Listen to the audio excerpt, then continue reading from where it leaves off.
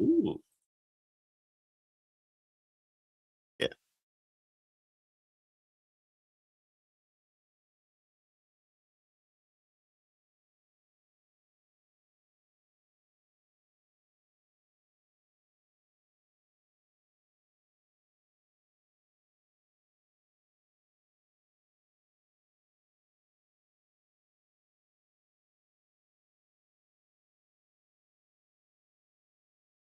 I'm testing.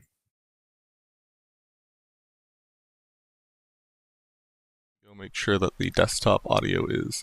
Oh, we need to change some stuff for. Okay, so Aaron, you were weird last week. Oh yeah, because I was in a car. Okay, Aaron. Desktop. Wait, what? Okay, what is 2? What? Everyone's on 2? No. Aaron, you are supposed to be 2. I'm number 2. You are number 2. Well, I should be proud of that.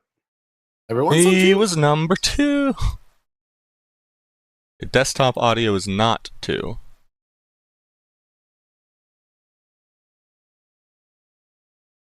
Five. Okay, let's see. Get all these background nonsense. We got like wood frames and stuff. Can I just like... It's because some of these are technically video files. Like some of the just single assets are technically video files. No, CL, you're on 5. I feel like that doesn't make a whole lot of sense. Might be moving you to 4. I'm number 5. Number 4 now. Okay, yeah, let's just uncheck all these. Sorry, I was watching this stream and I had video muted, so I could differentiate when I was hearing you and when you were, and make sure I could hear the stream. Aaron's good. Not sure if I can hear him, and I think I'm good too. Okay, Yeah, let's get this. yeah, I am. Cool. I was able to hear myself before I turned off the sound. Okay, so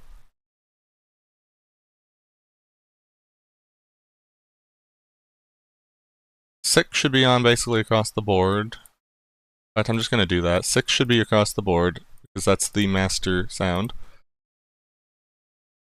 That has everyone. And then we just changed NoCL to be number 4. And then Sean's 3. I'm on 1, Aaron's on 2. Cool. Hopefully those will function properly. And, oh yeah, sound. Yeah, okay, we got test audio written down. What else was it that... I don't know. As what do you think? We'll keep getting better as time goes on. But I want to... I guess I'll have to go into studio mode here. We're going to go into the NoCL scene, and we're going to fix you up, cuz... Oh, buddy. If anyone needs fixed up, it's Mull McGee. Yeah. Mull McGee. That's a fun word. Good old Mull McGee. So, this should be easy, though. We're going to go into the...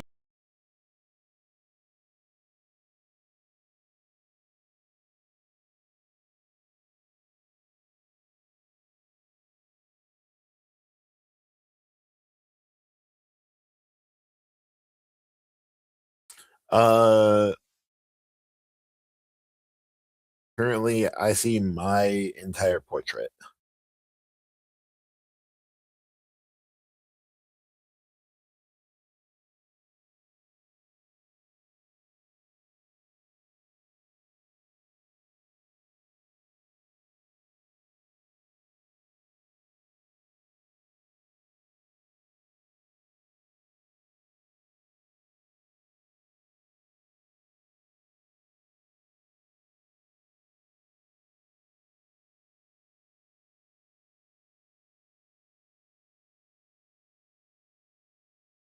Yo.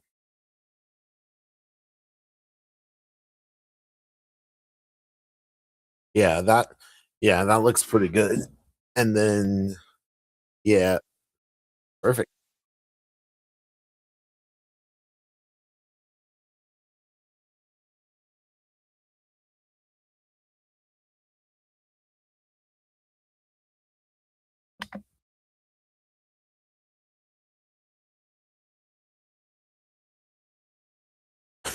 What? It's always scam.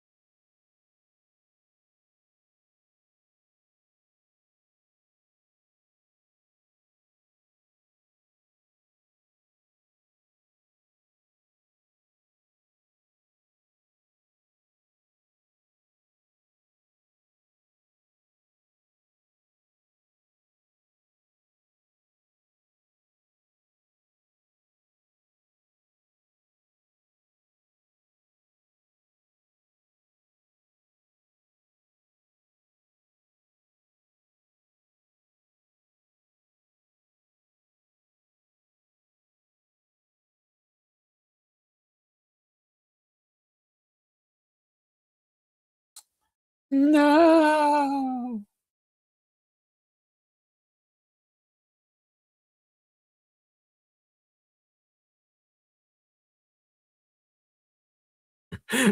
Give me more.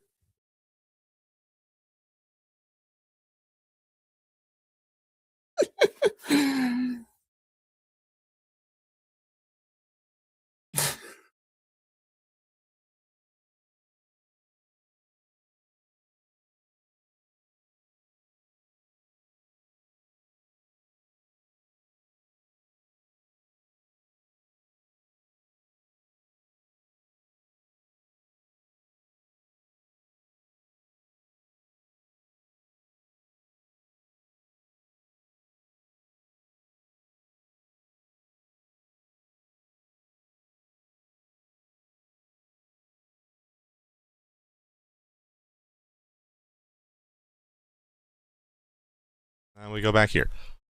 And then we whip out the...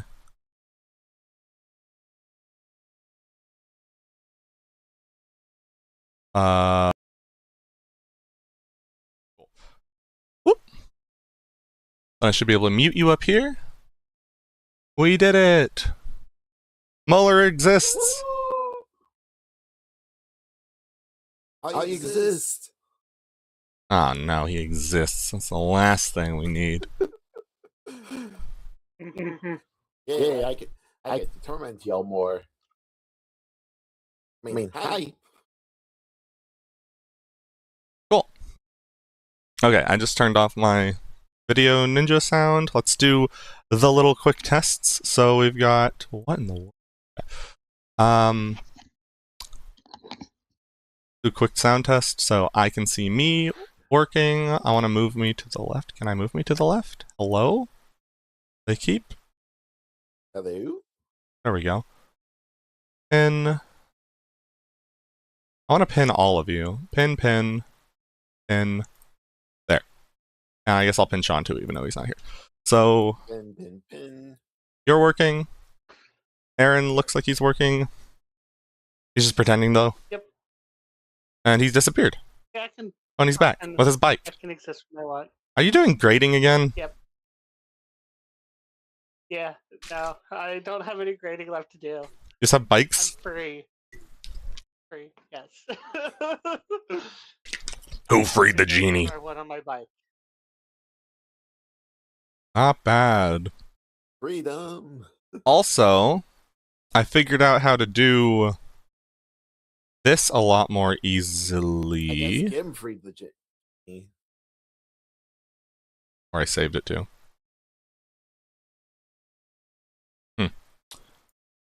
I Oh, yeah, fig. You're back? Were you gone?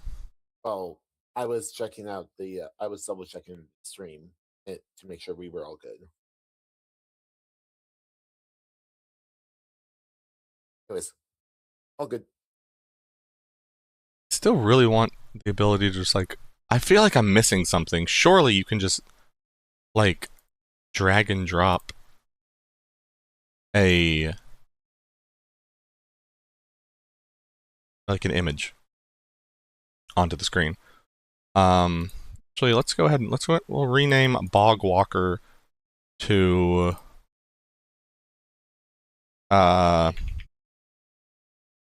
image share. Then that way I should be able to more easily see, save image. That, sure. Now, if I pop that up, there's our Bog Walker. Now I should be able to a little more easily pop in something like boom. I figured out how to do this more easily. This being the paper cutout effect. And I might even figure out how to do like more of an effect. By the way, this is my current drip on RuneScape. But it was just random. I realized how unintendedly fire it looked. But if y'all remember the Lasul prototype, I guess. Let me try this. Lasul. One of the things I want to try doing is this for the stream highlights. I want to give you guys this sort of thing, and we can literally go like, hello, blah blah blah blah blah, whatever. I can probably get it on like a flip key. Is there like is there a flip horizontal hotkey? There's not, but yeah, we can. Hello. Do do do do do do do do. I like So, that. yeah, that's the idea. And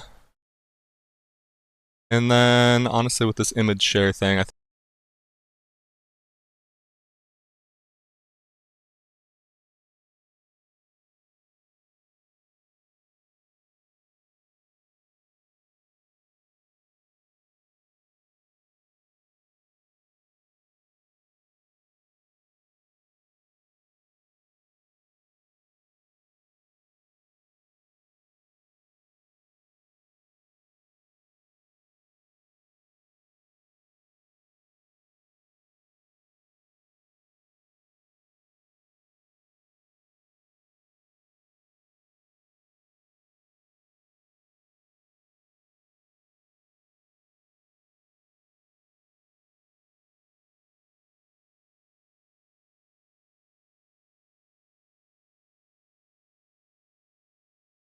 it won't be that hard to deal with.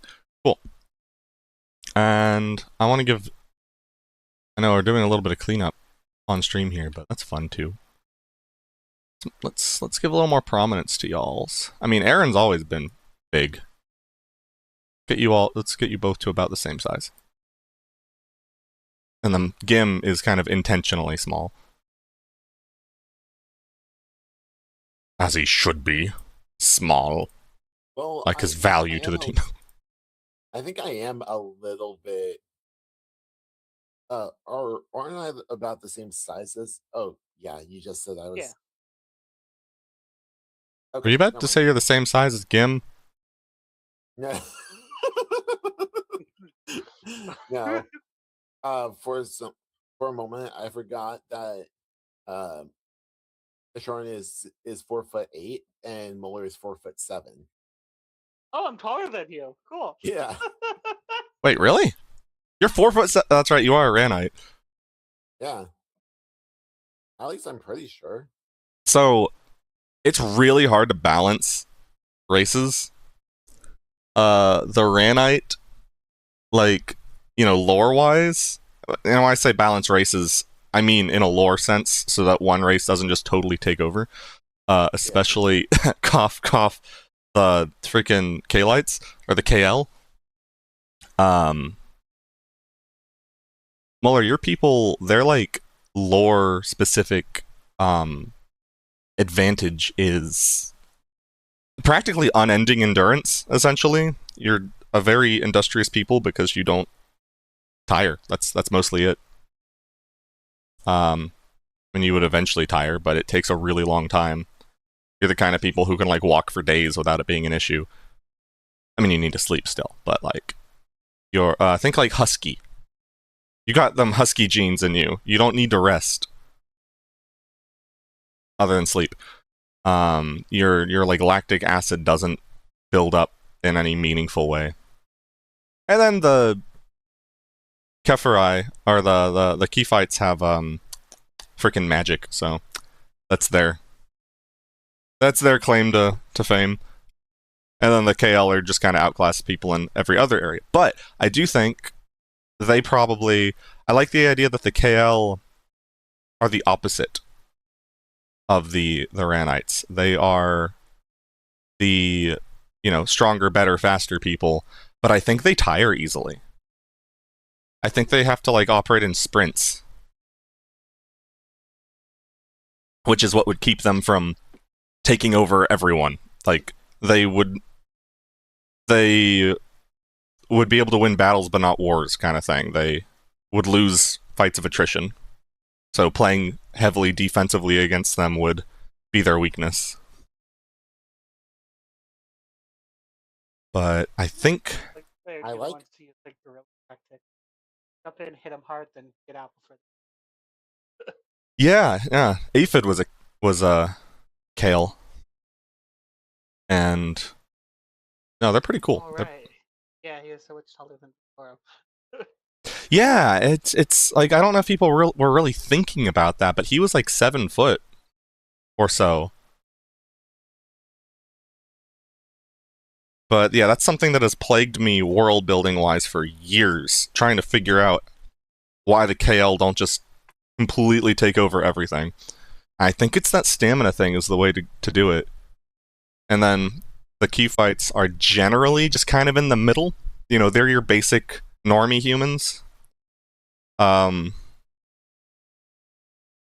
they've also, some of them have magic, not all of them necessarily. They all have the capability for magic.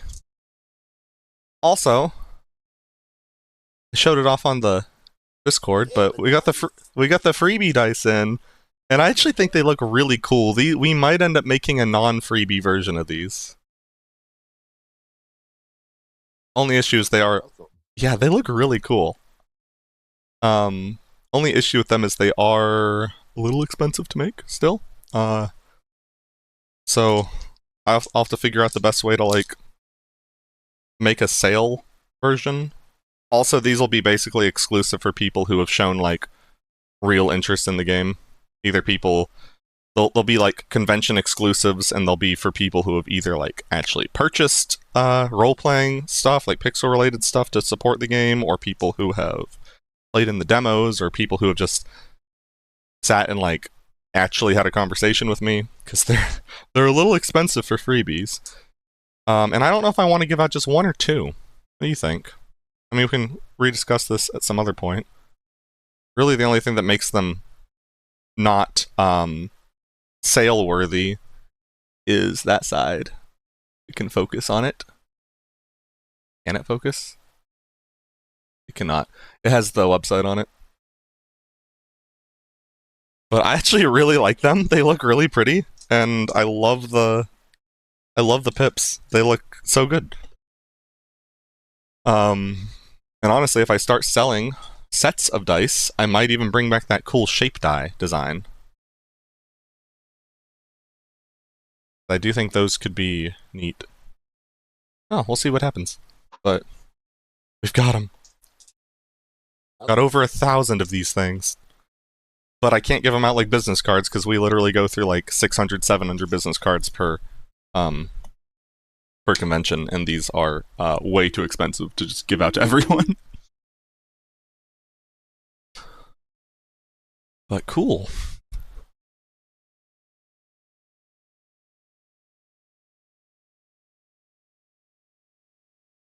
Opening the thing. I did actually lay out tabs in this book that are labeled, so we should have an easier time actually finding all the stuff that we're doing. So if I go to... Oh, that's right, I put it at the top. I don't know if this will stay at the top or not, but... Session 11! That was last session. So it was.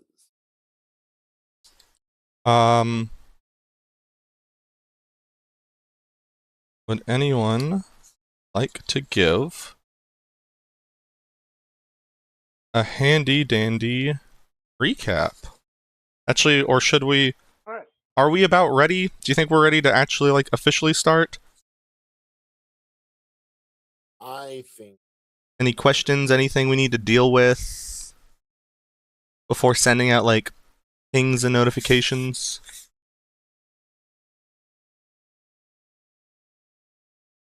Date.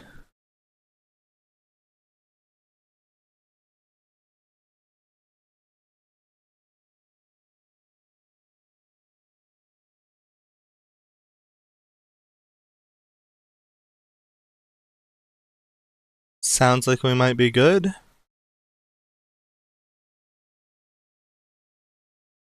Okay. I'm just hand drawing my notebook again because, you know, it's not finished or in mass production, so I have to hand create every page. Here we go. So session 12's page has been created. And yeah, let's get some announcements out there. So you're using... Also, Nociel, we might need to discuss... You used to do social media management, right? Or like Twitter, for a Twitter page for a company?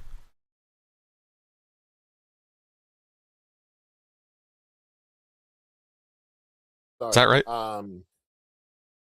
Like I used to do posts for a card shop, and like promote a card shop, but We might I won't. need to discuss potential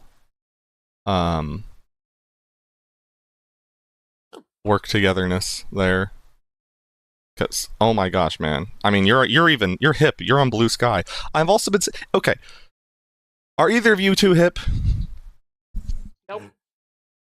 I'm a teacher. I don't know. You should be extra hip. You are constantly exposed to the youth. You're like the most hip. Oh, Take notes. I'm so far out of touch with the youth, with the younger kids. I am in a weird place where I largely live in like 2000 freaking what, like 19 or something. Because when I was doing my minimum wage work, I was working with a bunch of like first job like high schoolers. So I was surrounded by like high schoolers, and I was I was it's one of those days I'm not going to be able to think of any words, but language, their culture. I was in their culture because of it, and so like I've got all of these like 2019 words that make sense to me. I've just been learning through my nephews lately because they're hip. They teach me the modern phrases. Anyway, is kick a thing again? No. Is that just in the RuneScape community? Because Yeah. they Yeah. keep advertising kicks. And I was like, is this a freaking thing? Did it make a comeback? No, don't let it make a comeback. It should Don't- stay dead. Don't let it make a comeback. What's so bad about it? If I started, Okay, we don't have to talk about that. Yeah, we can talk about that later. But I do know about Blue Sky, and you're on it. I haven't even. I don't touch my Twitter account, but I don't even have a Blue Sky account. Does it have enough people gone over there that it would be worth using for like marketing stuff? I guess cross posting, probably. Yeah, I think so. Okay. I mostly post, like, I honestly rarely post, and I already have 60 people following me somehow. So Somehow people freaking following. I don't know what the heck's wrong with them. I know, But right? all right. There's a substantial number of people on Blue Sky. What is Blue Sky? It's new Twitter. Never heard of it. Oh. Oh, sorry. Not that was how many I'm following. I have 40 people following, which okay, a little better. That's better. Anyways, Okay. Let's get my little preview up so I can actually see your beautiful little faces. All right. Let's post it. Stream alerts.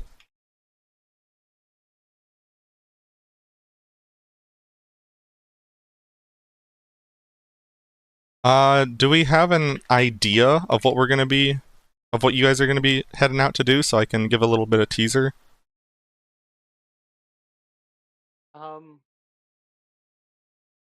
Just completed our job. yeah. I know. I want to do some crafting when I get a chance. Okay. I have the enchanting bench all enchanted. Wow.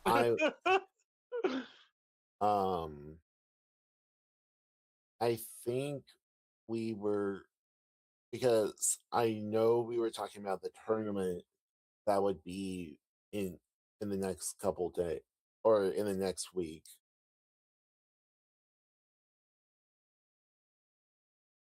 This might be a really silly question. How far how far are we in Market Town from Duskmore? Is that the star at the top? That is the star at the top.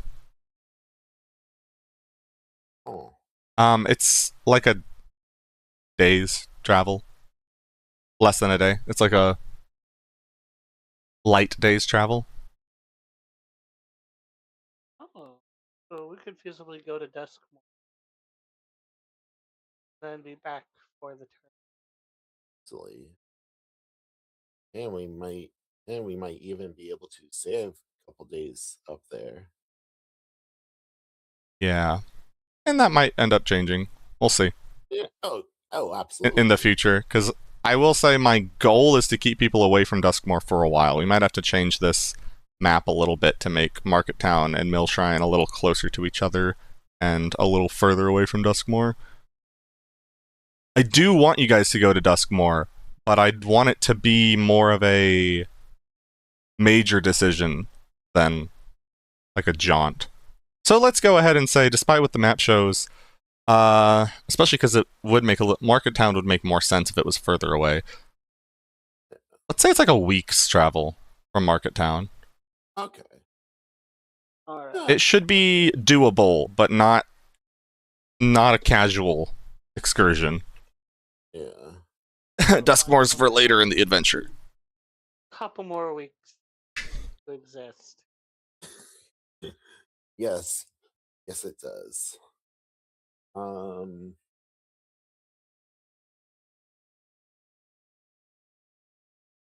Or we fish step away for just a moment. I still have headphones on. I just Yeah. won't be on video. I'm just thinking of our possible options. Yeah. I think I can figure out what next on a turn's list besides Yeah. just sitting down and crafting. I'm just thinking of our possible options. What a great adventurer. Yeah. I just wanna play with my Legos. Not an adventure. Honestly, I think if there's nothing super I can figure out pressing, what besides and just sitting down and especially crafting. I'm just with options. What a great If adventurer. Gim takes I just wanna play with my chances to get enchanted, I would be fine spending some more time in Market Town and trying to get more information about more guilds. Okay, let's fix this real quick. Output. Streaming. Hold on. Yes, learning more about the guilds and stuff we can definitely do. Where's desktop audio? We want that to be muted. There we go. That way when I make mistakes like that, it won't show up. Much better. Episode 12. Nope, not 123. A bow, which will be changing. We will definitely be changing that name, as pointed out. That should be more of the first chapter. I don't have a updated name for it yet, but tabletop RPGs real quick, and we've got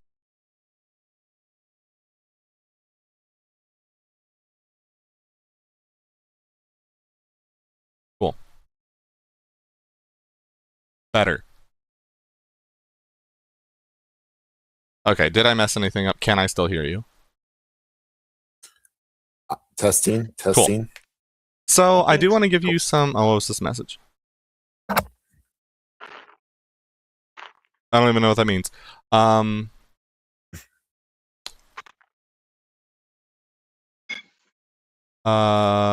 am I? I kind of want to give like a little teaser of what we're going to be doing, but I don't necessarily know what you're doing because it's because here. It's open world, so let's see what happens. yeah.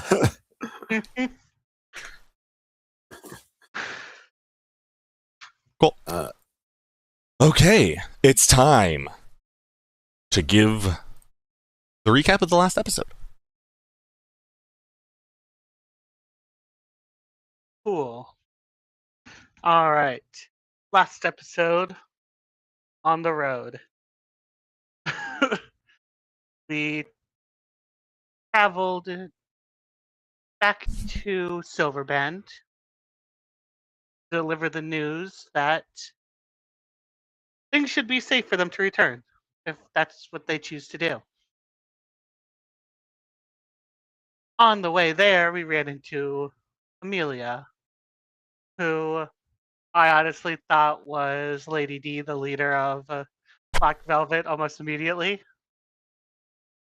As we got to know her, she seemed more of a fairly reckless adventurer and part of the guild Crystal Dawn.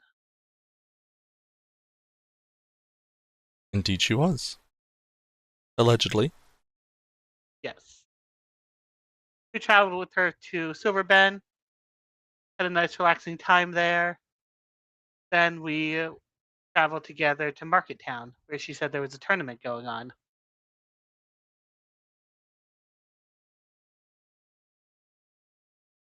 And there's a lot of crafting that went on. I finished the enchanting table. So next up, I'm going to make the enchanted anvil so I can have masterfully craft tools for everyone. Yeah. It's gonna get scary. For who? from you.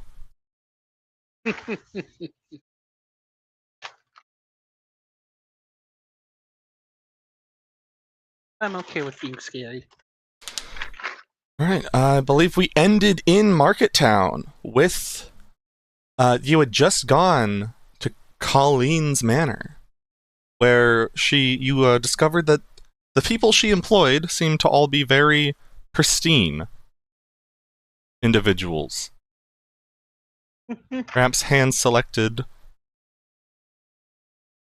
for their appearance. Who knows? She definitely seems to run a specific ship.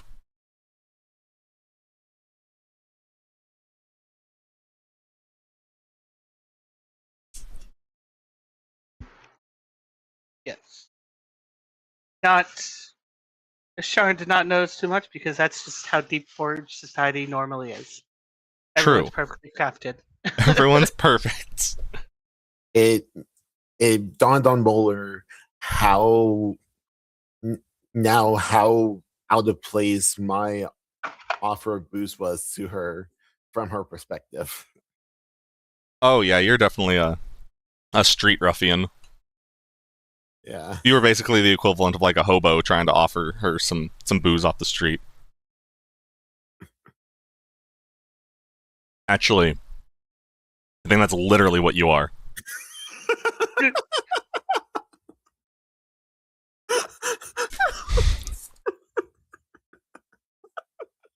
It's better than being a murder hobo, though. You're just a drunken hobo. Now that's a Gim. He accidentally murdered someone and got and realized it set something alight inside of him. Oh. Oh, you know what? Since these dice are so small, I might bring out my little coffee cup. My little dice rolling coffee cup. Yeah. Ah! Never mind. This is why I don't use dice towers. Although it does sound pretty cool, doesn't it? Or if my mic even picks that up. I hear it. It does. Oh my gosh, dude. It's gonna go into my freaking bowl of cereal. Okay.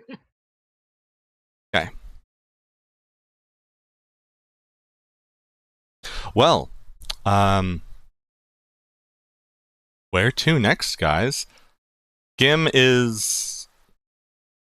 We'll say Gim is doing the work to investigate the enchantments for Muller's axe. His axes. I think that makes sense. It's something that'll take a little bit of time to source the right person, source the right goods. He's spending a little bit of time doing that for now. And if you need him, we do have some ally points, or some, Are they just called ally points? Or are they just the same thing? You each have 3 Gim points to use to have him help solve some problems. This is how we deal with absent players. Let me go ahead and record those. So we got Gim points, and we've got, for Aaron, we've got 3. And for NoCL, we've also got 3 available. And you can use those for basically anything that he's normally good at. It's representing him being here and existing. Because we can't get enough of Gim existing. Am I right? But now's the time to ditch him. No. No, he always shows up on the shoulder whenever we miss him.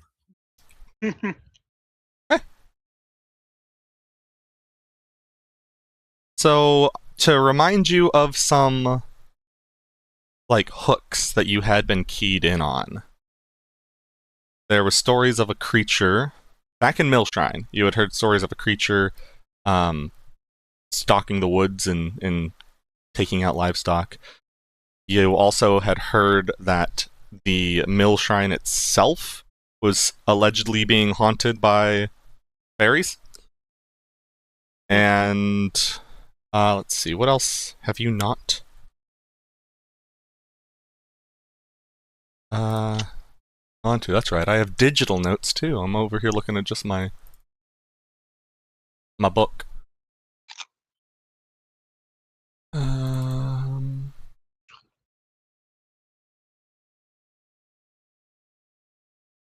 You have actually dealt with a lot of the things that you've heard of. So those are things that you had heard of at the start. The creature roaming the woods and the people of the, not the people, the fairies haunting the farm.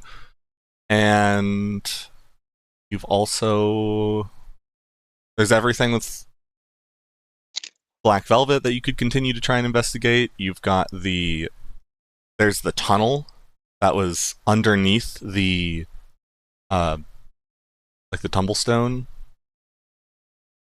the one that had the like earth egg. You could also return and check out the tunnel beyond where you fought that insectoid monster, the one beneath the ruined lookout. You're in Market Town if you want to do any sort of investigation or whatever. Like, you're in just a whole new world.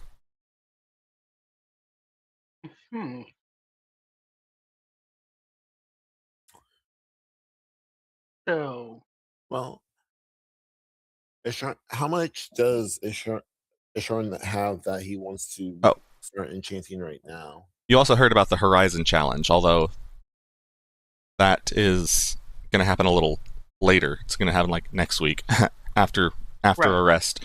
So it's something you could find out more about. There's a lot.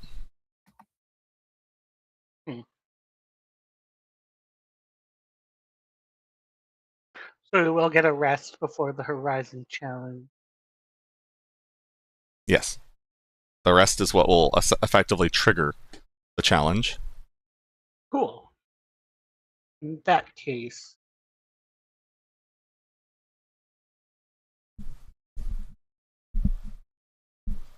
you want to check out the monster? Yeah, I'm going to check out the monster that's killing all the livestock. Do you want to deal with the fairies while I deal with that? You want to split the party?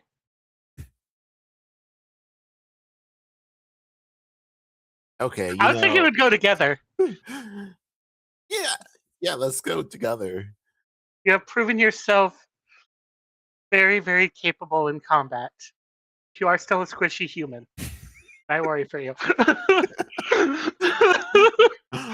Aw, you're just a tough rock on the outside, but on the inside, you're just a softie. And I lightly pinch your shoulder. Say pinch the shoulder? No, punch. Oh. It feels like a rock.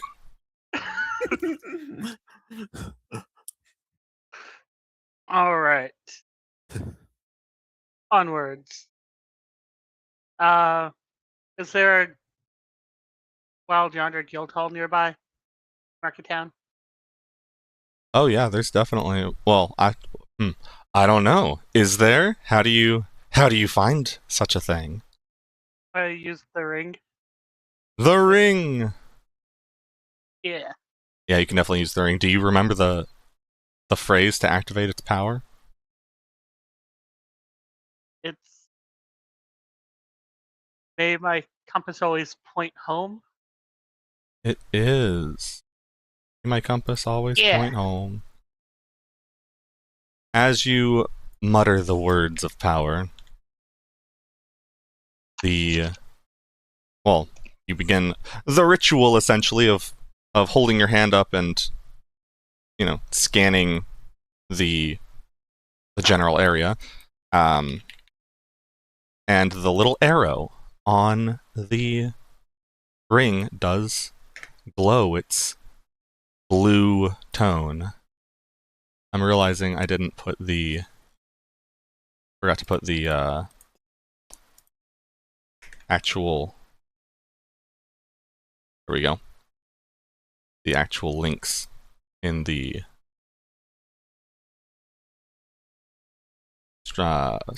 stream announcement. Cool.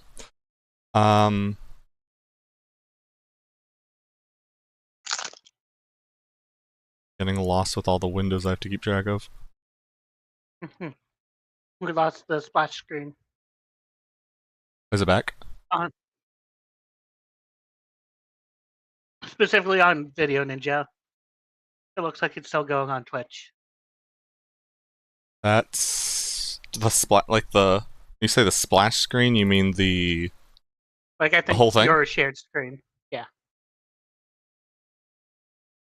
Like you're no longer sharing. I wonder why. Let's see if I can figure that out. It's just stopped sharing. That's why. That's weird. Okay. No idea what caused that. Okay. Cool. So you said you wanted to check out the Wild Yonder branch. Okay. The Wild Yonder branch of Market Town is still relatively small, but they do have their own location. It's kind of similar. Think of almost a strip mall, where it's like a single space rented out. They have those here. That absolutely makes sense. They have those here. You come across essentially a wall of building, a single large building with shared walls and all of that, and one of them has the Wild Yonder logo on it, which is, of course, a compass. And entering through the doorway, you find a quaint shop, about, we'll say maybe 20 feet deep and 10 feet across. You see the typical counter. There's a little lounge with a chair and table with some board games on a shelf. There's the library at the back, which is fairly sizable here. It's a single full-size bookshelf that's well stocked, and yeah, you're definitely in operating hours. So you are greeted by a woman in guild colors, which is actually green and brown for Wild Yonder. And as you enter, she says, "Hello, travelers. My name's Alianza. How are you doing today? What brings you here?" Oh, we new to town in Millshine. Town over. Heard rumors that there's beasts go around hunting livestock. I was wondering if there's any information about that here. We can roll for that.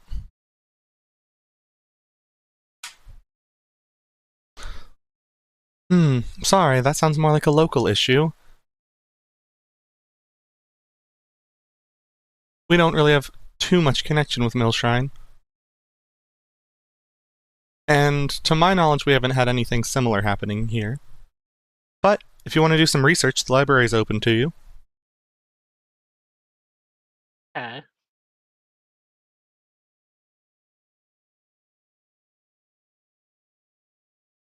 Muller, any thoughts? Do we want to head back to Mill Shrine now? Because that's where the challenge is going to be, right? The challenge is going to be here in Market Town. Oh, the challenge is also here in Market Town. My bad, Yes. my bad. Okay, But the well, beast is over in Mill Shrine. we can get there and back in time, right? Or Are you talking about the Horizon Challenge that Barnum's putting on? Yeah. Oh yeah, you've got plenty of time. They do that they do that twice a month anyway. Oh, okay. Oh. In that case, no big deal. Even if we miss it. Go back a couple weeks later. Yeah. All right. Well, thank you for letting us know. Oh, thanks for stopping by. We'll be, of course, open anytime to you. Let's go take a look at the bookshelf, see if we can find just information on what kind of animals could be found around. And we'll find some things. You are definitely able to find a zoology book. And I don't think you've really talked to enough people or investigated the situation enough to know what you're looking for. And I don't know if you know any real details, but you are welcome to take that book with you if you just... I'm sure you are familiar with the rules. Just drop it off at Millshrine's library. Cool. So you have acquired a zoology book, which will basically just give you, it'll function essentially as a zoology expert. You can spend an AP to roll a zoology check as though you know what you're doing. Yay. All right, to Millshine. And yeah, the road is at this point...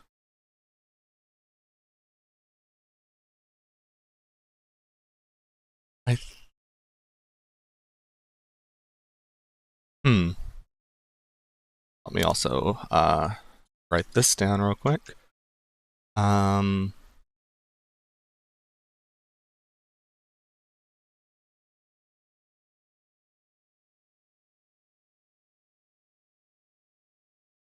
I think we will go ahead and just any sort of travel like this, we can do a random encounter for. And yeah. Whoop. Uh-oh. Ooh. Random encounter? Nope. You are good. Okay. You I guess. I guess. I guess we can safely travel the roads. Yeah. I guess we have a boring trek. But you do return to the familiar mill shrine at sundown, and are able to talk to... Well, I mean, not a whole lot of people to talk to. Not everyone's up right now, but it's quiet again.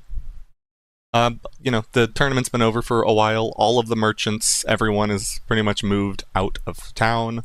I will say... You know what?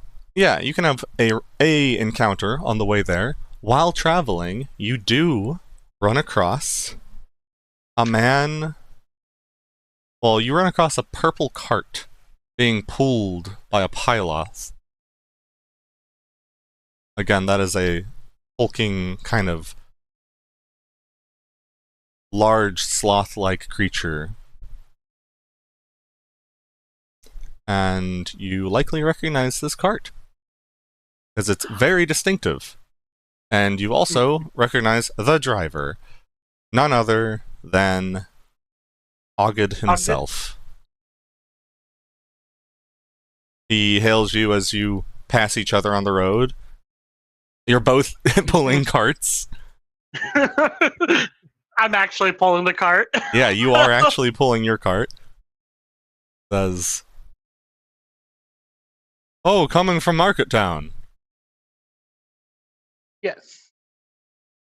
We Good had a sales little bit over of there? business there. We actually didn't sell much. We had business with Lady Colleen. Ah. Well, I hope it was fruitful. I finally packed up from Millshrine. I liked the location. I decided to spend a little extra time there. But the merchants got to move on. I'll be setting up in I'll be setting up in Market Town for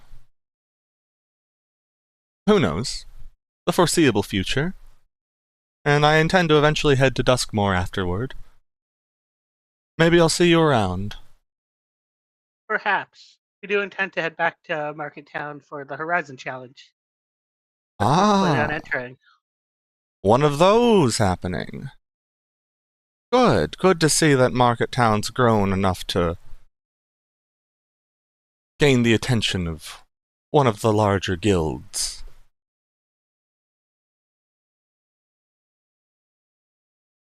Entering, you say? He takes a moment to really register what you said. You, Muller, you mentioned. I'm not sure we've been properly acquainted. My name is Ogid, seller of magical odds and wares. Actually, is he the one you got the axes from? Uh, Probably, actually. They weren't I enchanted, don't- so probably not. I don't really remember. I th- No. Oh, they were wasn't the enchanted. best. That's right. You got them pre-enchanted. Oh yeah, no, you definitely got them from Ogid. Scratch that. Roll it back. Muller, how have the axes been serving you? Oh, they've been all right. Sharp enough to cut through anything I've had to come across so far. Taking good care of them, I hope? Absolutely. Don't want anything Good. bad to happen to them. He glances at Isharn in like is he telling the truth kind of way. Sharon just gives a slight nod. Good. They've come in handy quite a lot. I'm glad. Well, I wish you luck in your travels. Hopefully we'll meet again. Hopefully. Maybe And in with Market that- Town. With that, he moves his reins a little bit, and the Piloth continues its slow, deliberate shamble off toward Millshrine. And it's off toward Market Town. Oh, they both start with an M. It's gonna mess with me. And you got so at this point you arrive. Flashing back forward to your arrival at Millshrine. All is quiet. Ogid seems to have been the last merchant to leave, and you are free to engage in some nighttime activity or wait until morning. Let's check out the guild hall. Usually there's someone there. Yes. Yeah. You go to the Hunter's Lodge, which is open, of course. You do encounter a few late night people. In fact, even Luther is there, looking a little ragged and like tired, but with a smile on his face, talking with another individual you haven't met, who you assume to be another hunter. And he sees you come in and raises his glass to you appreciatively. I will head over and let's join Luther. Yeah, I'll join Luther as well. Or I'll join Isharn with Luther. Welcome, friends. How have you been holding up? I'm doing all right. Went out on my first hunt today. Bagged How'd that a go? bagged a mid-sized deer. Got to get back on my feet. It's sparse hunting out there, though. That Heard there's a piece ah, around. that there is. We're pretty sure we've identified it as some sort of griffin, likely a wood griffin. Dangerous to be sure.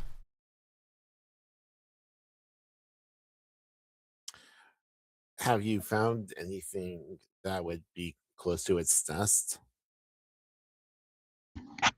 Not yet. All the excitement, it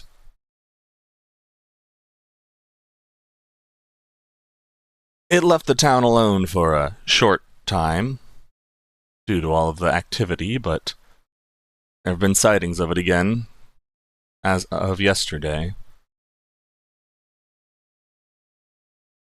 Have you or any other members of the lodge have plans to track it down? Plans are in the works. I'm not in good enough condition to handle it myself right now, and a lot of the younger hunters are rightfully fearful of it. But it'll get done. Who would you say is likely someone who would do this? Hard to say. Or maybe who's shown interest in tracking it down? Well, before he headed home to Silver Bend, Harlow seemed to be interested, but we'll see if he returns. I mean, it would be a great way to try out that bow, but for now, I know he wants to spend a little bit more time back in his hometown.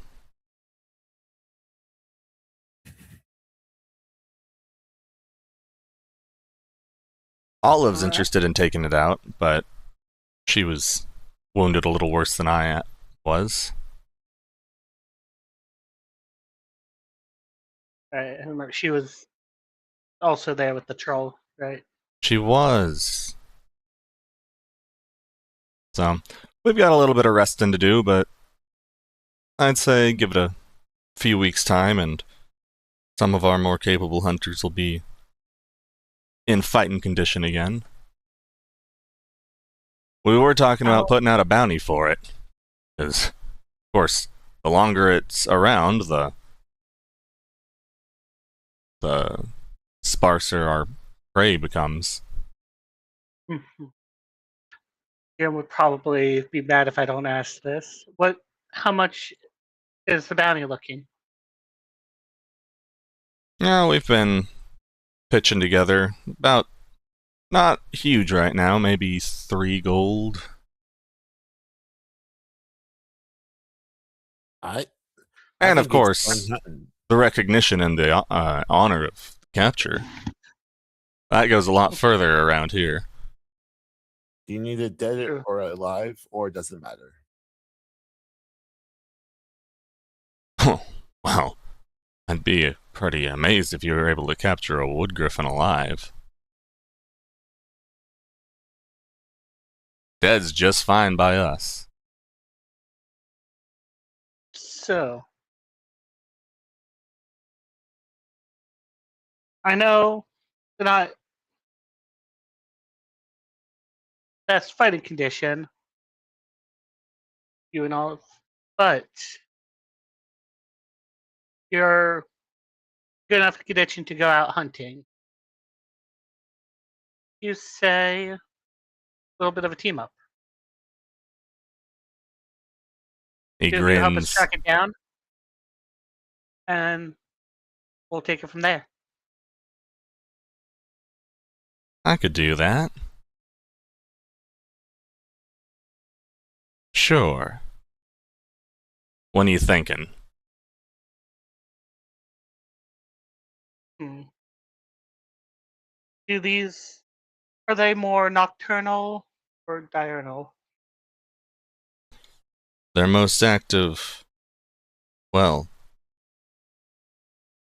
they tend to be most active at dawn and dusk. Hmm.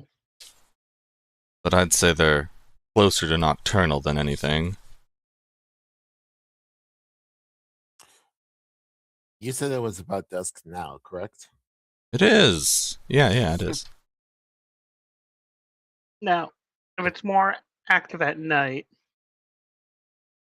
perhaps the morning. I feel like if we fight at night, it would have the advantage.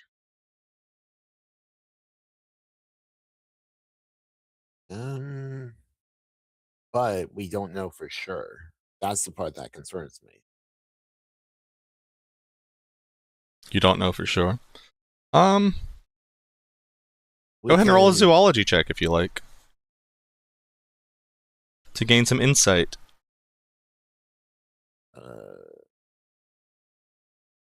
Alright, where? Okay, there it is. We do have the book. I got a 4 for one hit. Is that with the double roll? Oh, that was just one. Or do you want to use the book? Or activate the book? Yeah. I'll hand it over. Okay.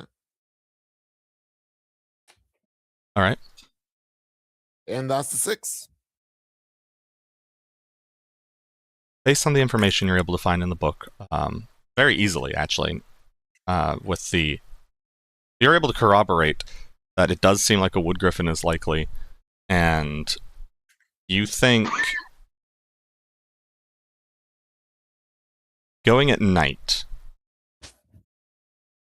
would be more of its, like going now would be more of its prime time. Going in at dawn, you think it would be maybe a little more prone to retreat, a little more skittish. Because that's basically attacking it at the end of its workday. It would be a little more likely to peace out if it felt threatened. Moeller gets this. A bit of a grin comes across Muller's face, and he says, "Do you think, um, you, or rather, I'll ask the group, or Muller will ask the group, are are griffins nocturnal? Or I know they're nocturnal, but do they have the equivalent of cat's parrot's night vision? Because what I'm thinking is if we can treat one of my axes as a flashbang or like a sudden bright light in the middle of the night, then that might blind it so that it might momentarily blind it to give us a temporary advantage. That is a good idea. I want to add to that. Okay. Yeah. Kim has flashbangs. Does. I was overthinking this next thing. Mhm. Yeah, but same idea, just probably more effective. Yeah. That'd be some So, good use. yeah. Yeah, according to the book, they have excellent night vision, for sure. They have excellent ability to see in the dark. That would make sense. Hmm. All right. So, how strong are the nets uh, that would be available around here? I'll ask, Muller will ask Luther. Nets. So you do want to try and take it alive.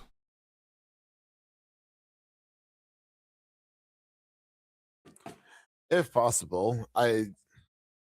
I don't want to kill the bird, but I also wanted to have the best shot of catching it. Well,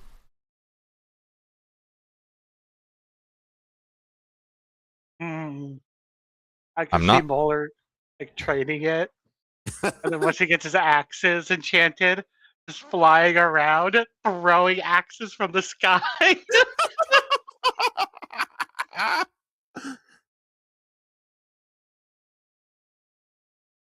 I don't know how effective a net would be. Could certainly slow it down, but griffins have all the tools at their disposal to slice through a net.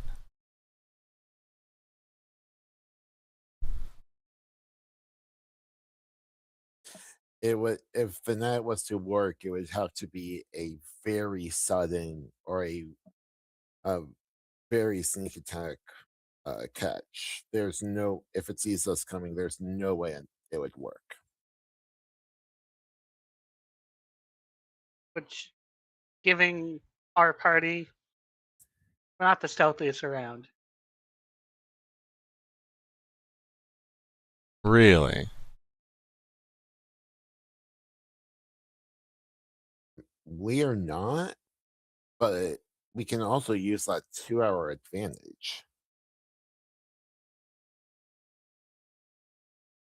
Cannot find a single reference image for this thing. I'm gonna have to one myself.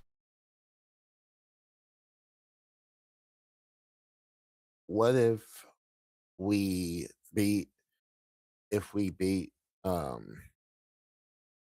into hunting one, or into thinking it's hunting one of us, and then flashbang it while it's mid hunt, so its eyes are already primed for the night vision.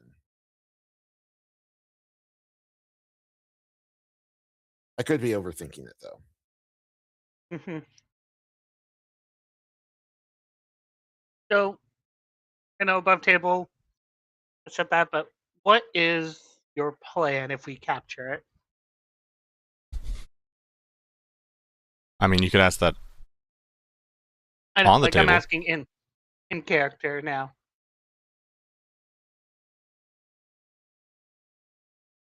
I didn't really get that far. That's a good point. Okay, fair enough. I think Whoa. we should just go for the hunt.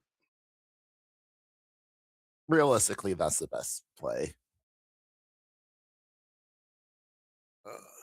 The flashbang's a good idea though. Gets attention. Mhm. Flashbang right in its face. Once it's oriented, we take it out. Yeah. Yeah. All right. So, I look to Luther. Ready? Also, who is here with Luther? You mentioned he was drinking with someone. Just do you actually ask? Just a guy Yeah. he's been back and forth drinking from a stein, watching this whole thing unfold. Name's is Sharon. Cal, he says, and Moeller. I guess extends his hand. I'll shake it. You guys are, well, I'd say you're pretty ballsy going after a wood griffin and it's prime time, but he looks over Isharn's body and says, I'm not sure how much of a threat it'll be to you. You, on the other hand, he says, looking at Muller, watch out, you look like a prime meal for him. It's funny. He's gonna be a prime meal for me when I make fried chicken out of him. Can't argue with that confidence. I'm gonna hit the hay. You guys, good luck. Hopefully I'll hear from you in the morning. If you don't make it back, what do you want put on your tombstone? Don't worry, at least one of us will make it back. We'll be good. Fair enough. Good luck. Last words.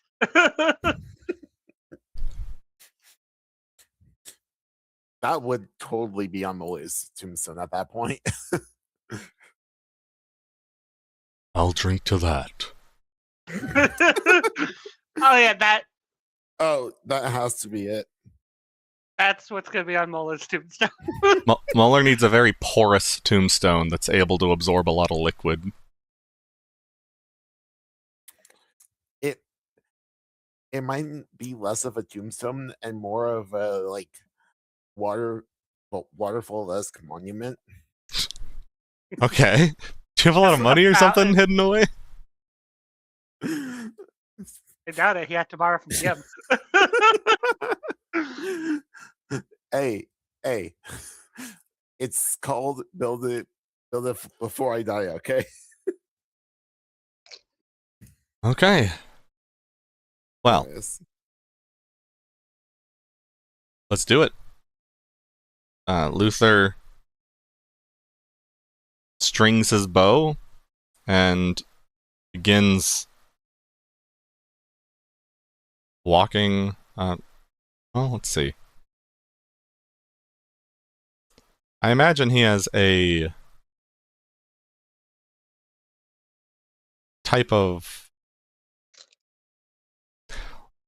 say, like a large javelin, essentially, that he's using as kind of a cane to walk.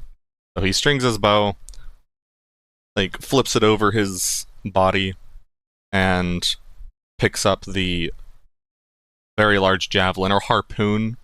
I'm not sure how much of a difference there is, really. And uses it to start walking. He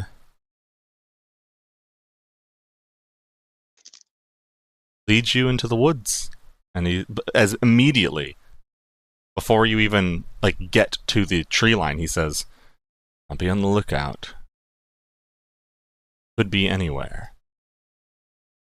And he runs his hand over his other hand where he's got a few rings, and one of them lights up with a beam shooting forward, and he holds it out, essentially making like a flashlight, and aims it at the ground, and pretty quickly finds some tracks with deep holes in the front and back of it.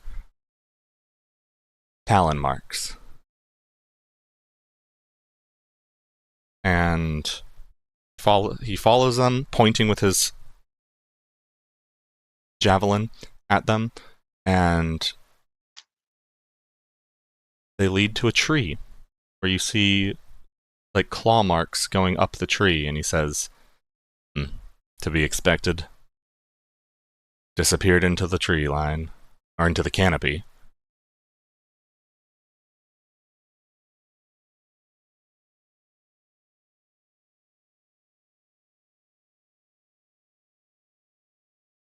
It might be about time for me to turn back at this point.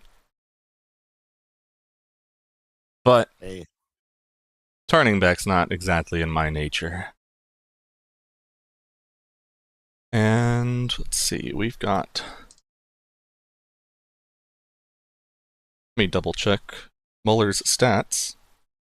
Pretty sure you've had some upgrades. I've had some upgrades.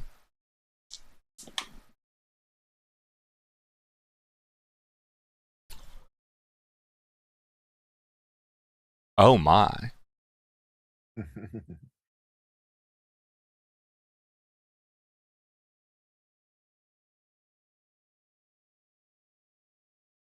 Hmm.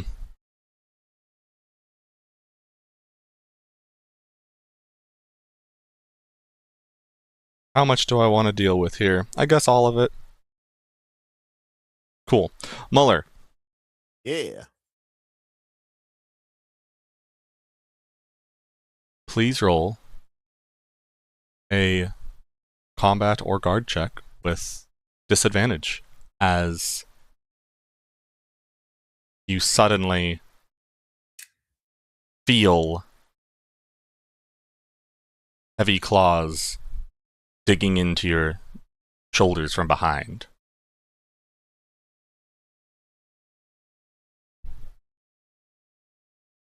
Actually, yeah, let's make this a mitigate.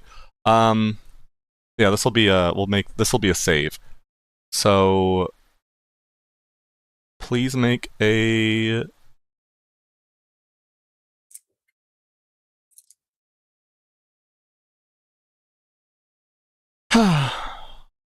well, I think this is where guard. What do you think makes the most sense for evading an ambush? It's effectively a trap. So you basically got whatever you feel like. I think they're all good. Mobility would work. Guard, combat.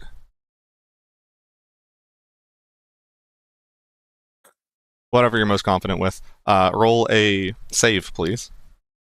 I guess could do- I do we- use Do we want to just call them Relax. saves, or do we want to continue with the term mitigate?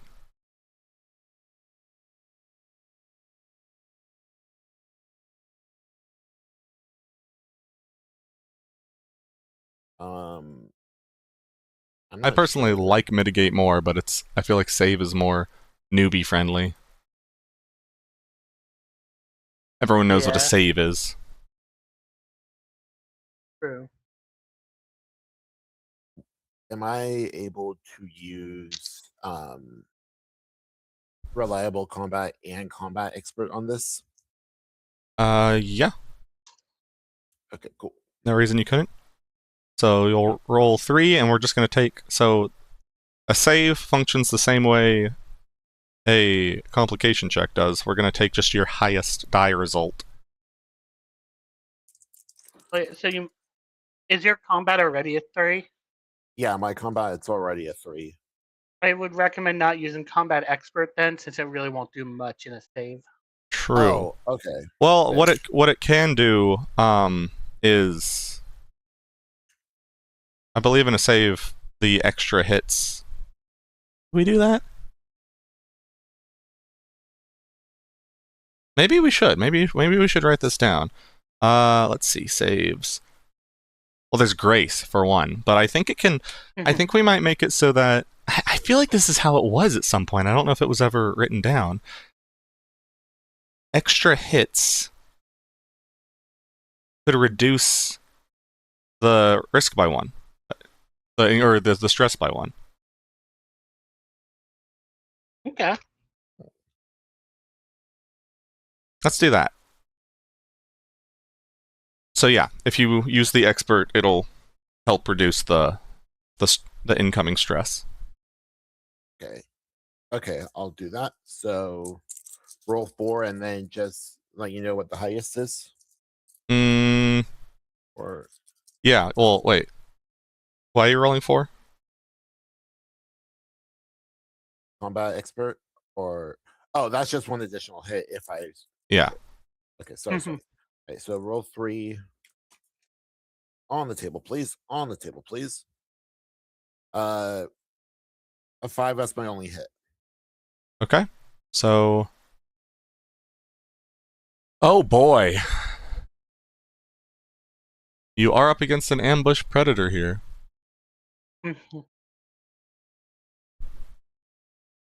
This is where we see if You got a 5, you say? Yeah, I got 1 5. Making sure the math's right. Huh. No, that's pretty good. How bad is it? Can you take 8 physical stress, please? Okay. So, ow. Oh yeah, You got ambushed, baby. I did get ambushed. I can take it, but That's- I got ambushed. Oh, risk of 14. 13. Mhm. And then it was Oh, minus I'm sorry. one from. Take 7 because of expert. No, I forgot about the expert thing. Yeah. No, you take 7. Oh. Good reminder. That actually, that makes me feel a bit better. All right, cool. Yeah, it was a risk of 13. Absolutely. Mhm. So, you all, I don't know, Muller, do you want to illustrate how you avoid dying? Also, do you take health damage? Not. Actually, you know what? Yeah, I will take some health damage. So Moeller is already on edge, and with his high senses and instincts, he knows that the attack is probably coming soon, so he's ready with his axes, but he's not quite fast enough to prevent the attack in full.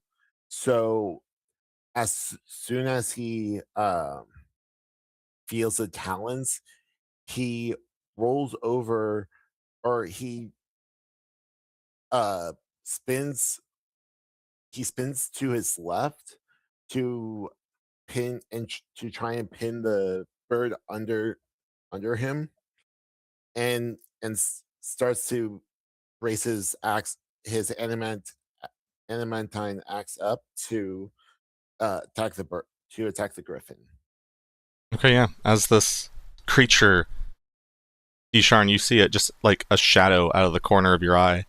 This creature drops down from the trees. It lands its front talons into Muller's shoulders, and Muller, and as it is quickly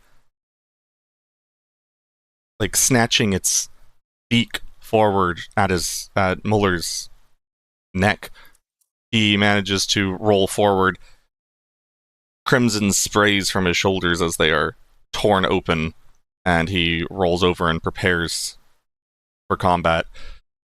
Mhm. This creature, a large reptile-like bird of prey, it winds through the trees on all fours, its feathered forelimbs end in hooks for gripping into prey, while the wood griffin mauls its victim with powerful clawed hind legs and slices flesh with its razor beak. It's got a figure that, like a jaguar. No, more like a leopard. It's a leopard-like avian, very lithe, with small wings, colored in a way that would be harder to detect in the woods. It's a dark brown, bark-like color. And as its prey evades it, it stands there like a wild cat being threatened, essentially. And we may begin combat, if you like. Alright. And I know one of the first things we're going to want to do when it gets ready to attack again, use an ally point for Gim Flashbang. Right. So, yeah, we're essentially starting the round. We've got... Well, there's 3 people here.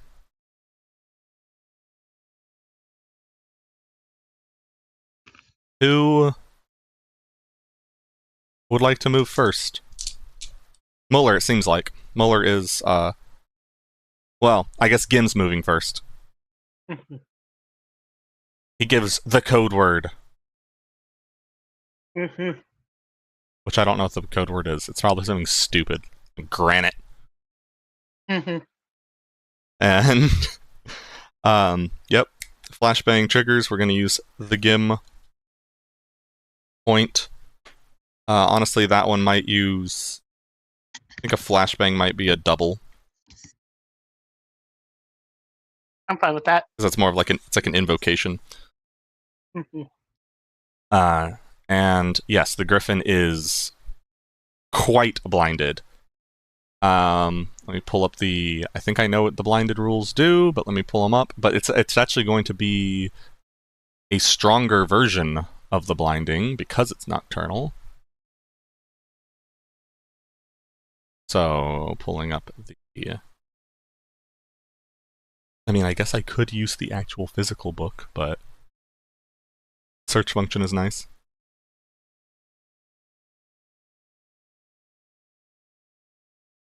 Gonna search blind. Advantage to hit and -1 risk. I'm gonna say also enhanced hits, or enhanced to hit. Nice. So for this round, you have enhanced rolls, enhanced with advantage, and some reduced risk. The flashbang lights up the forest, and the pupils dilate. Yeah, the pupils dilate on the creature as it is dazed by this sudden lightning flash. As Gim, like, I imagine he leaps from your shoulder, does like a cool little teleport thing where he like is mid-flip, shoots his sling, and then vanishes into a tree branch, or onto a different tree branch into the darkness. And please, Muller, try your axe goal. I imagine rather than necessarily covering your face entirely, you hold up like one of the axe blades or like your arm to cover to shield your yeah, kind of like this. You pull your elbow or your arm back and like cover your eyes with your elbow as you prepare to swing and strike.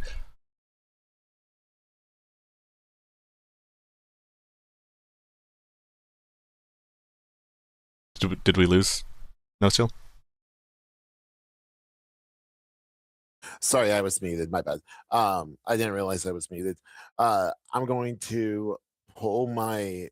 I'm going to cover my eyes with my left arm, and then activate the adamantine axe to set it ablaze and bring it straight down onto the bird. And would I also be able to use reckless attack and add 3 risk? You absolutely may. Let me check. We did actually write down what the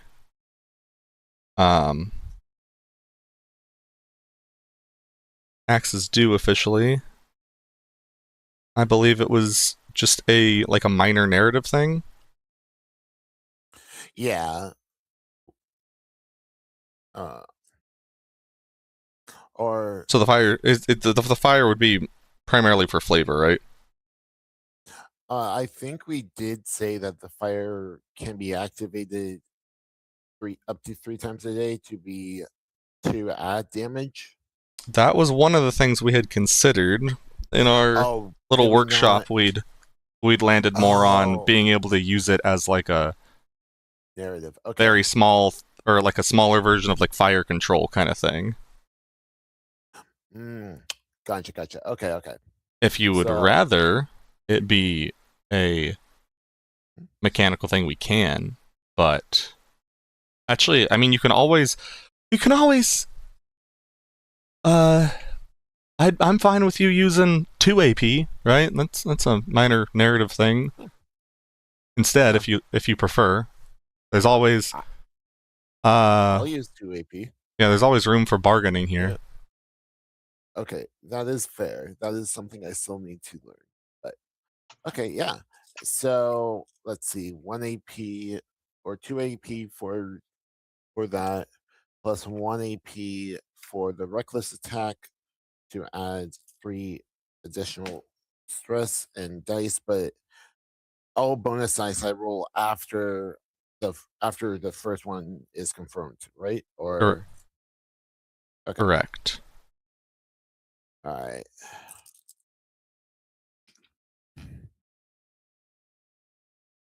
On the tip, please. All right, 2 6s. Two 6s. Yeah. That's pretty good. All right, so you got a crit. Go ahead and roll the bonus dice. So that has set the risk to 6. Okay.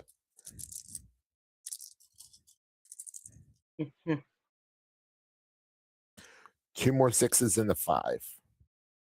Holy cow, that's...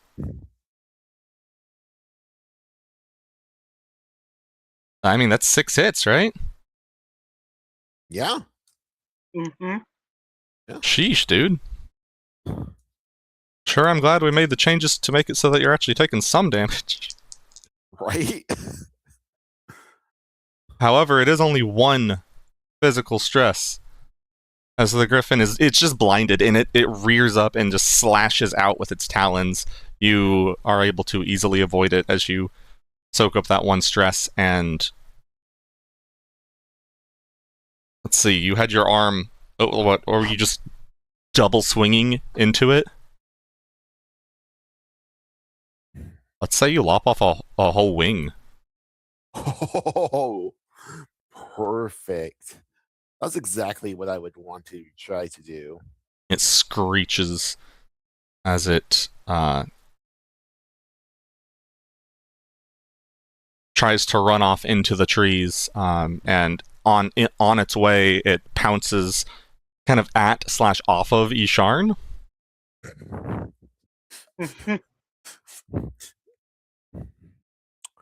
Dude, if you had +3 risk from the reckless... It's a good thing you rolled some 6s.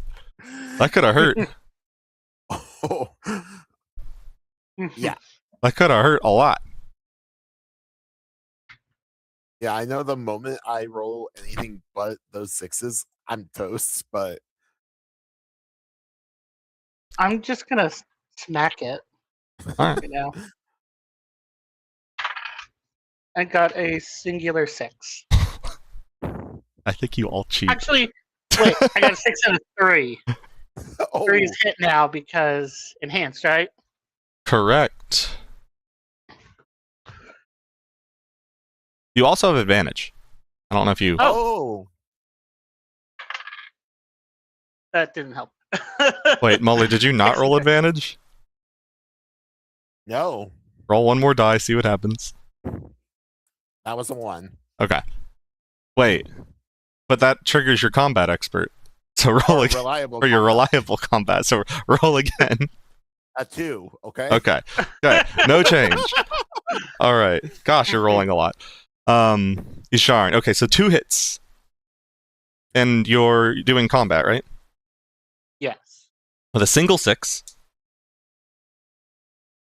So risk is set to 6. Mhm. And I rolled a 6. So you are fine. Yeah. It runs to... It basically just jumps off of you like a rock, and as it does so, you... just like punch it? I hit it with the hammer. You hit it with the hammer. You give it a boost upward. It continues to Luther. Who Guardian.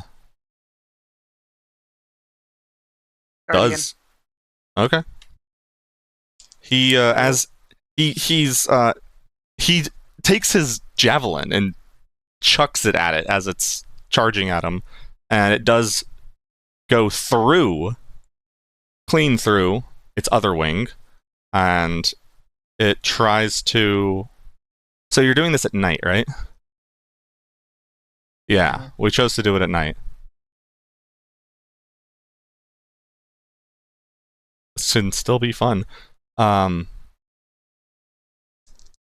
see. And then So Guardian's an invocation, right?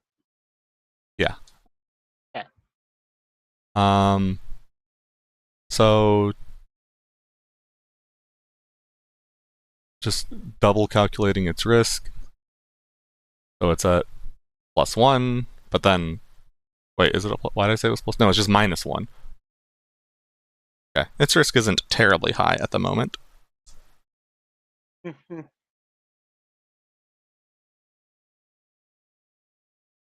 4 physical stress coming to Luther.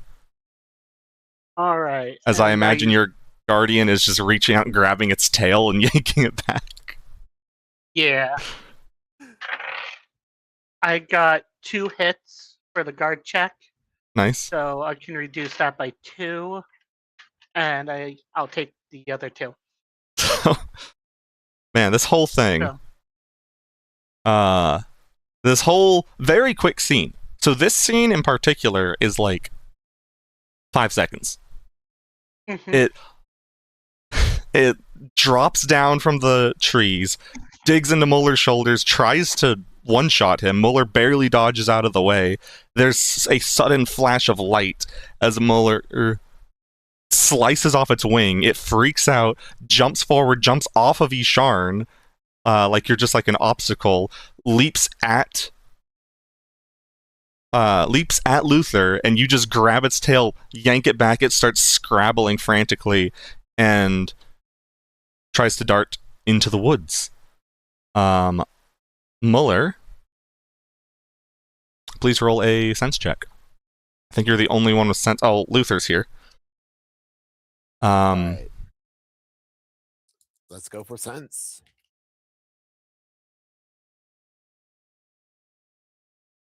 I got a singular 4.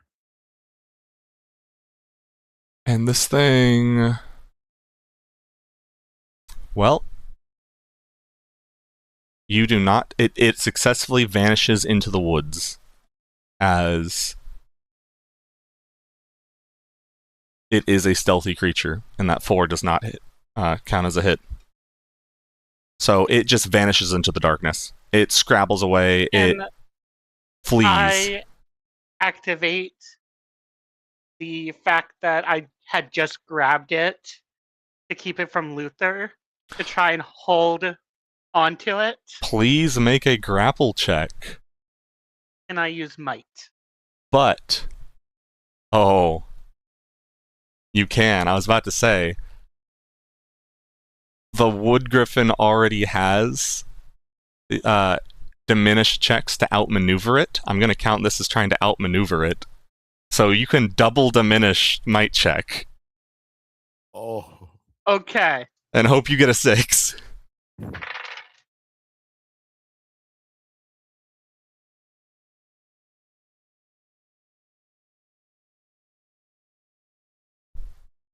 All right.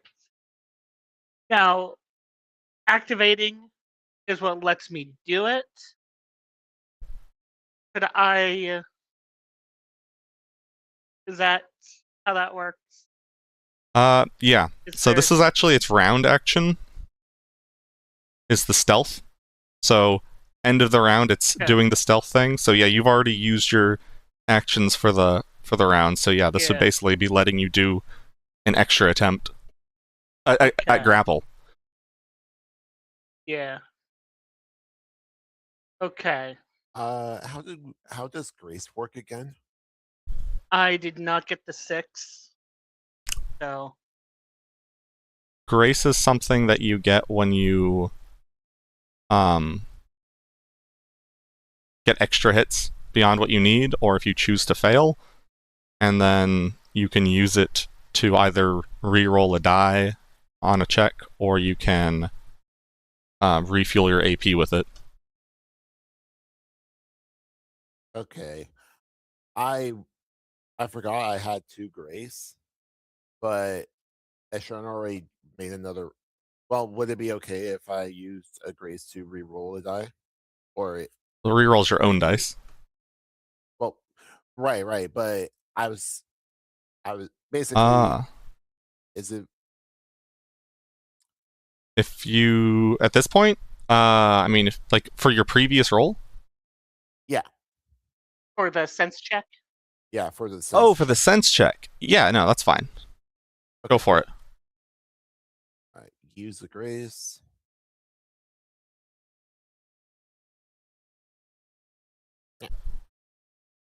That's a 5. Okay. That is the one hit you need. So you do. So, Isharn, you grab it. You try to yank it back. I mean, you did yank it back, and you try to keep hold of it, but you just get a handful of feathers as it wriggles out. And Muller, you are able to. I want to say, if you have no objections, you lose sight of it as it's fleeing, but you throw one of your axes, glowing. You throw your glowing, non-flammable axe, I assume, and it like sticks into a tree, and you're just able to like see where it goes to, and you're able to barely track its movements. It seems to be running through the canopy, trying to get away from you.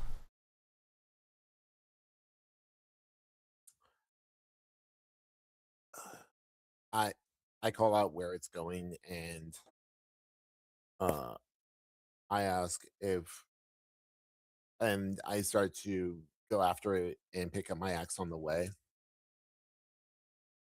Alright. Wanna use Gim again for another flashbang and stop it in its tracks? Ooh, I don't think at this point it would have any. I don't think there would be anything it would instinctively do except run forward to away from us.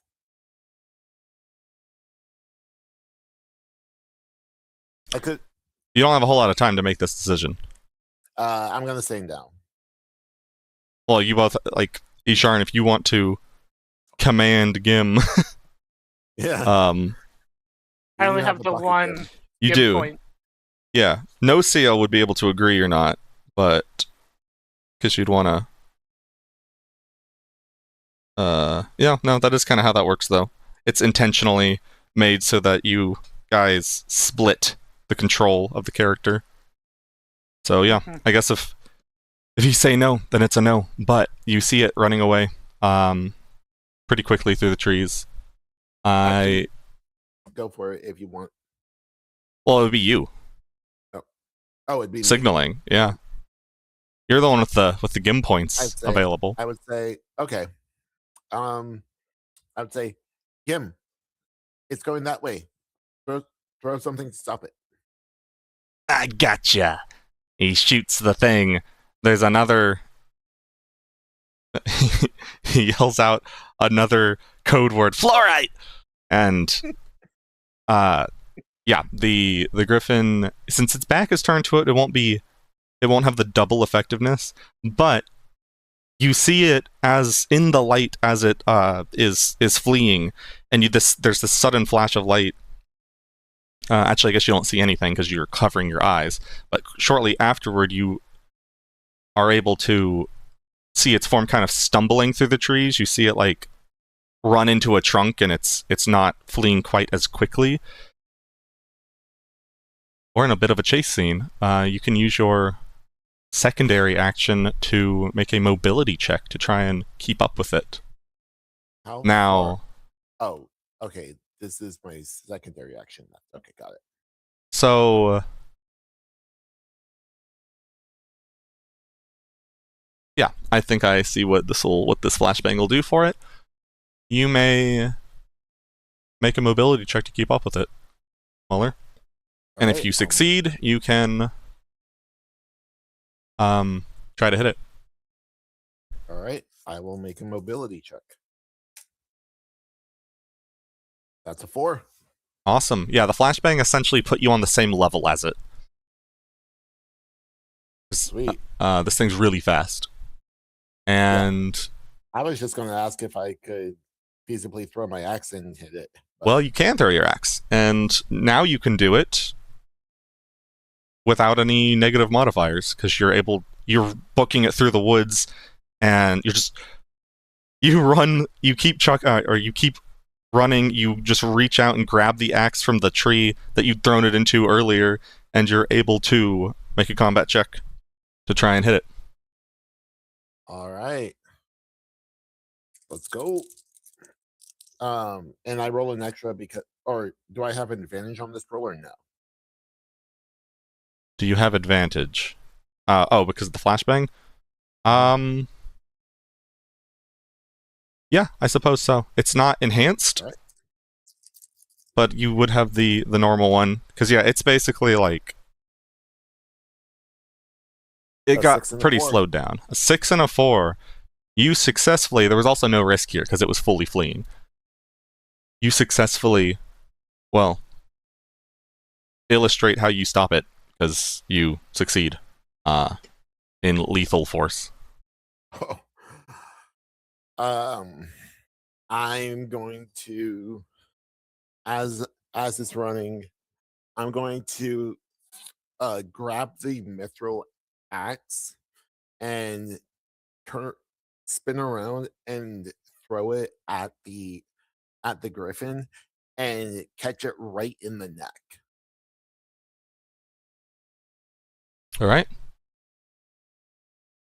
It so unfolds as you, what I guess, behead it. Yep. There are two subsequent thumping sounds as first the head falls from the canopy, and then a little slower the body falls, and you have successfully slain a wood griffin. Yo, let's go. All right. Be right back.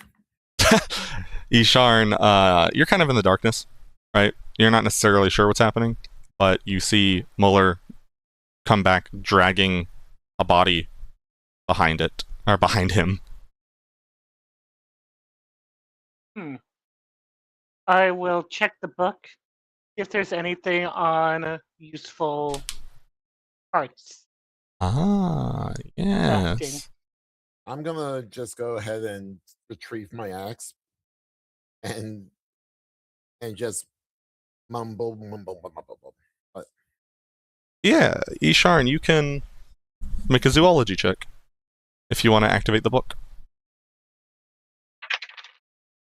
I got a 4. All right, so I guess I'll write this down as well for when or if it gets lost. So let's see, wood griffin slain, and then you get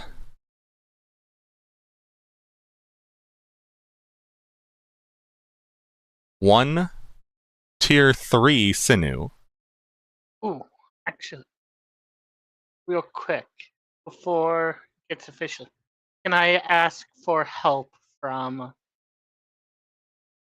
there? From Luther. You absolutely may. Yeah. You've got enough ally points to do that. And I'll roll an assist die for you. Yay. Honestly, you're doing a fine job. He does not add to the help. Actually, Okay. does he add to the help? No, he does add. I don't need to roll for it. Yeah, he adds 1 hit to the help. He'll succeed. So together, using the book, you get 2 hits.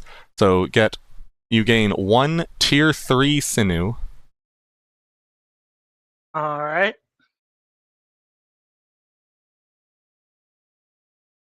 You gain 4 tier 2 feathers. And 4... Wait. Oh, wait, sorry, hold on. There's kind of a lot that you get. Let me write this down. I'm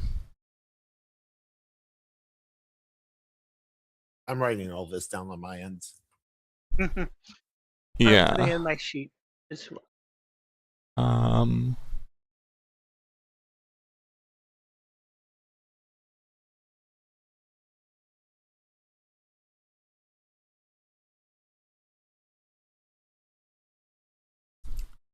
And we've got the...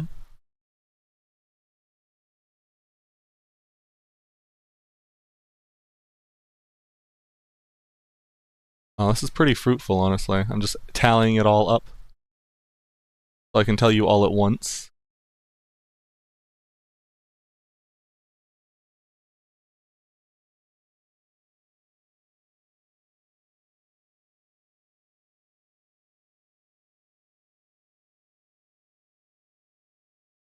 Yeah.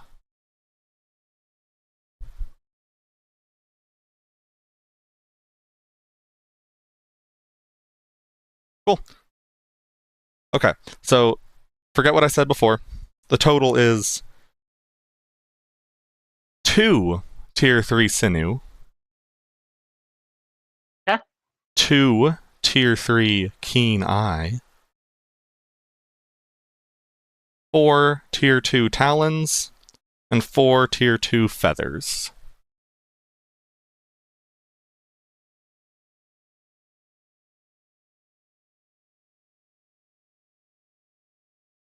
Okay.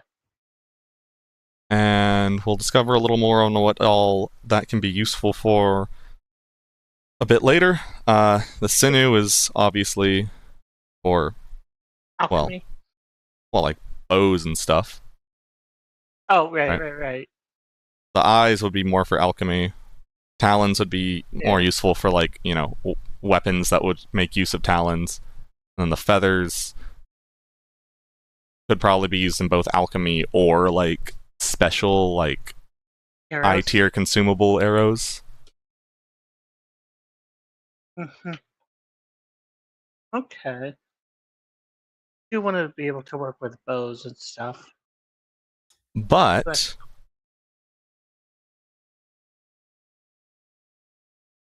Luther does say, like, killer job. What do we say? Standard spoil split. Oh, Each this take is a gonna third happen in the with morning. yeah. We'll each take a third. Mueller, you got the killing blow, so you get first pick and any extras that don't split evenly. Oh, that sounds good. How much do you think we can sell the griffin meat to the guild for?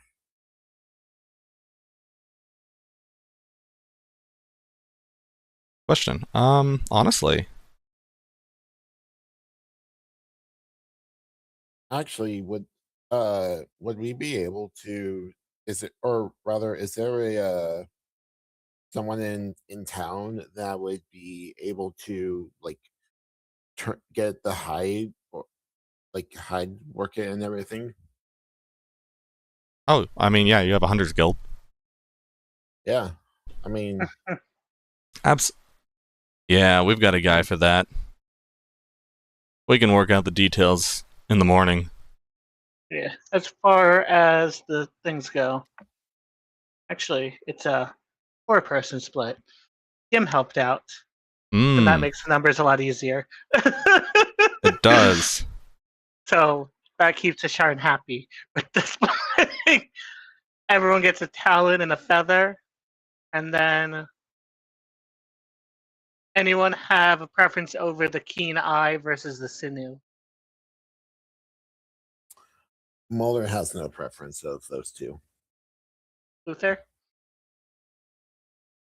Oh, I mean, he'd definitely take a sinew. He has no interest in alchemy compared to bowmanship. Okay. Then he'll get 1 sinew, 1 feather, 1 talon. Sounds good. Yeah. So, yep. Basically, just subtracting that from your earnings, and then Mueller gets the head and the honor as per their way of doing things in this town. Mm-hmm. And well, let's get this guy back to the lodge. Mm-hmm. And he tries to, like, shoulder the body Definitely struggling. Sharon will help with that. Many thanks. This will be a relief to the farmers. And that you return to the lodge and sleep the night. Up to you if you want to take the official upkeep now or not. And You do upkeep. Yeah, I've you're got gonna- stuff to enchant. okay. So I guess we'll hang out at the lodge for the next couple days, like story-wise, I guess. And yeah, in all that time, we can get everything worked out. Muller, Isharn, you... Actually, I think their reward might have gone up in this time. We'll say the total for all of this is 6 gold. Okay, cool. Sounds good to me. Eskin would say, deal. Which, if we, again, split 4 ways... With Luther's help. Hey, Moeller, you used the last game point to have him negotiate for 8. For 8? Yeah, actually, I'm going to activate the Gim coin, and if applicable, I'm also going to try. I would also like to use my charm to try and talk it up to 8, and cite the now claw scars on my back.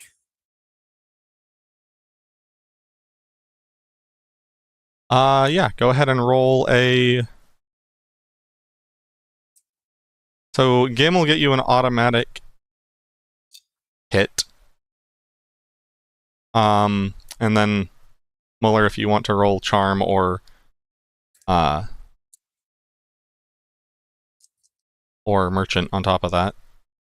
I'm gonna roll charm. That's a 6. All right, 2 hits. I think that's good enough.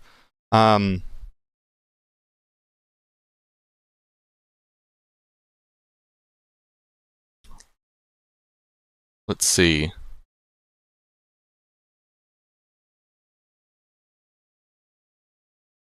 So it would be less talking it up to 8, because you essentially, you're just doing a reward posting, and more figuring out.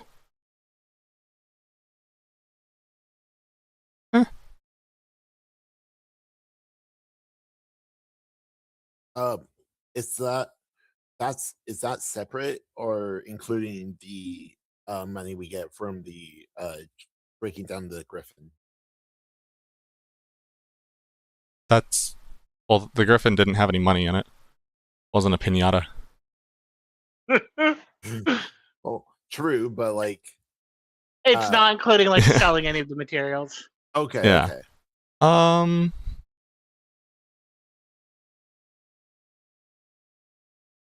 I don't think it's very reasonable that the reward itself would change, but we can include a little bit more. We can basically have this rounded up in talking to the guild leader about the what's it called? The buying the meat / hide off of you. So we'll we'll round that up to the nearest divisible by 4. So we've got... And for a griffin body, that's kind of cool. Let's see, it's not... For the meat, it wouldn't be that valuable. It would still be valuable. Let's see, how much is how much does a whole deer go for? Whoa. I think a griffin is far more dangerous than an average deer. We should get at least 3 times as much. Yeah, but I need something to be based off of. Okay, you know what? That's fair.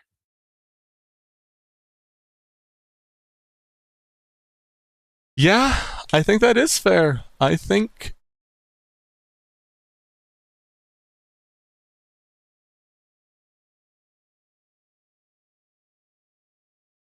like yeah, okay, especially with your merchant check that you did.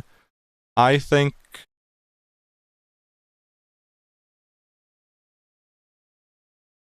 including the price of the reward, we can round that up to, again, this is including the reward. 28 gold. Works for me. That's 7 gold. That would be 7 gold per. It would. Yeah, basically selling the corpse for like 2200. Because yeah, between the exotic meat and stuff, there's also the hide. Yeah. Like a griffin hide cloak would be pretty cool. Actually, sorry to renege here, but since you guys did get quite the harvest out of it, you have taken some of the more like taking the feathers and stuff. We'll make it a little less. We'll say 6 gold each. For them. What? Okay. We defeathered it for them. Yeah, but you're keeping the feathers. But you're keeping the product. All right. Well, yeah, 6 gold each. Yeah, I'll take the 6 gold. Alright. Just I'll keep just track within of reason the there. gold for me and Gim. Which is still a lot. You guys just made like $600 each. Yeah. But yeah, because they've also got to pay to get it all tanned and all that. But now those will be good. And I am also going to, if there is any like nurse or anyone like that, I'm going to see them and see if they can help me with my back. Oh, a nurse? There's or like a doctor or something. Like, I don't know. There's a barkeep who sanitizes his hands in some cheap alcohol. Okay, never mind. I'll figure it out. I mean, that's what they do here. They've got their like first aid kit, which includes like stitching supplies. Like if you're getting wounded as a hunter, you're probably getting pretty wounded as a hunter. They've got the heavy stuff. Okay. Yeah, that's a good. You get free booze. You get free alcohol if you let them stitch you up. Okay. Yeah. And I'll drink a couple flasks and get it refilled as it gets stitched up. Kind of want to offer you like a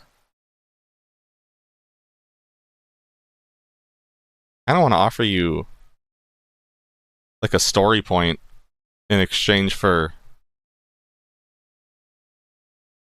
kind of transferring 1 health into like more physical stress.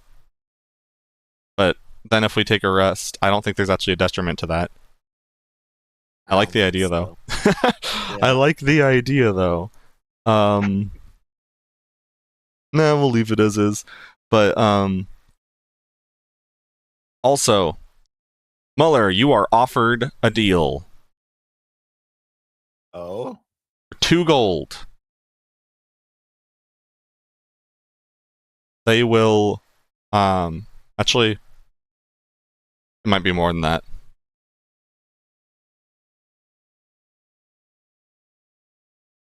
For 5 gold. Actually, no, because they want to. Okay, no, it could be less than that. You're right. Yeah. So, yeah, for 2 gold, they will essentially take the griffin head off of you. And yeah, they'd be charging you to take it off of you, but they will cover the costs of like taxidermying it, getting it mounted, making a nameplate with like your name under it and stuff to be mounted in the hall. 2 gold Yeah. for the glory. Yeah. Yeah, I'm 2 gold okay for the with glory, that. basically. Yeah, I'll gladly pay that. Cool. And Yeah. So gain not 1, but 2 renown, which I'll record. ooh, But you will gain 2 renown for the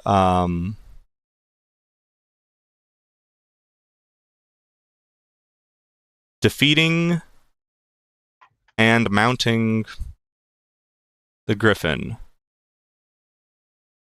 So more people will have heard of you because you have a plaque in the Hunter's Lodge with your name on it. yo. I really like this renown system. I know you guys haven't actually spent it at all, but you're building up a lot to cash in if you choose. You're up to 9, which we could also even do like a renown thing. So you can spend renown, but I think certain things might even be gated behind renown. Not necessarily just not having to spend it so much as like, let's say at like 10 renown, certain people will talk to you that and like acknowledge you as people they want in the room. You know, with this renown, like it's setting up for like bard skills are all about increasing renown. Spread the word of these great heroes. True. Yeah. Yeah, I actually do like that idea. It would probably be an AP dump. Like during a rest, you go or doing when you do the perform action, you can use that to. That's probably what it would be. Rather than just getting money, instead of getting money, you could spread renown. Basically, just going around singing tales of your party. I like that idea. And yeah, so you can spend it to basically get favors, cash in, that sort of thing, and then people will have also opportunities will open up for you as it accumulates. Does that make sense? There's like, it's spendable, but also even when you spend it, it accumulates. Which certain guilds, the ones that like have higher requirements, like Rain or whatever, might require a certain amount of renown to consider you for like joining them. I actually think this is one of the cooler updates. And what's really cool is this is another non-pixel specific thing that could be used for anything. Okay. I'm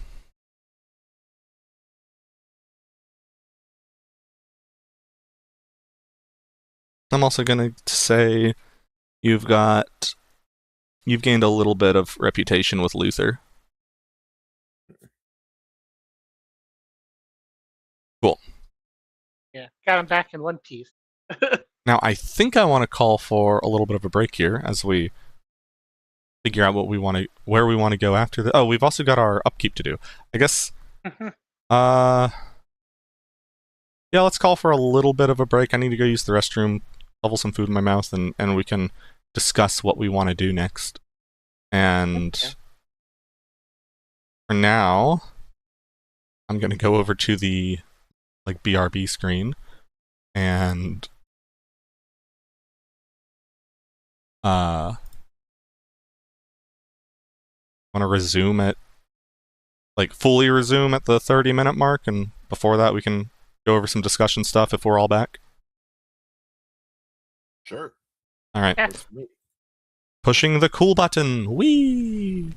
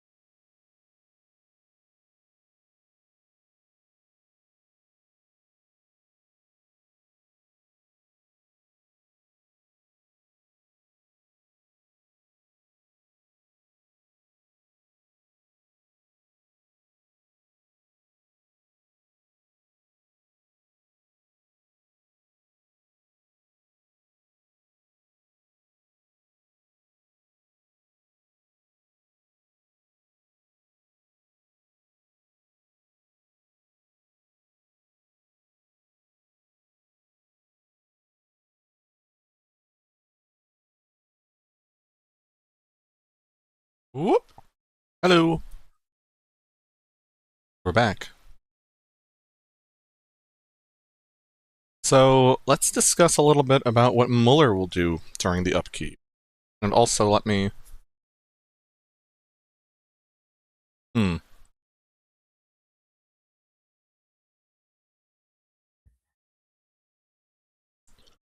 I'm gonna go to splash screen real quick.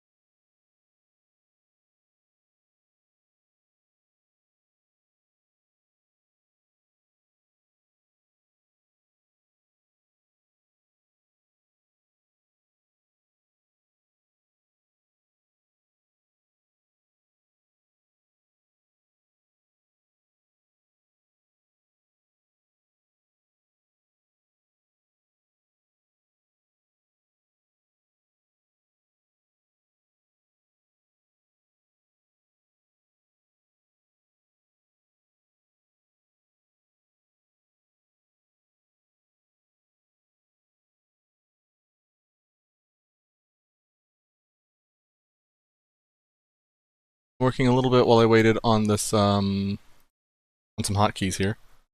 Should be able to more easily swap between these.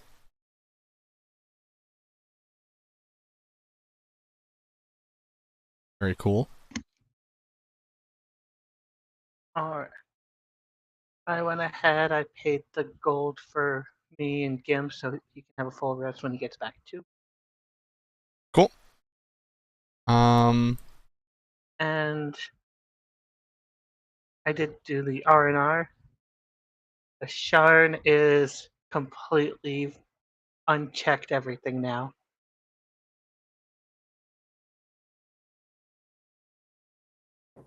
And I'm gonna do my...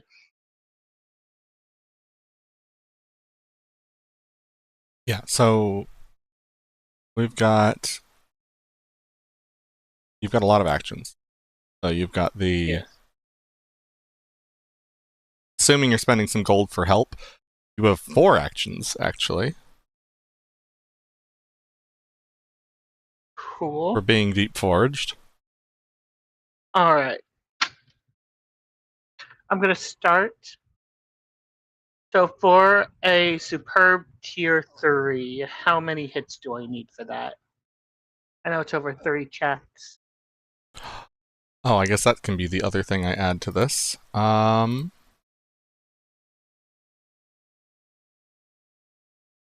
I want to say 9 is normal, so 11 would be superb. If I remember correctly. Let's see, crafting guide.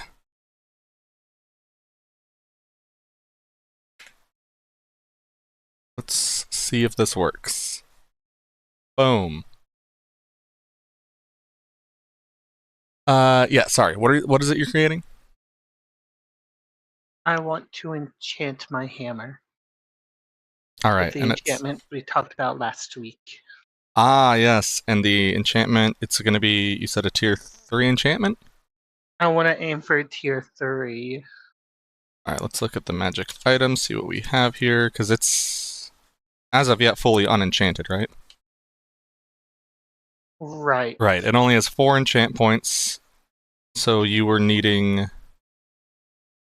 or it has 4 enchant points, and the tier 3 enchantment is, that's something else that needs to be put on a little guide, but fortunately we do have the information for it right over here that I can find. Pretty sure it was going to be difficult, right? Yeah. Though. A tier 3 enchantment takes up 4. Oh, okay. So, yeah, you should be good, space-wise. Okay. It's really just,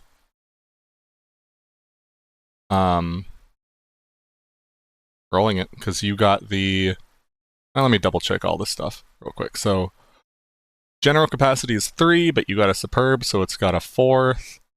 And then enchantment slots, yeah, tier 3. Yeah, because of your superb craft earlier, you're in a good position. So yeah, 3, and you have 4 actions, so you can easily do this. If you want to roll your 3 checks real quick and try and get your enchantment going, you need 9 hits total. Okay. And you do have Gim, Gim specifically wants to be making the axes. Or one of the axes. Yeah, but oh, let's see. I'm sure. Have the Yeah. I have the cart. Muller will give Gim the adamantine axe, and so that way. Oh yeah. Wow. Okay. So I used the point for expert enchanting. I rolled all 5s. So that's 5 hits for my first roll. 5 hits. But you used the point. Hold on, let me understand better. Use the points. So I rolled all 5, so that's 3 hits. I get +1 hit for expert rune crafting. And then because they were all success, I get an extra point for high roller. Oh, right. You have the high roller built into the cart. Yes. Yeah, that's really good. Yeah. So roll 1, 5. 5 of your 9 hits. All right. For roll 2, I got a 5, a 4, and a 2. What I'm going to do is I'll use the hero points to turn that 2 into a 4. Mm-hmm. To get another 5 hits. So that is already success. And let's make sure we record this stuff. So we had 5 hits, and then 5 hits, and then yeah, go for that third roll. See what we can deliver. And then, oh yeah, so using the AP. Luckily, I had the 3 AP still left over. And yeah, 2 more hits.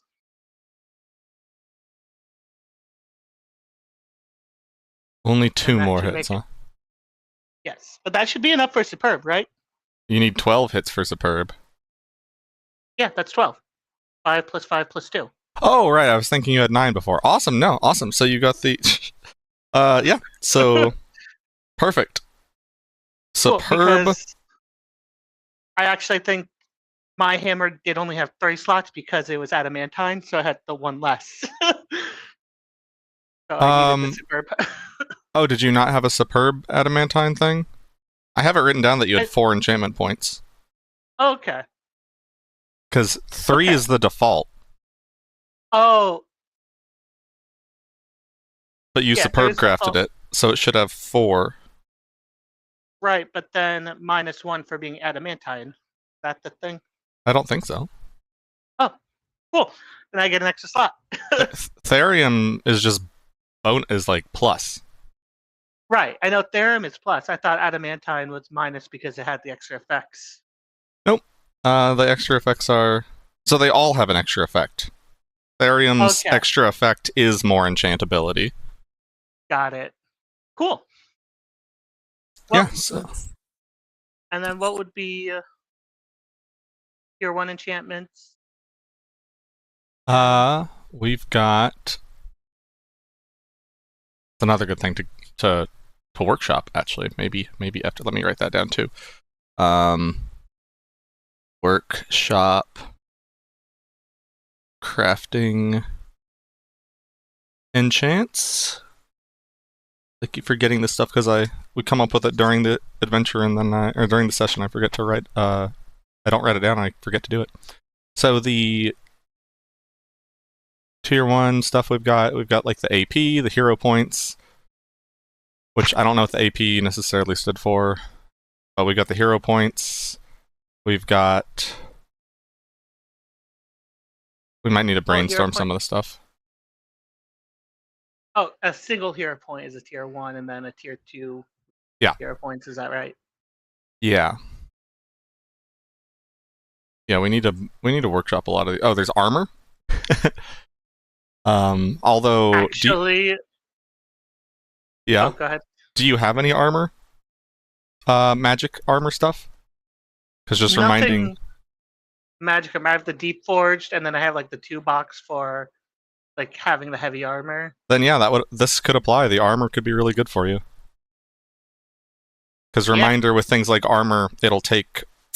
They don't stack. It'll just take whatever your highest armor enchantment is. Mm-hmm.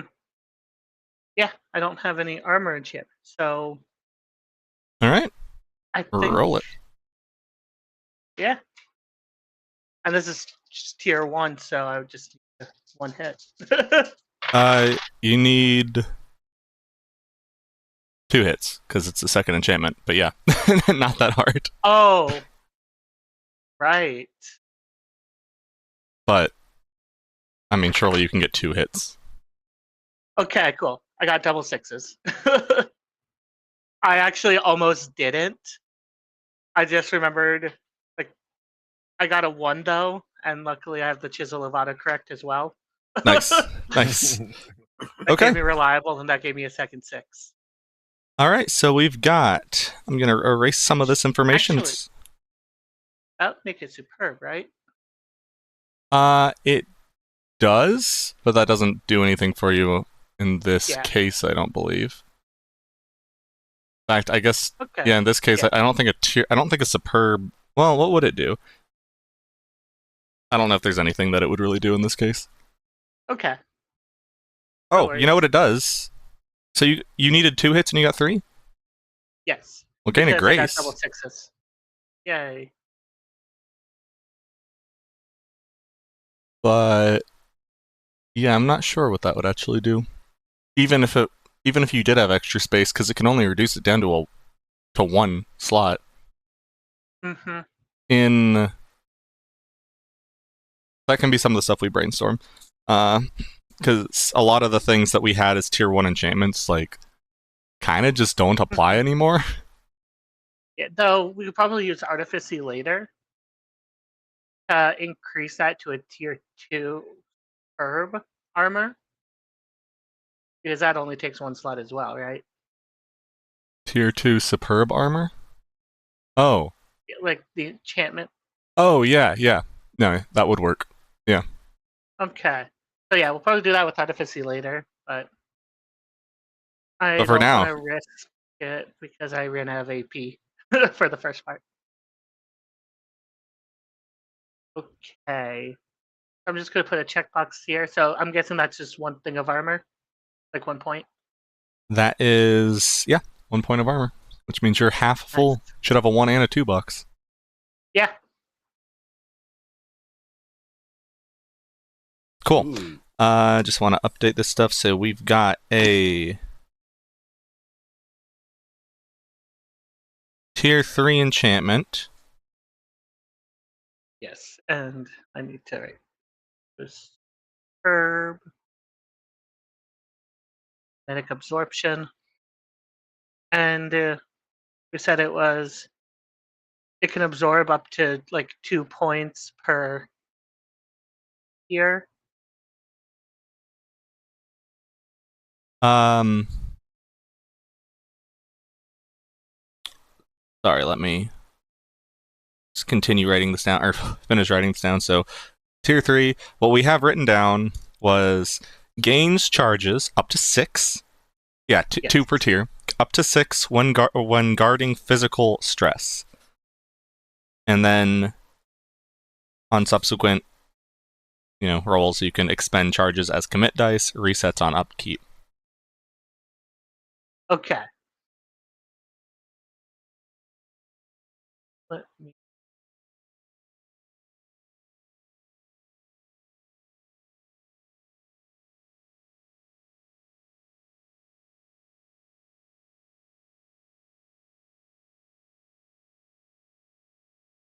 That'll be fun. Starting to get really into like the nitty gritty of some of the cool stuff that this system can do that others would struggle with. And then we've also got +1 physical armor. Yes. Very cool. Checkboxes. All right, that does it for you. Muller. Yeah. Also remember to spend the additional gold for presumably someone helping you, Isharn. Actually, do we need someone to help you?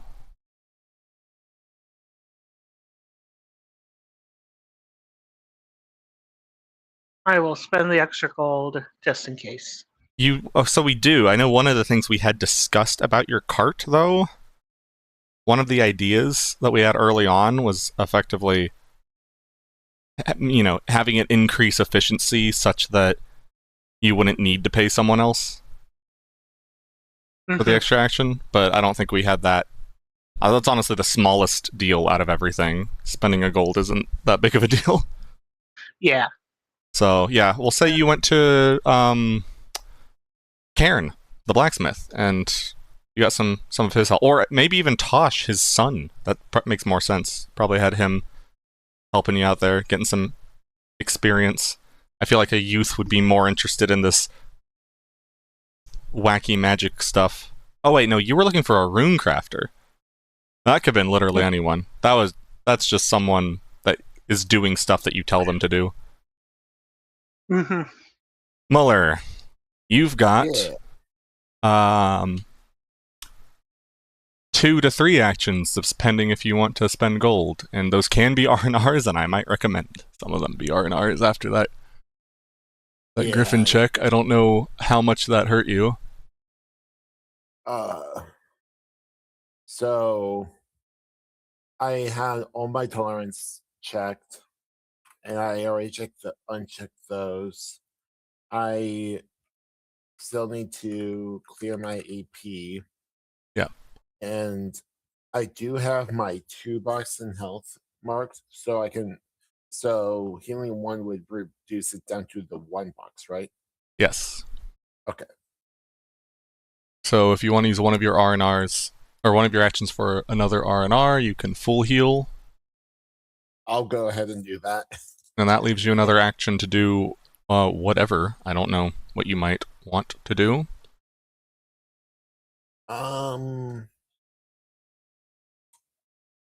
Did or were we ever told where the prisoner the Black Velvet had, or we had from the Black Velvet went to afterwards? That's a good point. I actually had forgotten you'd taken him. I think he went to. I'm pretty sure he went to with Grail, Fort Raven Hill. That would make sense, I think. Or I guess you don't necessarily know what happened to him.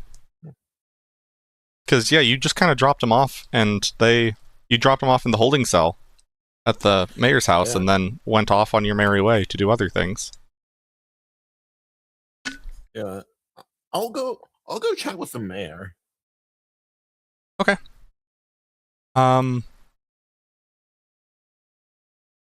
You do so. Sometime during the day, he welcomes you in. At this point, you're a bit of a local hero, and he welcomes you in and says, "Ah, Muller, what brings you here? It's been pleasantly uneventful few days." Yeah, I'm glad things have been pleasantly uneventful. I heard you dealt with the Griffin situation. Yeah, nothing too bad. I mean, he tried to take me out of the fight, but couldn't keep me down. I'm sure. Well, thank you very much. It's very appreciated. Absolutely. I'm glad I could help. I was curious though, have there been any other issues? I know you said earlier that it's been relatively uneventful, but I don't know if there's still been, anything that's causing trouble around.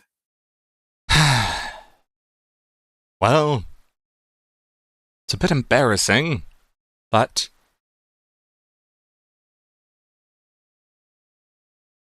I know you're not from here, but I have some particularly fine clothing that I'm a fan of, that I generally wear. A very nice hat and an overcoat. It also went missing the night of the bow. It wasn't as important at the time, but at this point, it's grown a little bit, rather silly, to be honest. Been reports of ghosts flying around out in the fields with, well, my clothing. I would be grateful if you could look into it and take care of whatever creature is gallivanting around in my fineries. Return them to me. Yeah, we can definitely take a look and see if we can get that sorted out for you. Just wondering. I know it went missing the night the bow also went. The night the bow was stolen. It went out at the same time, correct? Yes, it did, in the same night, anyway. To be honest, I wasn't terribly occupied, or my thoughts were not occupied with that at the time. It was mostly the bow. Obviously the more important thing. Yeah, I can understand that. All right, could you give me a quick rundown of where the ghosts have been spotted and how many and when they were last seen? Oh. Last seen? Oh. Last report was maybe 3 days ago. It's been pretty consistent, on and off. Every couple days they tend to appear out in the fields. In the general fields overlooking that the mill shrine itself overlooks, actually.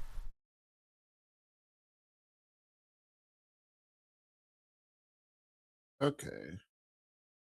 All right. That's that works for a starting point for me.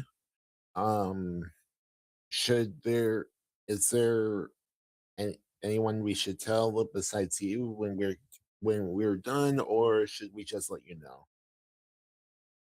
Oh, if you could just return it to me, that would be that would be preferable. I would prefer you don't let anyone know. Really, this is quite an embarrassing situation. I haven't been going out in public as often as I normally would. I understand. All right. It might be a little late tonight when I bring it back, but I'll bring it back here as soon as we get it. I would appreciate that. Thank you. I figured out what your axes remind me of. They look like Axes. Joy-Cons. They look like Joy-Cons. You got some weird Joy-Cons, buddy. Just like the colors. So, the red and the blue. Especially the blue. That's like perfect Joy-Con blue. Anyhow, I don't have the colored ones, so I didn't think about that. But Yeah, the medieval Joy-Cons.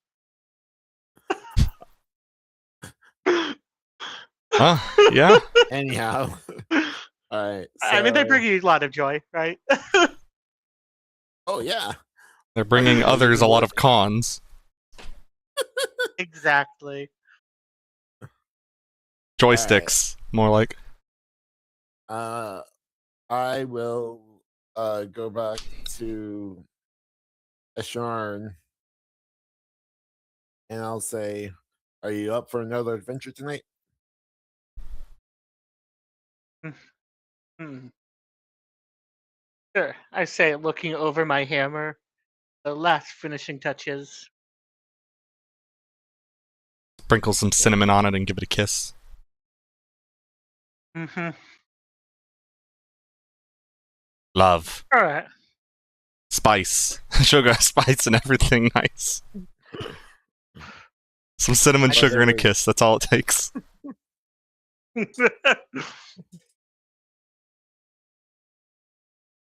What's the name of the hammer? You're not allowed to have this hammer without a name. Ooh. Hey, A? What, is he a speedrunner?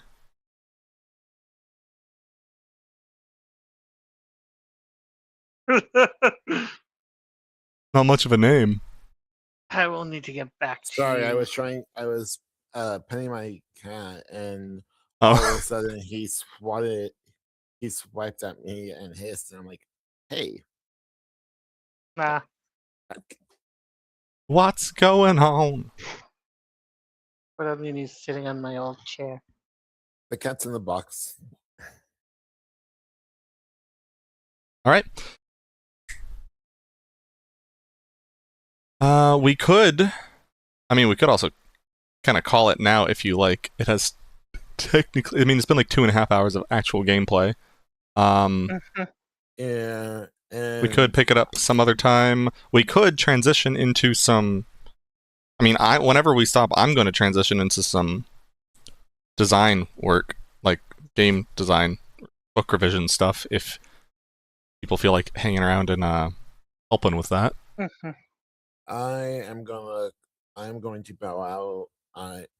I've got a lot of stuff to do tonight. Okay.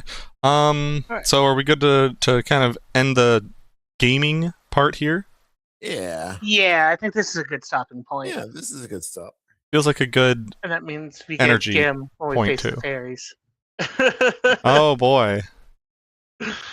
Yeah, we can assure Gibby didn't miss the fairies. So I am going to be the one to ask, do we get a pixel? We do. Hey yo. Yay. Keep leveling up. 16. Going on 17. You're getting high leveled. Yeah. You're gonna be running out of slots soon. You've only got 4 more pixels to work with. Finalize your builds, guys. Right. I think Muller's build is pretty honed in. I think Basharn's pretty good where he's at. Very cool. I mean, Right. you guys have proven to be pretty strong. Alright, well, I'm gonna switch up, like, the stream name and all that and change it to, Liquor Visions.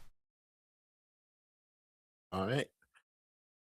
I am going to hop out, but I hope you all have a good one. Alright. Thank you very much. Have a good evening. I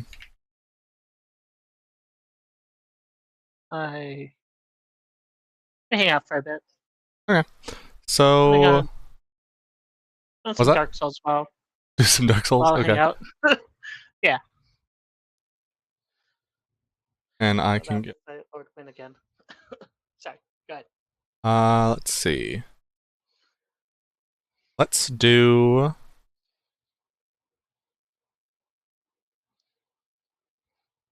What do we need to look into? Probably more book stuff would be the best.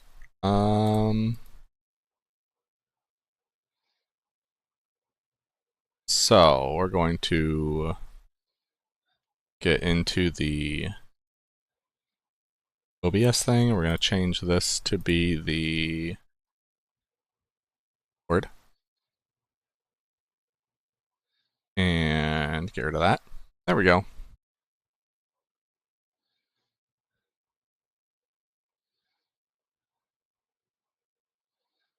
And just like that, we've got some pretty snazzy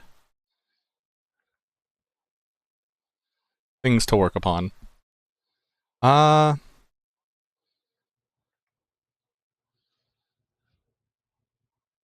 There's a lot to do. So...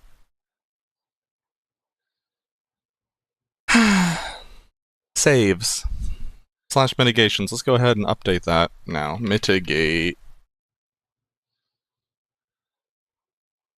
Let's just change them to saves.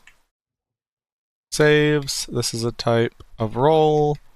Used when the environment is actively working against you. They are useful as punishment for failed quick checks, damage from traps, or extra effects in combat encounters.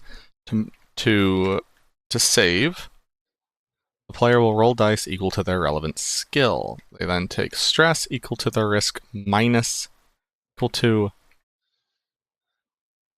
risk minus highest die result. Anything that would normally... yeah, it even says right here, anything that would normally grant additional hits will instead block 1 additional stress. The default risk for a mitigation is 6. Or a save is 6. That was easy.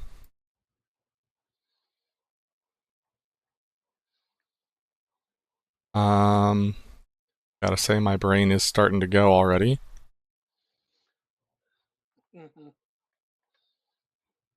But I might need to take a break soon, but I want to see what I can do here. So we got the saves taken care of. I don't know if Grace is written in the book at all. Let's see, Grace. Oh, it is. Let's see what it says. Grace is a... well, first of all, this should be an optional rule for sure. So Grace, Grace, Grace, Grace, Grace, Grace, Grace, Grace. And now I believe I have... it's been a while since I've really worked with this. But I'm pretty sure I have a style for this. Well, let's go find it. Yeah, this. No, not this. Optional rule. Table text. This may or may not actually be what I think it is. It is not. Okay, so I'm gonna have to insert a table here.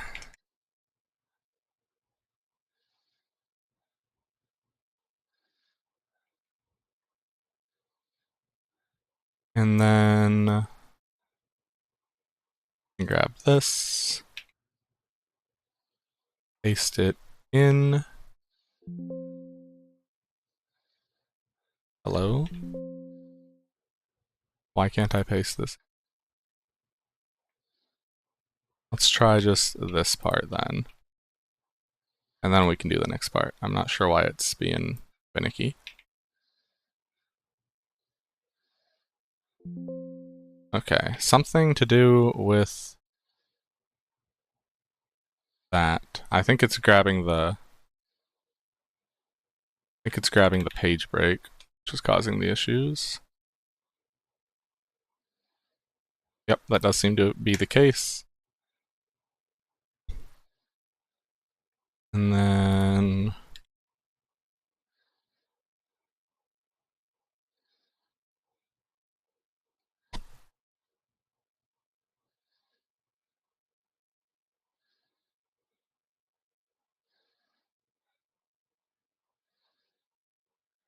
if we make this the table text,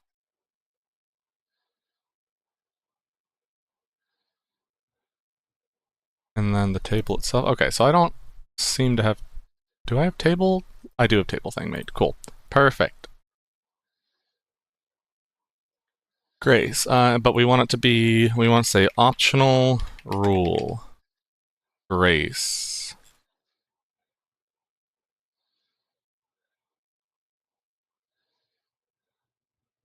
We might work on this layout a little bit too. I'm thinking maybe optional rule grace, and then we just do it.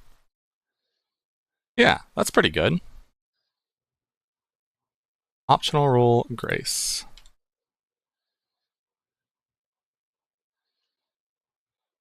Then we've got.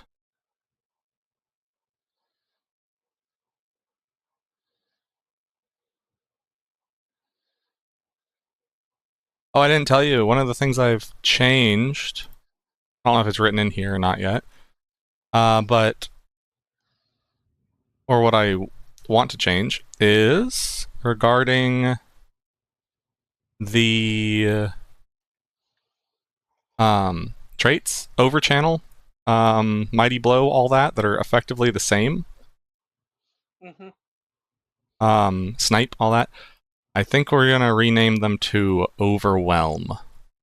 Make it a single one. Okay. So we can take hit more, and like it even says, mighty blow needs new name. Overwhelm. And I think it has to be, pretty much has to be for combat.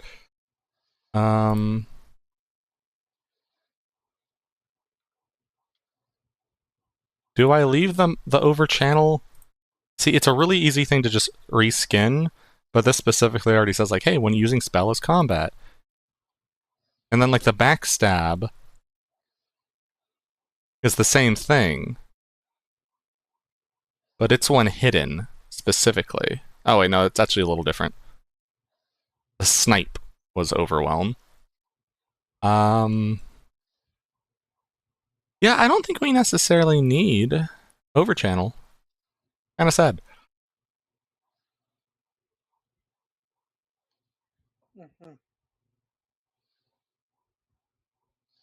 Oh, that's good. Less terms.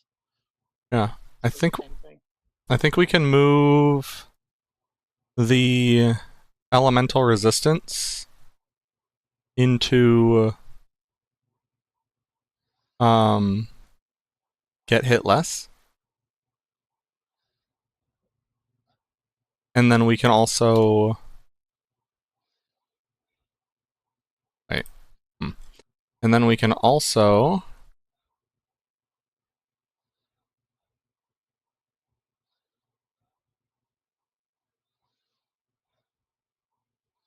this should be generalized. Or we could just leave it as elemental resistance basically as an example. You can easily change element to like damage type or whatever.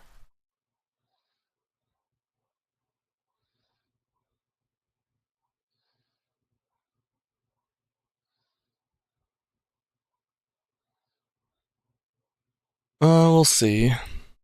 No one's ever taken elemental resistance. The idea behind it is that it should be so... Like, there's no drawback to it. There's no cost or anything. The cost should be that it's such a niche thing. Like, very specific. Doesn't come into play that often unless you're, like, early, you know, in a very specialized area. And I honestly think it fits a lot better on crafted items than on an actual character. But this would be if you're playing, like, a lava creature or something, right? Or, like a Goron. Aren't they, like, completely and utterly immune to heat? Something like that, yeah. Don't they, like, bathe in lava? Yeah. Yeah, so, like, a Goron should have the immunity to fire. So that's what it's there. That was the idea of it, was things like that. And I think it makes sense that it should be an upgraded trait because, well, that's a double upgraded trait, which is kind of wild. So in something like Legend of Zelda, I think it would be more fair. Well, also it's a racial thing, so like racial bonuses are obviously a little more like lenient / powerful because you can't just take it. Right. So this one might need some work. But we'll get to that later. I don't think it's a huge deal. No one's ever taken it. So we haven't been able to see it being broken, or maybe it's too expensive. I don't know. Triple upgrade's pretty insane. Too insane, I'd even say. That would have to be, like, on a magic item. Because 6 pixels is ludicrous. But so is complete and utter immunity to a type of damage. Like, that's kind of insane, too. So, yeah, that one needs eyes on it for sure.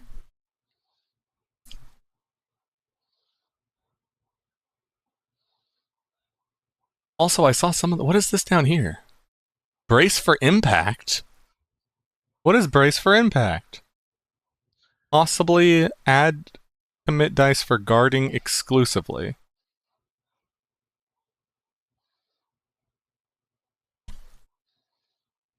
That's an interesting idea. Bob and weave. You may activate to roll mobility as guard. Yeah. That makes sense. I like the idea of this brace for impact. I think needs work is an apt description of it. Oh, my brain.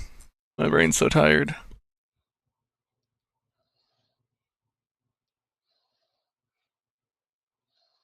Are these accurate? Physical traits. We've got might, mobility, combat, grapple, guard, roguish. Which I do like the idea of maybe changing to clever still. It's still up in the air. I really wish there was something that meant clever, but ended in AL. That way they could all end in AL. That would be really nice. Or cunning was the other one. Clever or cunning kind of mean the same thing. Roll cunning. Cunning sounds better than clever, I think, but I don't think there's a word. Yeah. I don't think there is a word in our language that means cunning but ends in an L or in an AL. Or something similar to AL.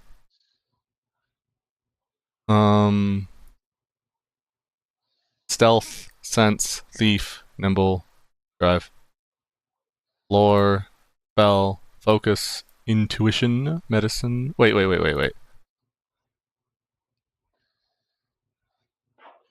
We're missing something here. What was it?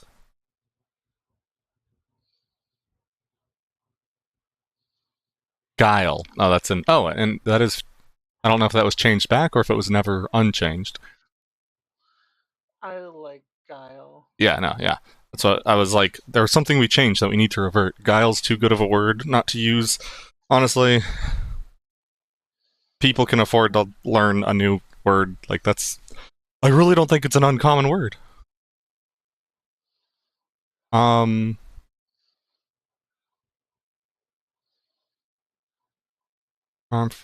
No, these are all. Golly, brain is exhausted. Let's go review Clash. See if it still makes any sense. Clash. Clashing is how players directly compete with each other. Some examples might include arm wrestling, a race, or an all-out brawl. To begin a clash, each player gains plot armor for the contest. Each player rolls their respective check. Subtract the higher player's max roll from the lower player's max roll. Oh, this is perfect. I'm exhausted, so this will be a good chance to see if it makes sense.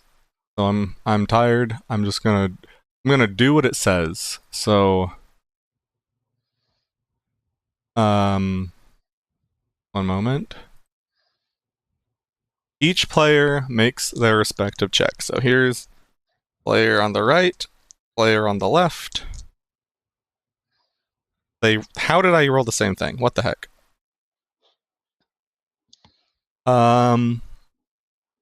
Subtract the higher player's max roll from the lower player's max roll. Okay, well that's a 0 because they're the same. The lower player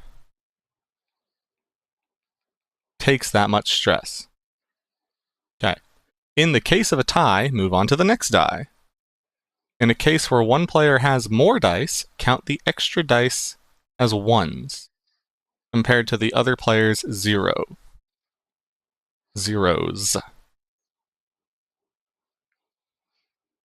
If there is a perfect tie, which there was, both players take 1. In a low-stakes situation, the clash ends when stress would otherwise go to a player's health bar. In higher-stakes situations, the clash may continue until a player either concedes or is unable to continue.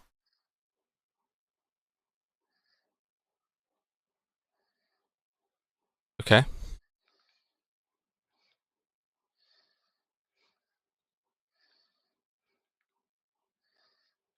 I mean, I do think that seems pretty simple. It's pretty straightforward. I think it's easy to understand. Oh, here's the companion rules. Are we refreshing our minds on the companion rules? If a player would like a companion that serves as more than just a narrative pet, they may take a trait with the name of the companion for 1 pixel. A player may do this for as many companions as they like. Each companion has its own skills and traits. They do not start with any free traits. To increase a skill or purchase a trait for a companion, player must spend their own pixels, which count toward the player's total. Companions have their own health bars and archetypal stress bars.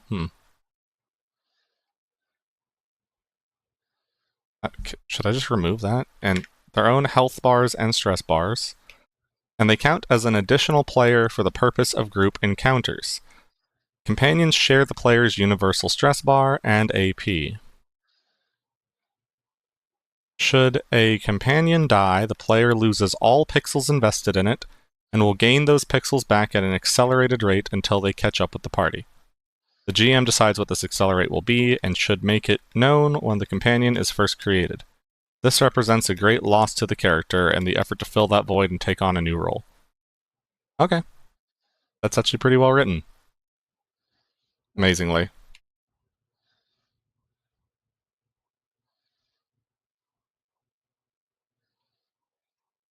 One of the things I need to add for Shizzle is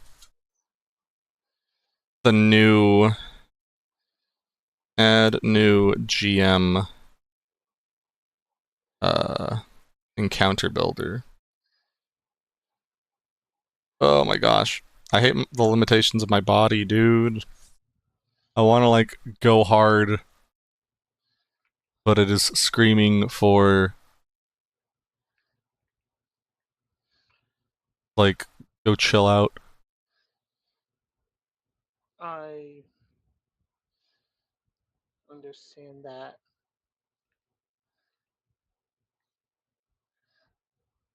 Okay, so here's all the challenge point stuff. But we're just gonna delete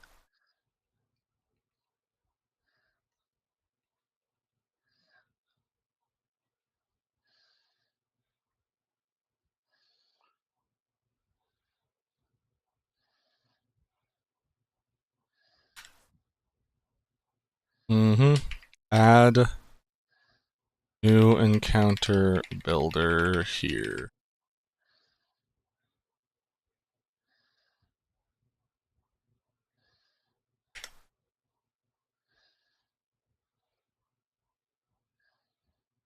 New encounter.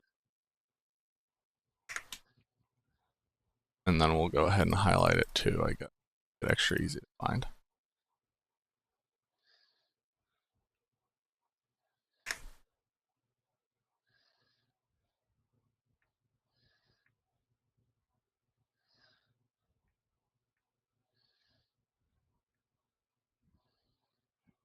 Cool.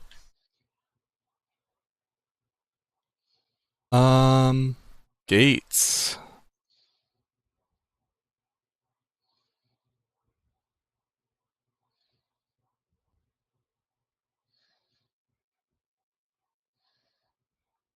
Watch me.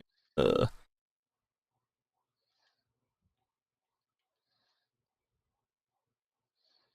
one of the other things I really want to do soon is get Pixel Light made, which will involve basically just finishing the book and then making another copy of the book that is all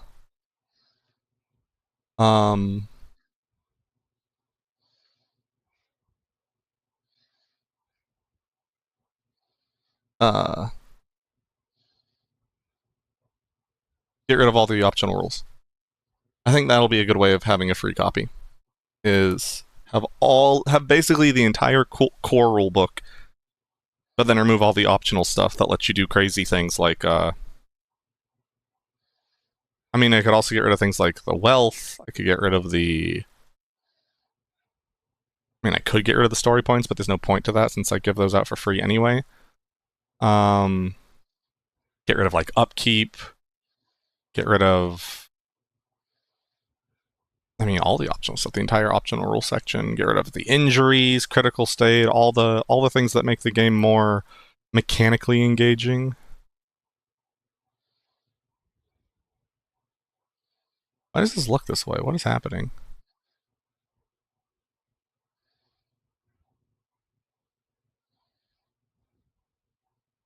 Hello? There we go. I don't know why that was all messed up. But yeah, like, I think the critical state, all of this, is very big. Like, this is a major and cool system, as well as, like, the upkeep. Like, I think that would be a sufficiently good way to do a free version. What do you think?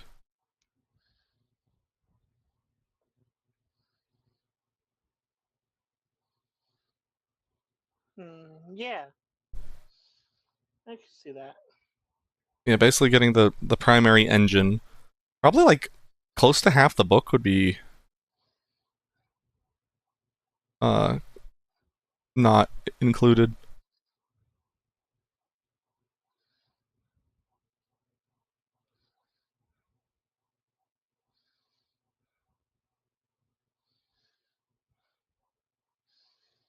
I could also watermark it. Probably should watermark it.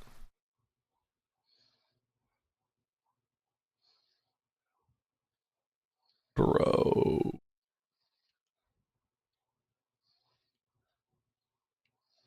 I did run into quite a few people at the convention who were looking to run, looking for something to replace like Call of Cthulhu.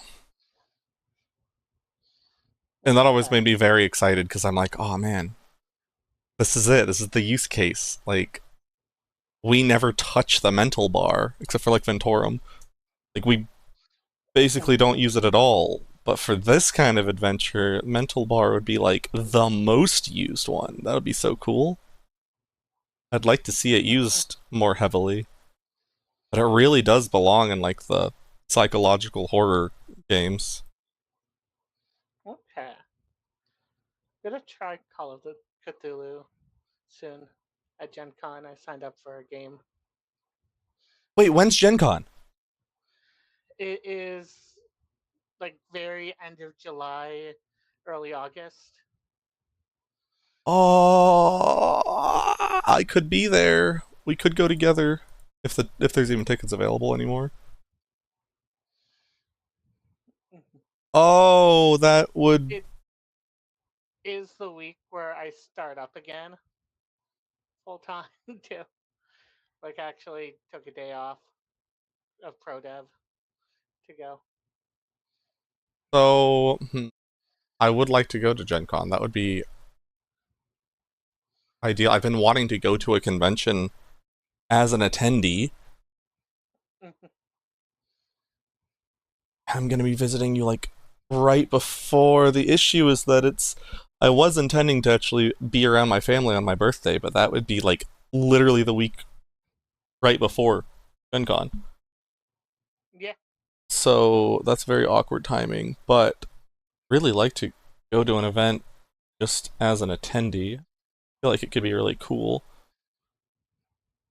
And I could try and network in person to get into Gen Con for next year. I feel like I have to. I feel like I have to go to that. So is it like the 7th through the 9th? Not like the 31st. Oh, that yeah, okay. Literally right like the day after my birthday. Yeah. Oh, that sounds cool. Well, is it a Thursday?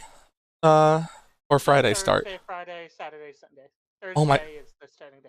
Yo, we could go to I could go to Gen Con on my birthday. I will admit that Thursday I will be working. I'm only going to be there in the afternoon for one event, but the other days I'll be available. Will you be at Gen Con on that Thursday? It would be a pretty neat thing. In the evening. Yeah, no, this is good to know. Like, this is still early enough that there's probably still going to be slots open for stuff. It's still over a month out. Hopefully I can get in. How much does it cost? I know it's pretty expensive. Yeah, it's like I want to say it was a couple hundred for the 4-day pass. That sounds actually pretty standard. That's not too bad. Okay. Especially since part of it for me would actually be network. Like, there's actual value, like financial value in me going there. I definitely want to get into Gen Con, I guess for next year. I've been putting it off because I know it would be really expensive to do like all the travel and stuff. You know, both. It's a fairly expensive one to get into. It's kind of hard to get into, and I have to travel. Makes it even more expensive. Like to travel and all that. Well, Yeah, depending on if with all your stuff. hopefully I could stay with either you or I might even live there. Either I'll live there, which would make it not expensive, or I could stay with you if you're there. If you're not there, I could probably stay with Mike, the pin guy. We were actually talking about getting a pixel crossover, getting a Warren Wanderers, and it would be pretty cool. But yeah, I should be able to go. It's probably gonna be like a $2,000 expense at least. $2,000 to $2,500 expense if I have to do all the travel stuff. Because of course I also have to like check bags and all that to take the merch and the booth set up and might have to invest in another suitcase. I already invested in one really nice suitcase for travel that is effectively the merch suitcase.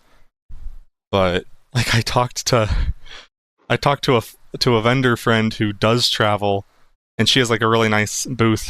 I was like, so what do you fit it all in like one suitcase? Do you take 2 or whatever? And she's like, no, I take 6. I'm like, oh, shots. Oh, just the dollar bills just shot by. How many? Like, how expensive are the suitcases? Like, what's the suitcase you got? Oh, I got a Samsonite. It was hella expensive. It was like $300 or something. Oh wow. But I wanted.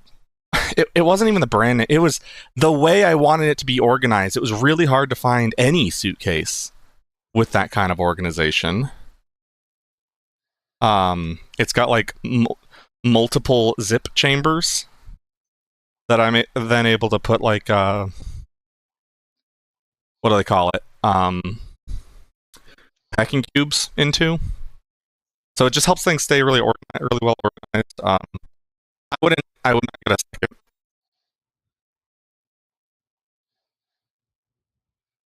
A lot of small merch.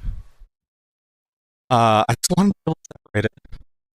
And I've been using it just for conventions in general, rather than I don't know if it was actually 300. It might have been like 200. It's by far the most expensive suitcase I have, but it's basically replaced an entire cart of mine. All the stuff that, if you remember, I had 2 carts with a bunch of crates and stuff. Yeah. Now I use 1 cart and then the suitcase. Okay. So it totally replaced a lot of that stuff. It's almost all of the merchandise goes in that suitcase. It's nice for.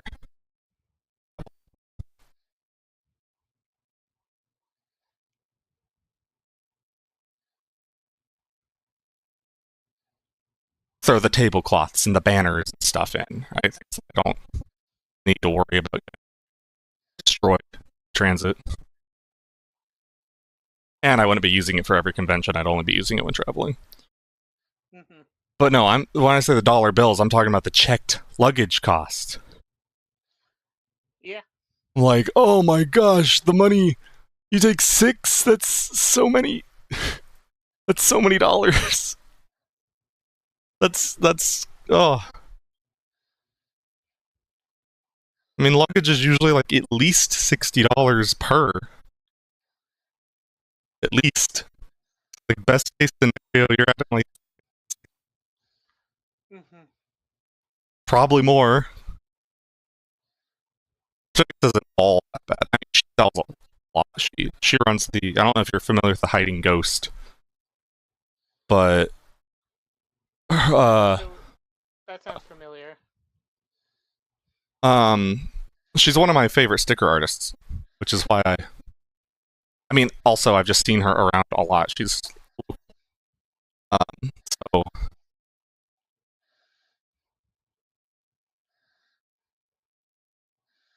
cats.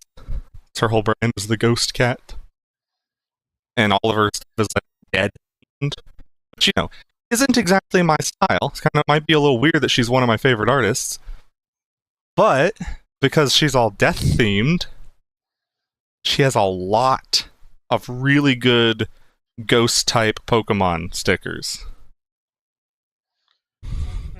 In fact, here. I feel like. I wonder if she was at the Oddities convention I went to. Maybe. Do you recognize it? A lot with ghosts. Recognize this work?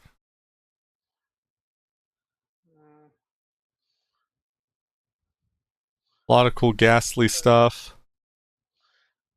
This was her too, actually.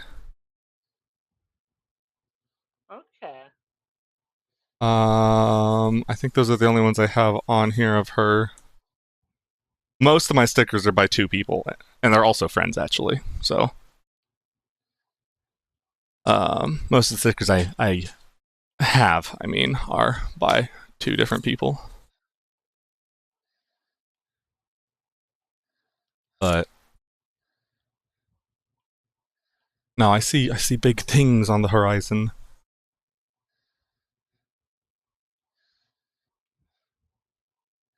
I need to decrease the margin size here. Actually, wait, what? Hold on. Layout margins, that's the issue. So this is 0.5, just general narrow margins. And then this is set to something weird. Just select the whole thing, set it to the narrow margins. There we go. That was noticeable. Oh, Ow. I'm fighting Knight Artorias. And she hits hard and fast.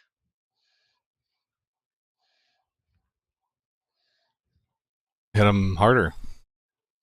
That's what I'm trying. Or just hit him more.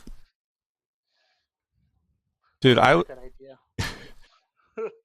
I was trying to do... Oh, here we go. Magic item. These need to be changed. This was... Okay, so... I was one hit from killing him.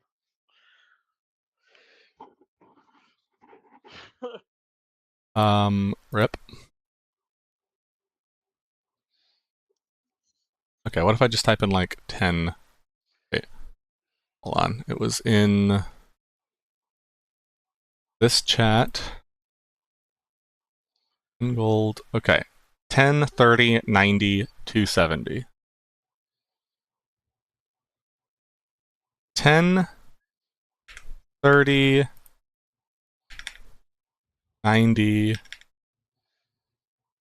270.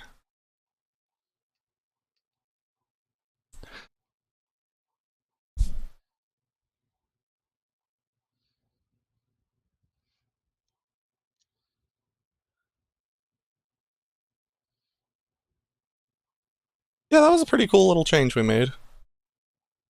Makes magic items a little more expensive at the start, but that's a cool difference to the curve. It's a little more expensive at the start, but then a little cheaper for tier 2 and 3, and then tier 4 manages to be more expensive.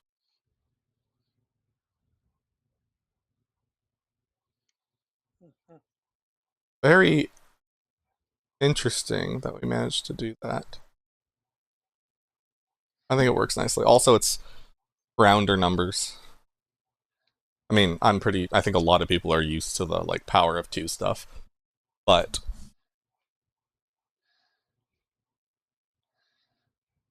triplicating it is pretty good.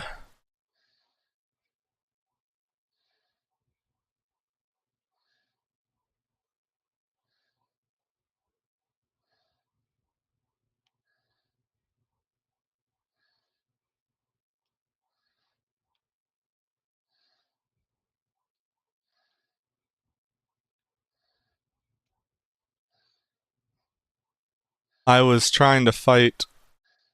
I finally got into like the thing that I started playing RuneScape again for on Friday, and it was absolutely crushing me. The bosses in this game are no joke, and they're so weird. Like RuneScape combat is so different from literally every other game. It's hard. Like your skills from other games don't really transfer that well. Like I feel like Monster Hunter kind of translates a little bit, but it's different. Like the idea of like timing and like phases and things that the enemy's doing and stuff are like the patience aspect of it and the more like deliberate actions that come from that sort of game. But like the movement and everything is so crazy different, and it runs on a tick system, which is also weird.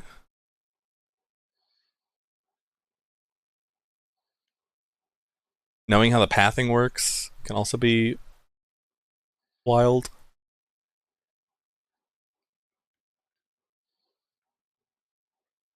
I do want to play with these little popsicle stick things more.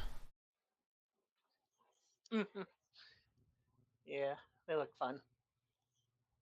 Let's maybe work a little bit on that. So we've got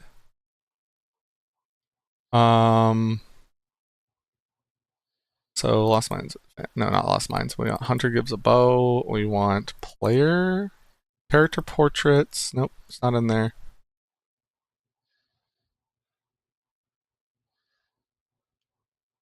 We've got the drawing of Isharn.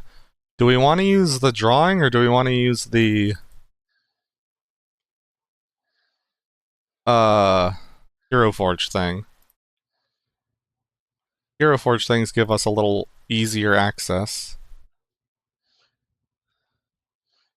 True. Though the drawings kind of add to like the popsicle stick look. They do. We just need to actually get one for Muller. Ooh.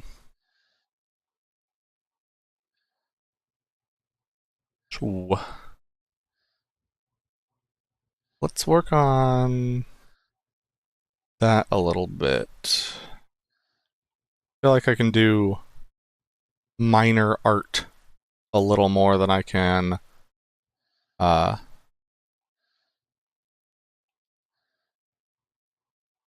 words right now.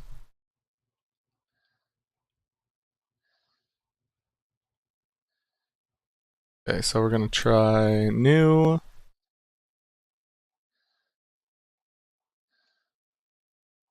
Create artboard, colors, transparent, layout, blah blah blah blah.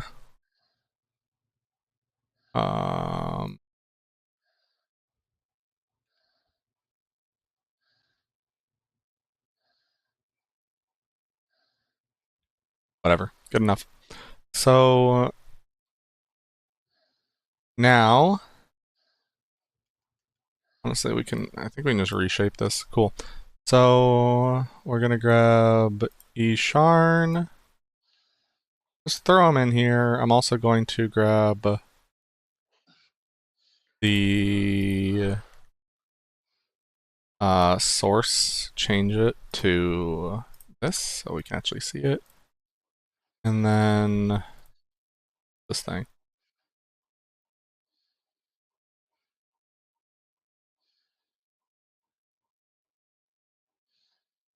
And we can shrink him down. Woo! Alright, now, this is where it's going to get harder, because it's all... I could just, like, lasso it, or I could... I can see what happens if I do this. What's happening to his shark? Being popsicleified. Talk about the wavy lines. Being popsicleified. How do I do this again? Refine. Oh, look at that boy.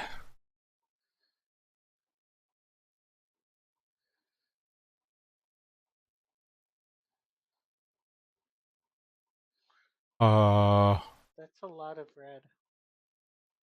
Yeah.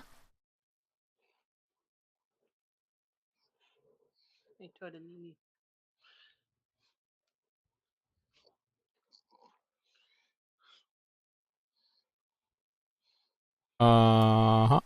Uh-huh. Wait.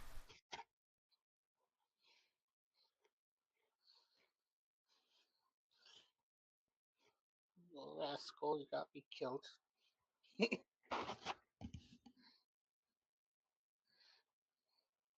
I'll have to remember how this works. Okay, so we got that, and now I think I want to do this.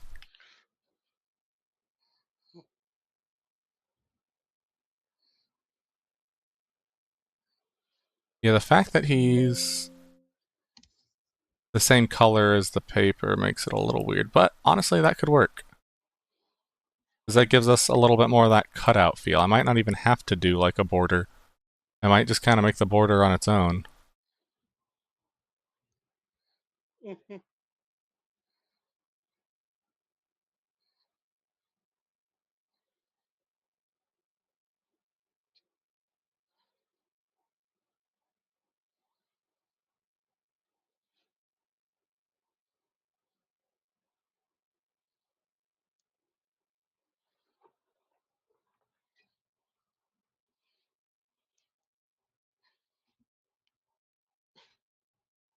Do do do do do do do.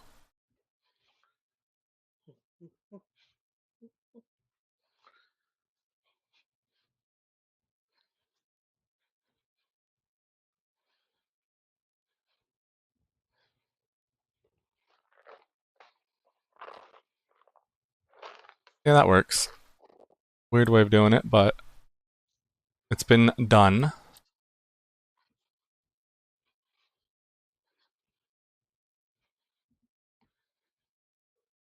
And then if we apply that, okay. Yeah, that'll work. Or, better yet, we can do that.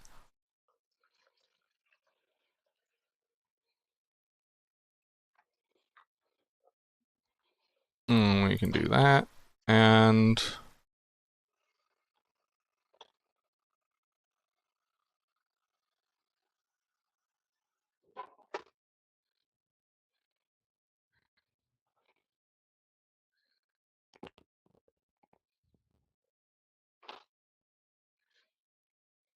now we need a popsicle stick.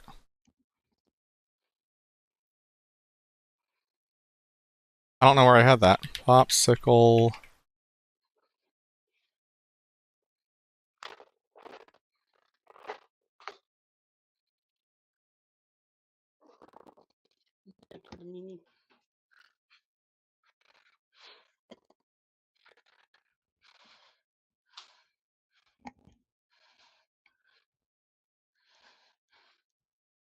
Gotta be around here somewhere.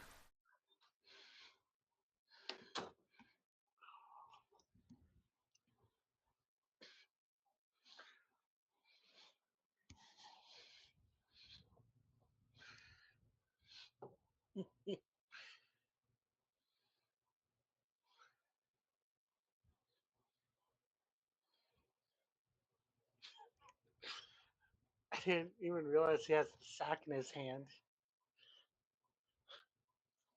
He does. Kind of makes him look even more terrifying.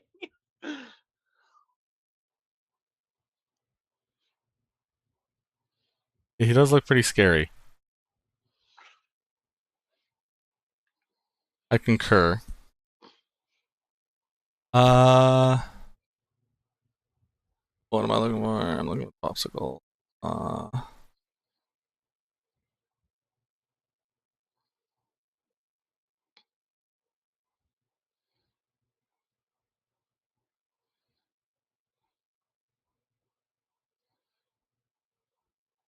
What's this? That's cute. Not what I'm looking for though. Um.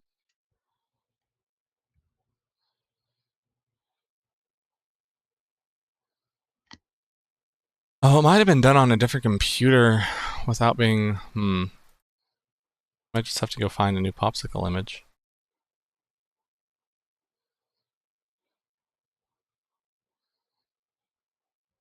Which is fine. It's not that big a deal.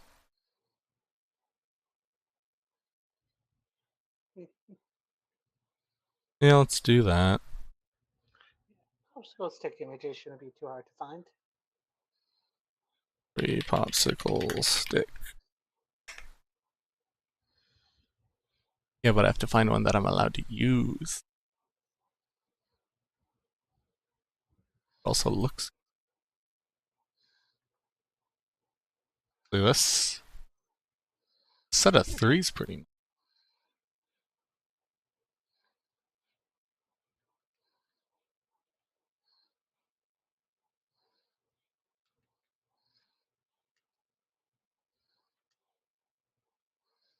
Or I could make one.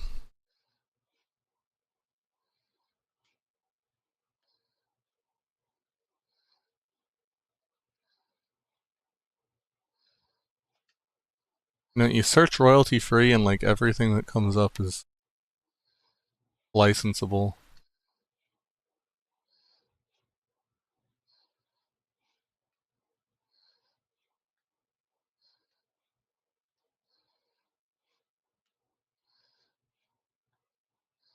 I just have to go eat a popsicle. Take a picture. I could do that. I think I have a singular popsicle in my freezer right now. It's a coconut outshine bar. They're really good.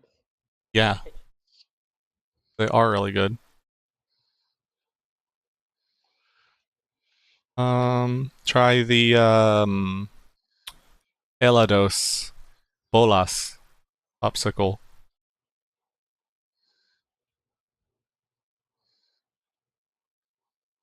You know what? We're just gonna use this. I'll replace it later. One that I mean, I could just make one of these. This is so stupid simple. It's crazy that they're charging for it. But for now, for proof of concept, we can grab this guy. We scale it up a bit. This guy needs to be... Still don't really understand masks. It's kind of crazy that I don't understand them. But...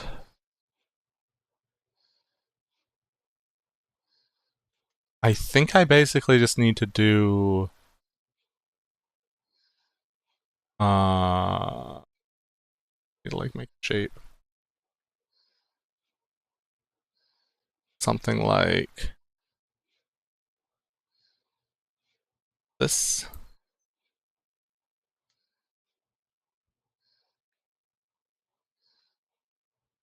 Ish. And I can go into the eraser. Not the eraser, where's the eraser?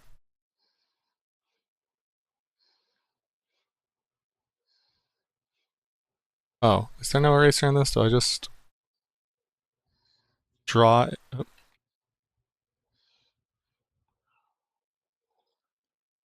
Pretty sure there's an eraser. What the heck? Where is it?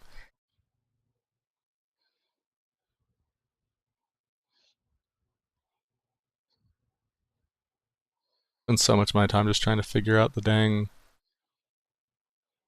whatever, we're just gonna do this. And we're going to do this, and then we can do that. Oh, maybe not. Maybe. Oh, oh, oh, oh, oh. Okay. And then we can do a little bit of this.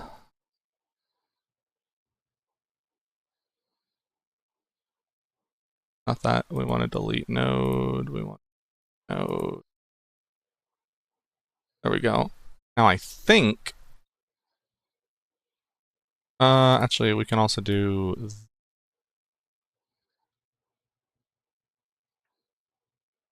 like this. Oh, we want to like show his hands.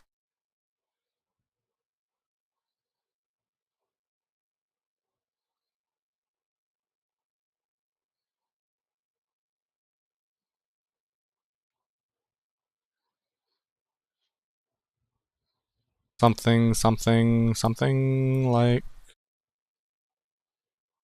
good enough. Good enough for now.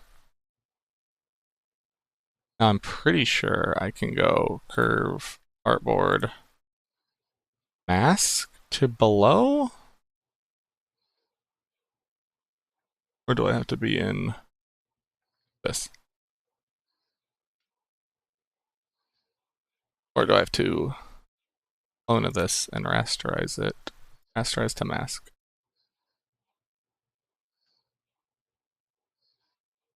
Rasterize, mask. Alright. I guess it's the opposite.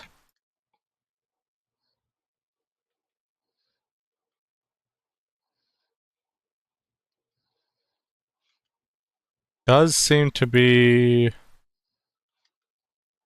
kind of the opposite of what I was thinking it was.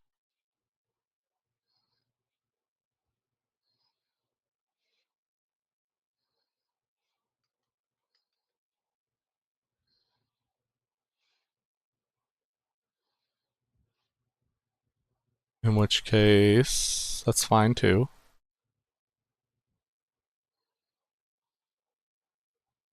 Wait, can I just... Oh my gosh, am I dumb? Or am I a genius, rather? Did I just figure out...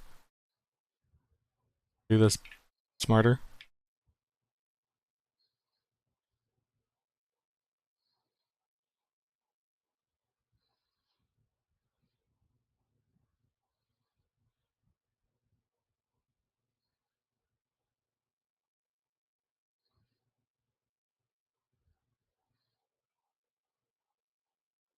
Oh, wait, that one's not even visible.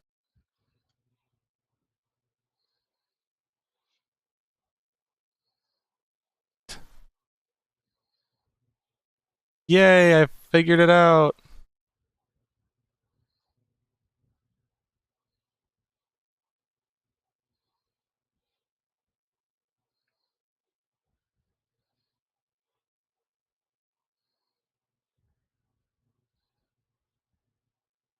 We can add or remove whatever we want now. We have all the power of masks in our hand. Yay.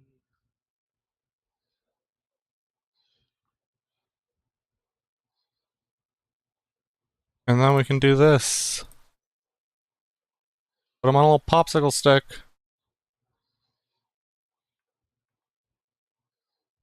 Whoopable! Here I am, it's me, Isharn.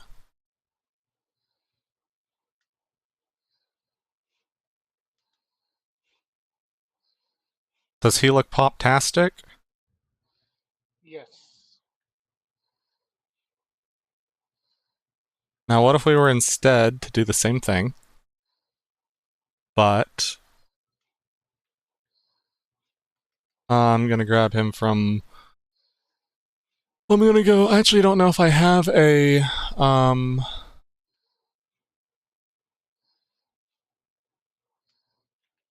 transparent background version of him.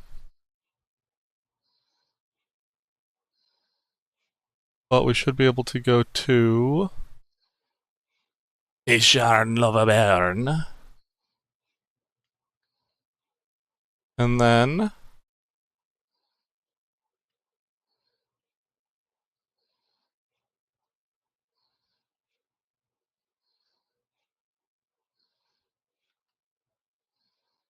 I think it would be good if we have them facing kind of... Hold on. Lighting is too much. It's glimmering off you too much. Maybe you're just too shiny. You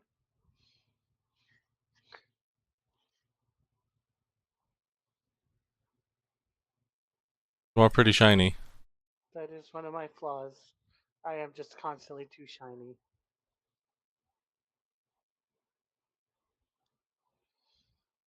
Okay, we're gonna download.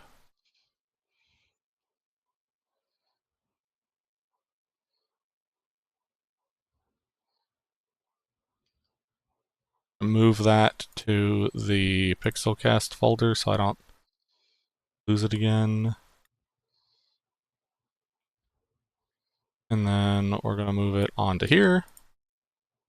And we're gonna...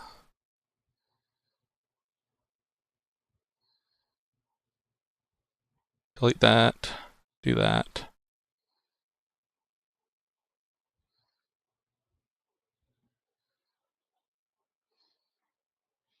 Over here.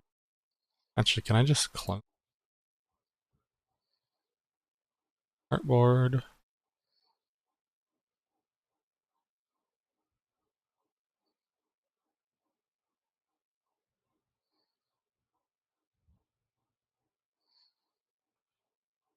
Cool. Now...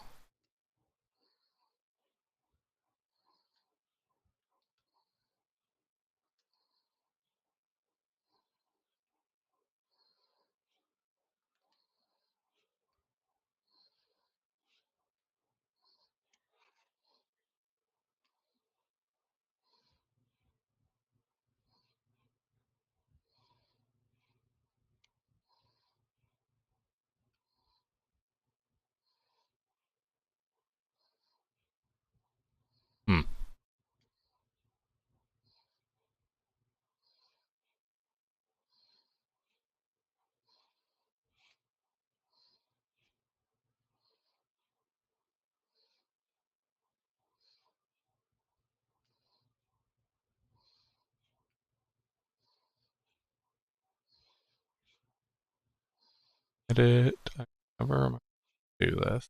Too many things to keep track of. Like the story of my life. I know how to do everything, but I can never find where everything is in all these stupid programs that I use. It's too many settings and they're all hidden and they're all in different spots in different programs. Oh, it's always something stupidly easy when I figure it out.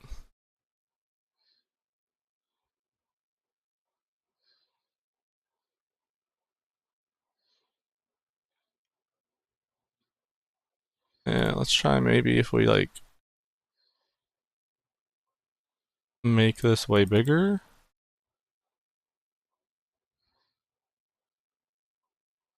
Just add like a 0 onto the end. There we go.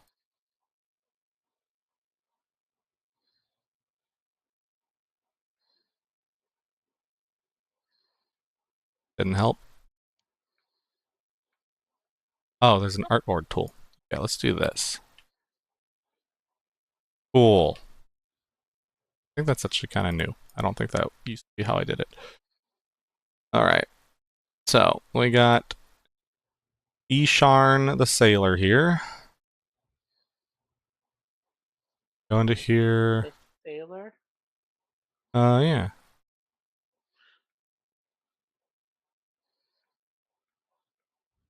Isharn. Popsicle 2. And now we're gonna do this, and then a layer add button.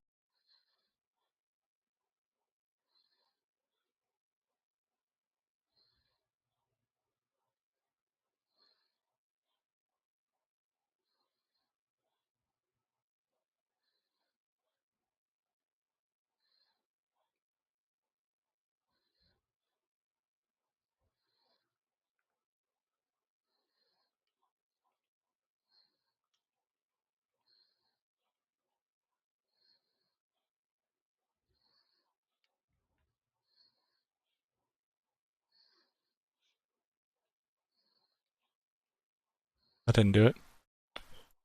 Add layer.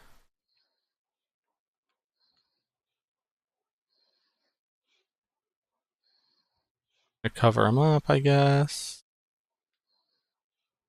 And then is this how we do it? If we do S.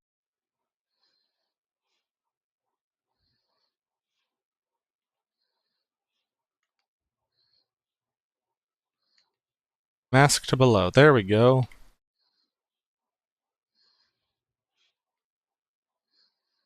Honestly, that's pretty good.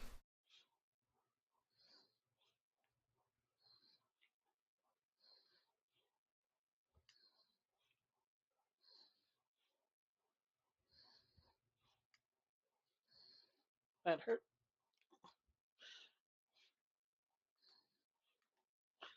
That was cool.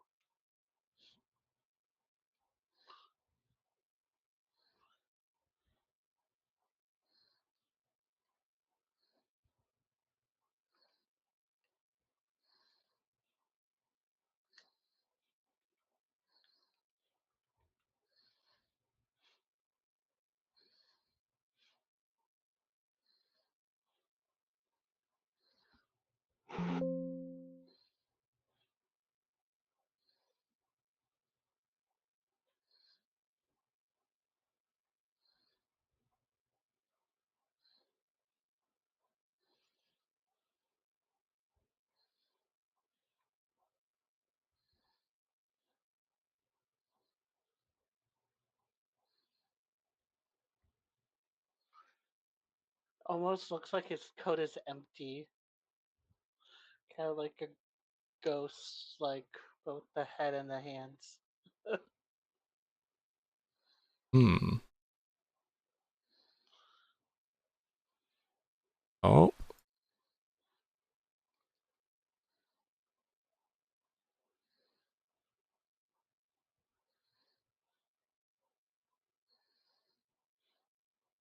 Okay, masks. Well, don't make any.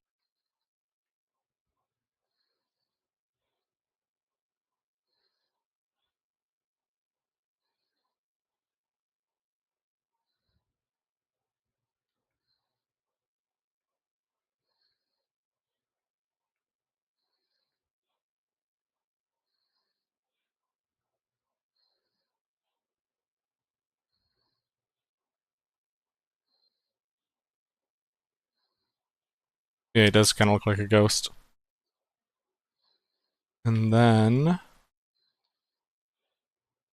we would take this, whatever, we're just gonna do that, and now should be able to simply. Actually, can I just do it like this even?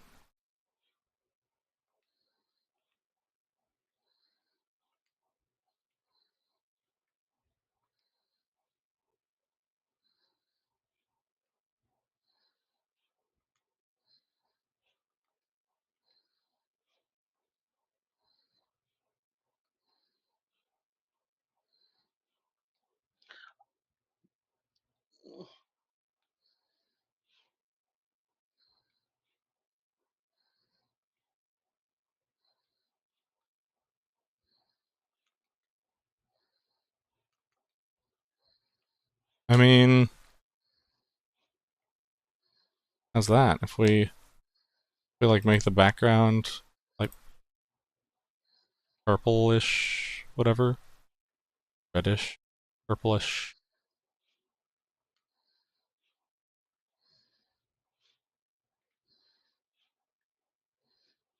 And this guy that is inexplicably invisible. There's just a random mask created now.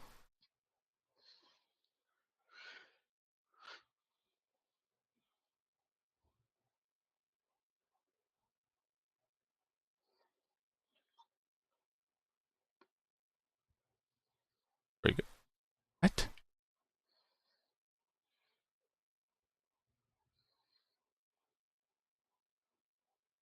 There we go. I mean, that looks okay.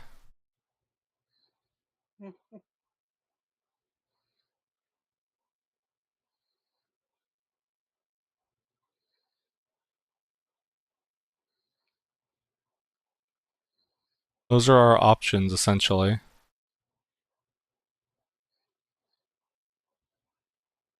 think this looks a lot more clean for the sake of media. Mhm. But the hand-drawn one has its charm. Does. I do really like it. Of course. Andron is good. Now, I could try making that one actually more. Let's take this. That one. Take this, and then you can do the same kind of thing with it.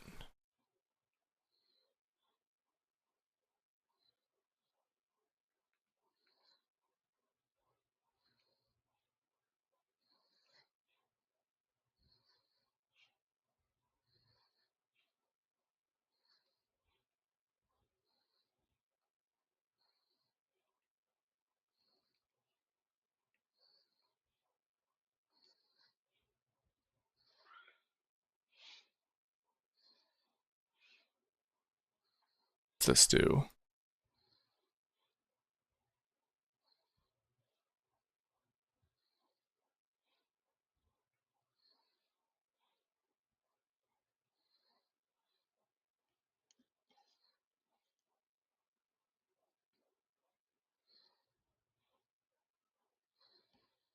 Do something like that.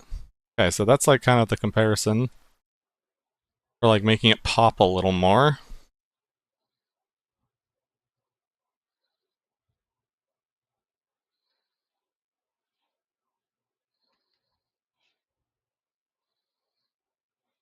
It is really hard to get rid of the outline when it's all the same color. Like, I might be able to do something about that with, okay, what if we go into here and we go into this? And there should be like a way to.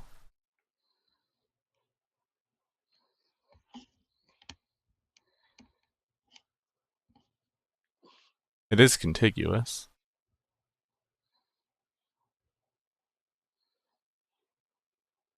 That's pretty decent, honestly.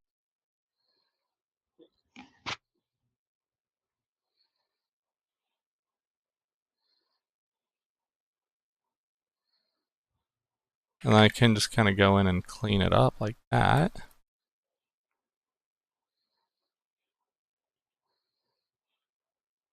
rid of these little dots.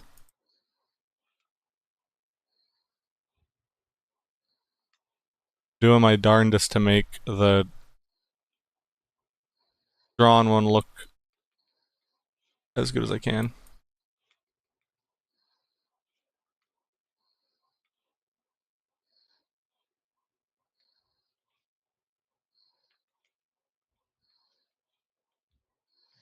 Okay. Let's see. Popsicle. Save it into.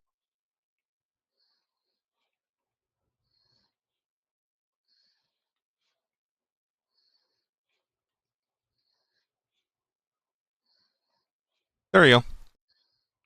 I think that's as good as I can get the hand drawn one.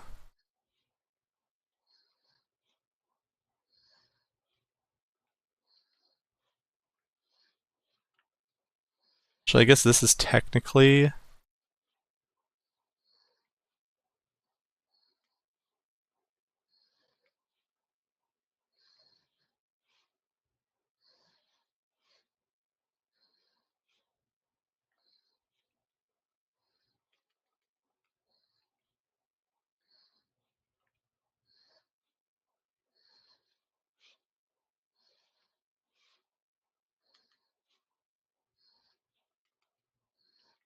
That's weird.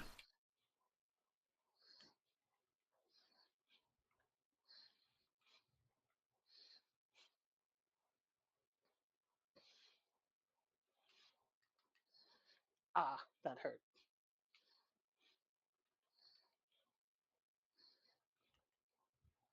That's death.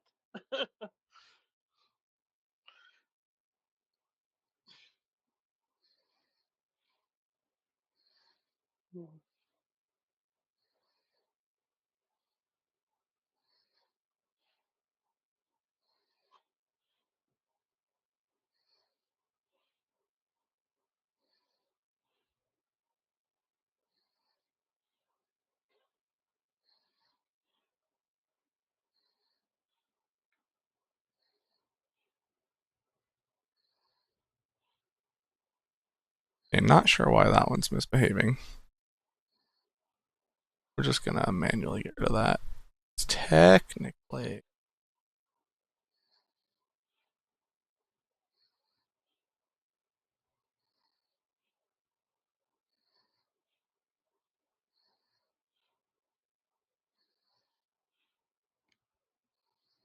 That might add a little more.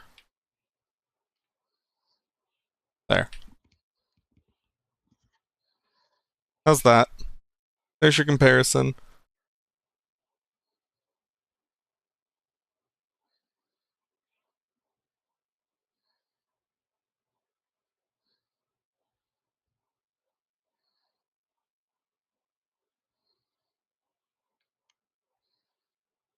They look good. Which one do you think looks better? I am personally on the side of the hand drawn one.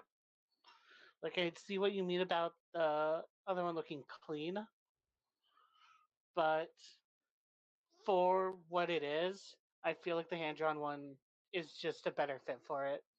Alright, yeah, I think I managed to make it pop a little more than this. Yeah, you do. Good job. Yay. That's pretty good. I think that does make it stand out pretty well. Oh no, you know what that means.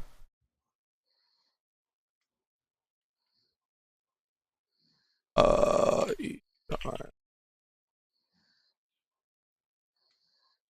we need to get Sexy Gim made now.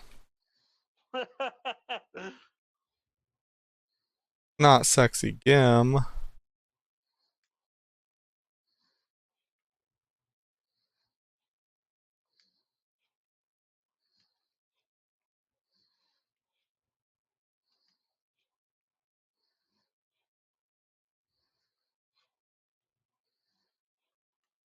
Oh no.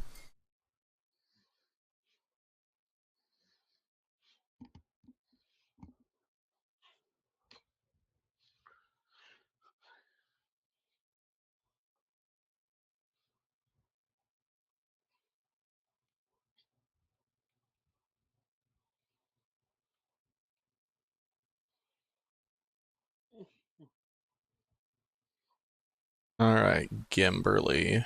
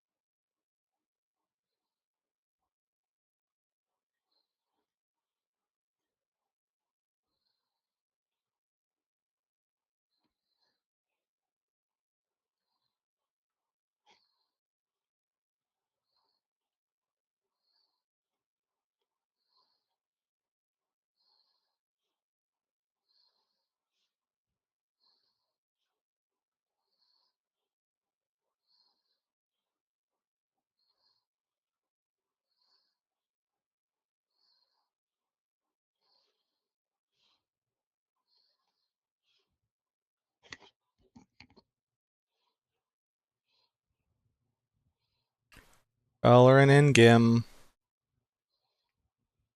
Painting him red. Oh, we're painting the Gim red.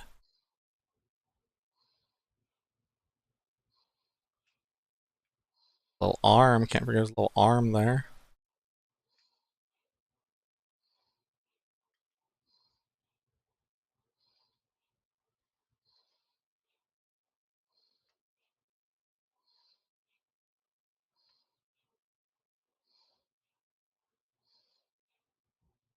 Here we get his fantastic hair. That's pretty good.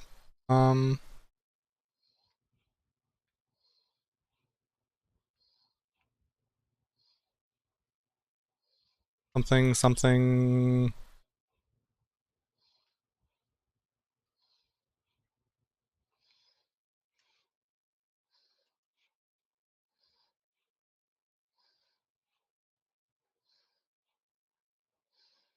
Good enough.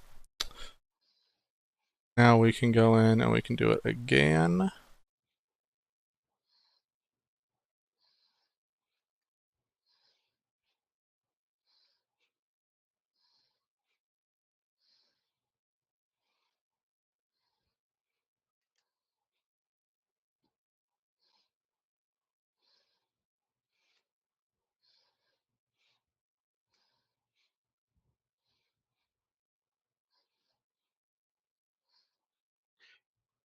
I did it. You beat Artorias? I beat Artorias. Nice. Can you tie your shoes? Yeah. Dang. You are the real deal. Hmm.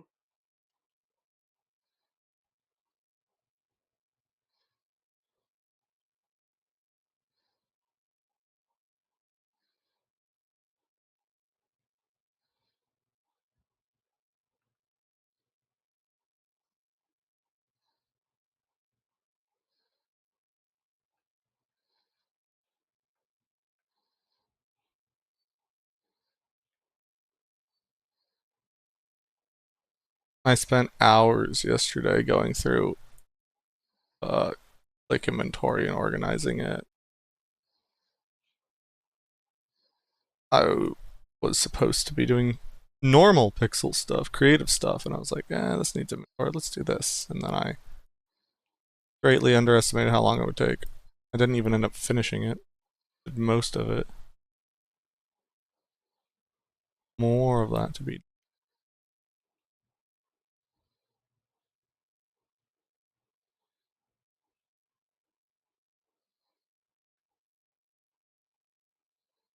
One of these days when we're all less busy, I definitely want to do I want to start a group Iron Man, you and Sean, RuneScape. It's like gotta be one of the coolest things ever. Such a cool thing they added. You can only rely on each other.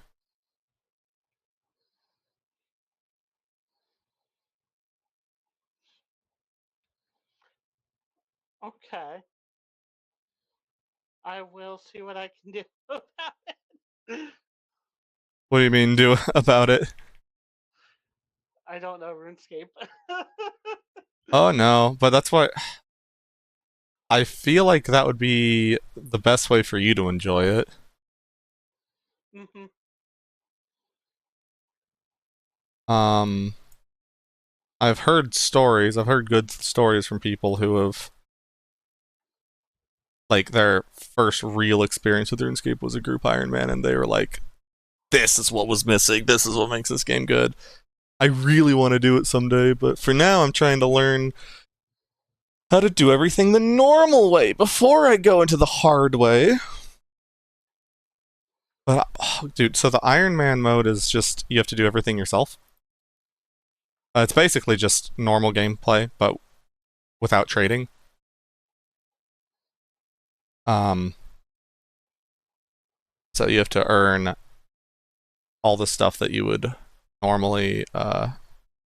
You just have to earn everything yourself. So certain things that are relatively trivial to get for normal people can be really hard. You have to be totally self-sufficient. Group Iron Man is you can only trade. It's not even just trading; it's sharing a bank. But you share your resources with whoever you go into it with.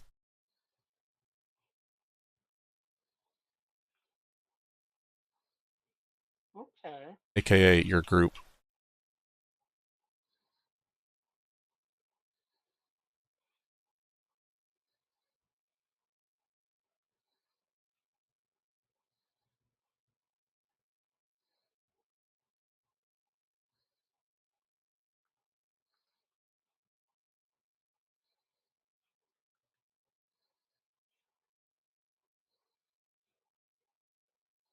Is really cool because that means you guys can have different specialties. That's the thing that really gets me.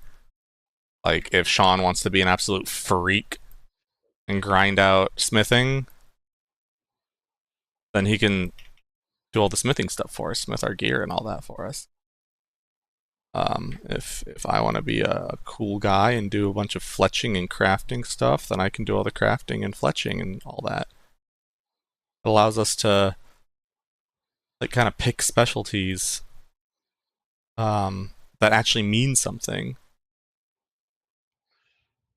I will cook. And then turn my cooking into damage. Yeah, Meat tenderize. I mean, yeah, cook is good. Plus, you can hang out with the gnomes if you're cooking.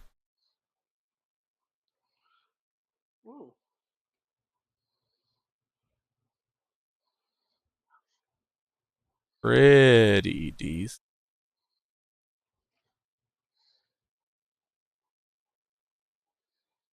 Having a lot of trouble with all the wispiness.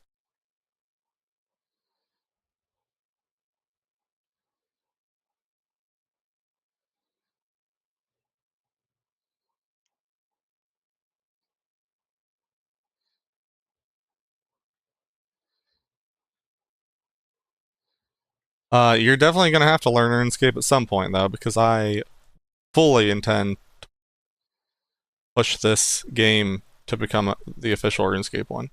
I'm gonna be lobbying like crazy for that.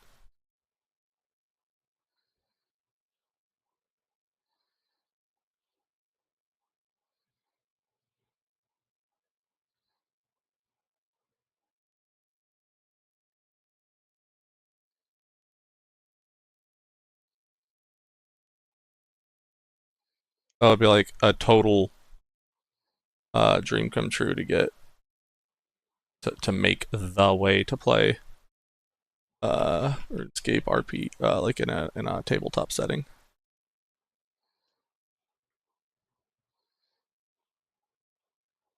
We're gonna have to do a good job though, because they're gonna be hesitant. They already tried once and did a really bad job of it. It's gonna make them hesitant, I'm sure.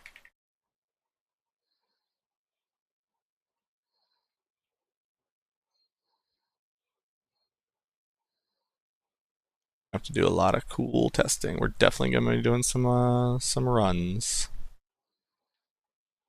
Runs? Am I saying? Definitely gonna be doing some. Yeah, some testing, some test runs. I guess I did mean runs.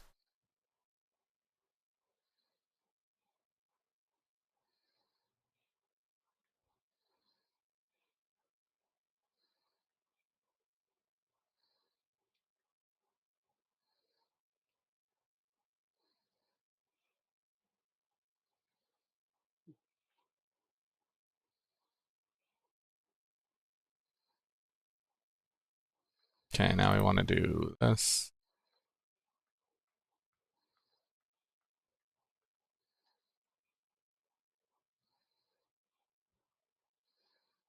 Not this, this.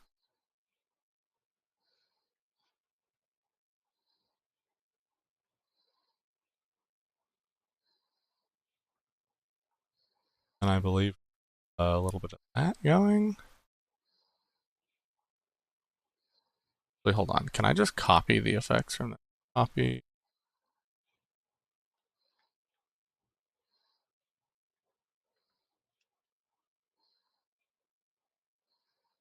That's the wrong one. This one. Copy the effects from this.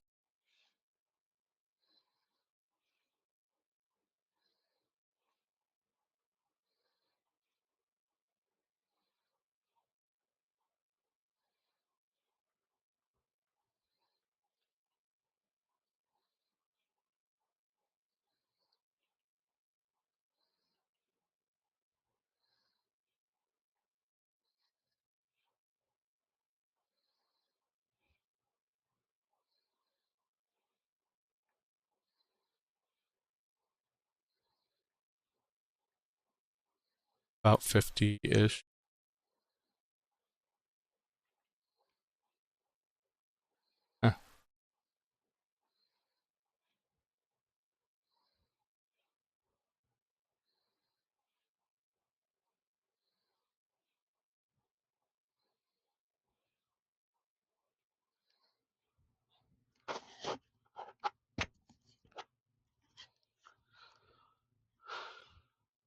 Now we gotta do all the little cleanup work. And I think I'm gonna go take a rest, I guess. Not a nap as much as I want to, but some form of rest. Okay. All the junk.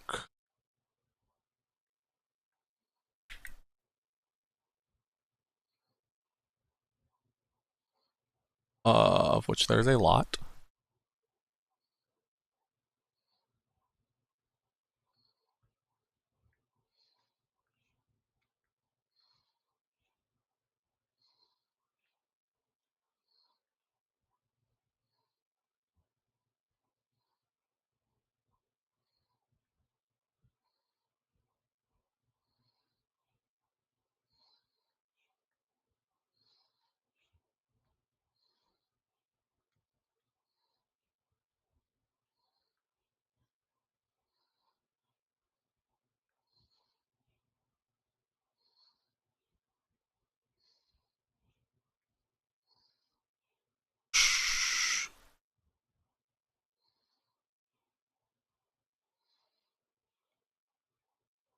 Yeah, did you ever get past your initial obstacles in your little RuneScape adventure of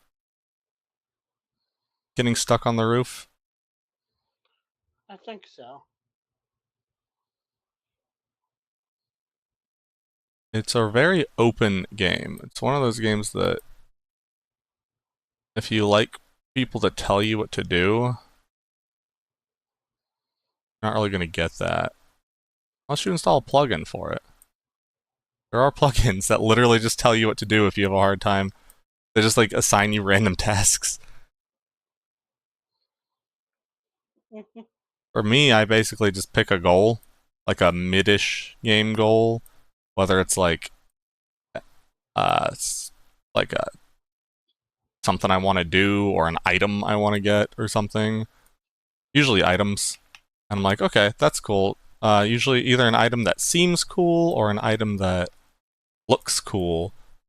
And I'll be like, okay, I want to get that, and then I'll look up the requirements to get it, and I'll be like, wow, that's a lot of stuff. And I'll slowly start working on all that stuff. Like the entire reason I made my account was to do this Perilous Moon thing that was released like 2 years ago now, and I'm finally in it as of Friday, but I have yet to even basically beat the tutorial.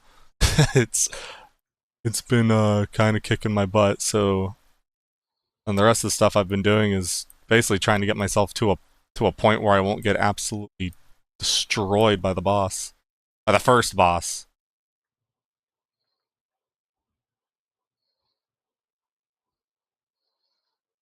But that's basically my play style. Find something I want to get or do, and then go through all the many steps to do. Another thing I want to do is freaking end game content. One of the main things I want to do. So, always got that looming in the background. There's also like a cape I really want to get because it looks just rad as heck. It looks really, really cool. And it requires 200 quest points, which is not a small amount, as well as a bunch of specific prerequisite quests. So I'm like, all right, well, I've got to slowly knock out all these prereqs, all these other quests that I need to do just to be able to do the one that I want to do. Uh,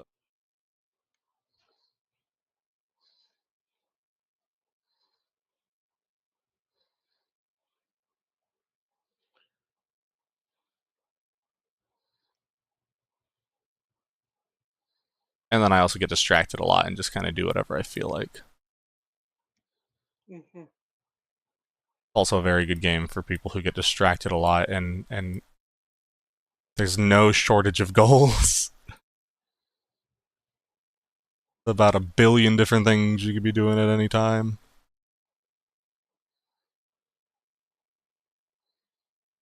I genuinely don't understand how people max in that game. You know, max out all their stats. How people get all the all the quests done seems like a reasonable goal. Though still very difficult. But I don't understand how anyone, let alone the amount of people, max the like Brendan's maxed. I don't know what the heck he did to max. I mean, I know what he did. I don't know how he had the wherewithal to spend that much time playing the same game. Especially because a lot of it, like when you're going for just like really high levels, a lot of it can feel really grindy. Because it is really grindy.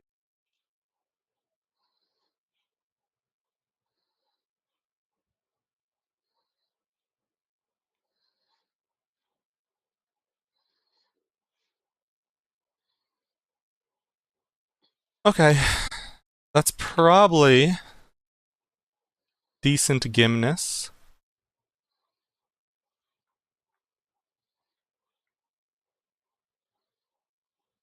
Then we can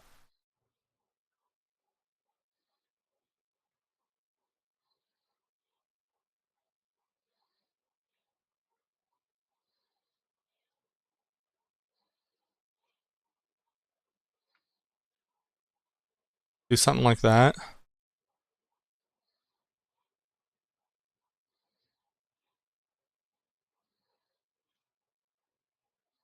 And copy him so he's playing around. Then we should be able to like add a mask.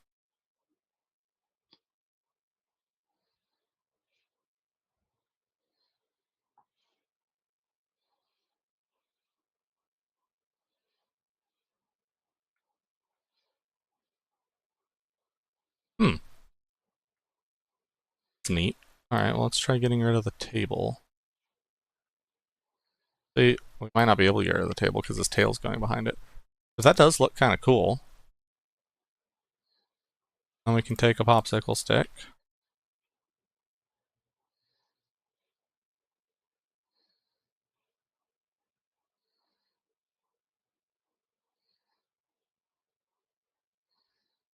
And we can move said popsicle stick right here.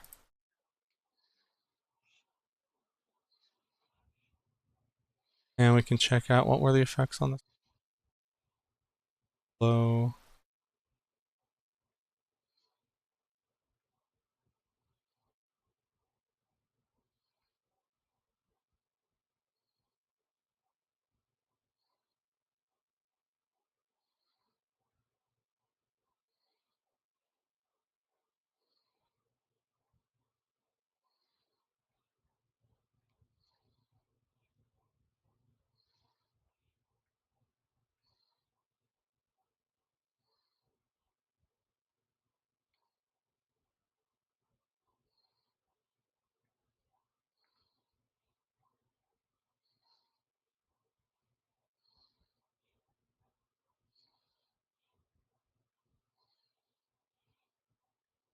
Oh, I'm on the wrong one. That's why I'm not doing anything.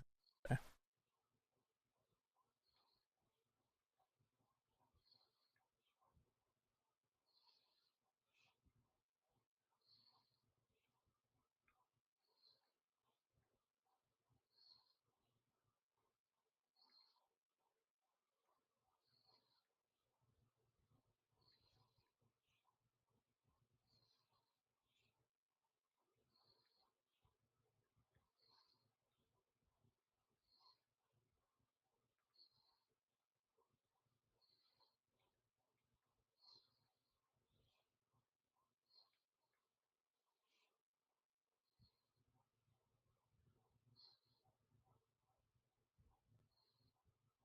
Eh.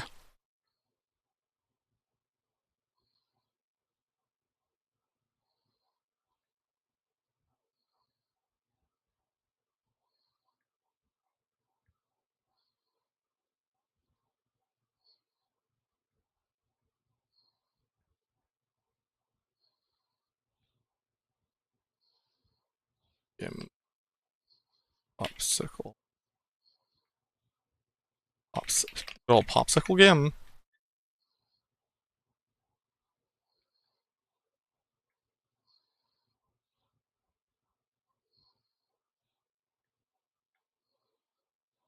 Now they have very different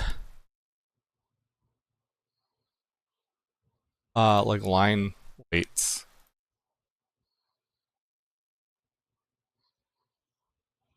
Also, importantly,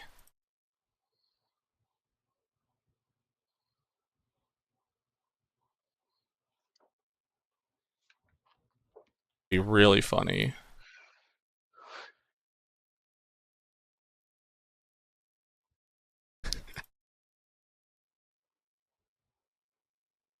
Yeah, that's kind of fun.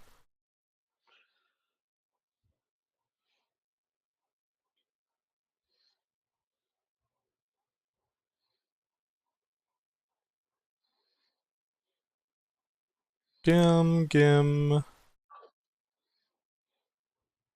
And then we can give him a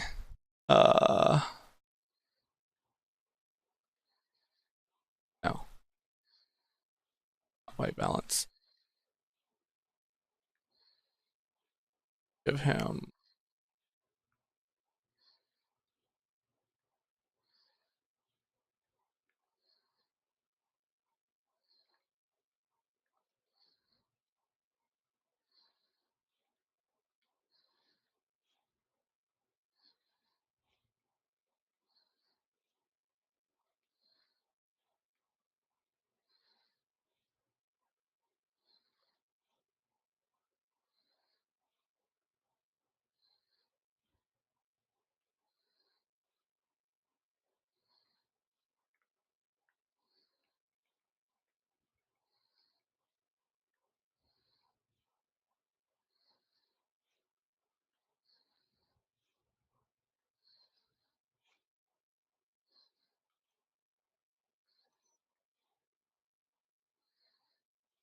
Good old popsicle game.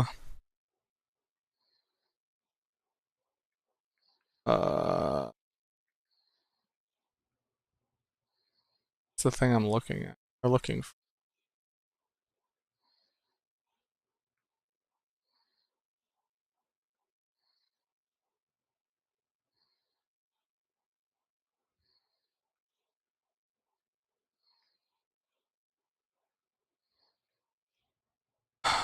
Gradient map is almost it, but not what I'm looking for. Channel mixer? No.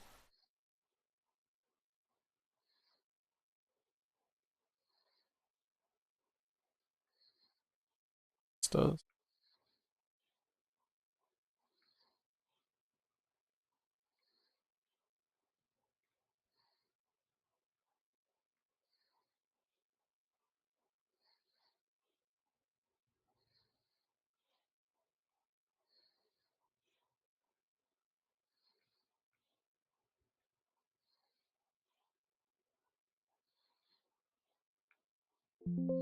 Oh boy.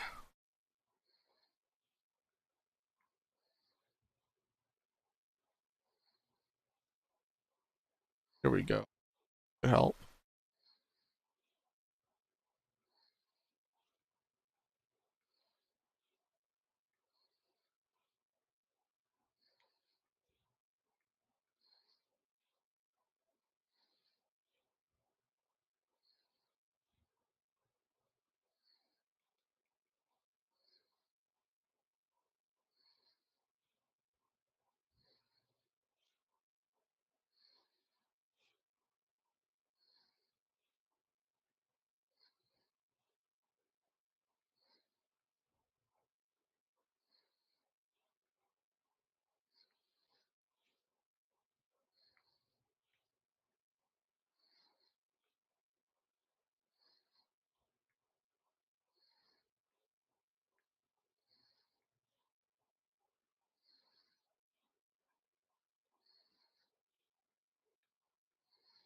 There we go. Pretty good little game.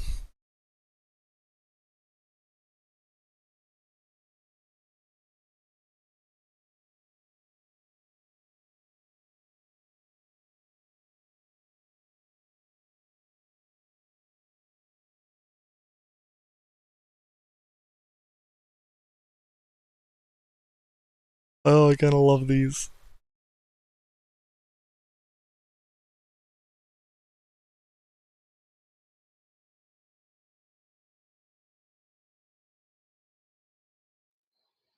Nice.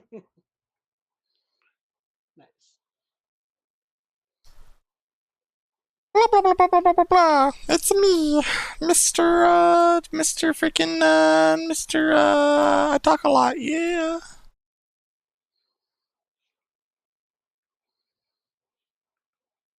That's kind of fun. Now we need one for Mr. Muller, but yeah, we've got these guys. Rip Edric. Ah.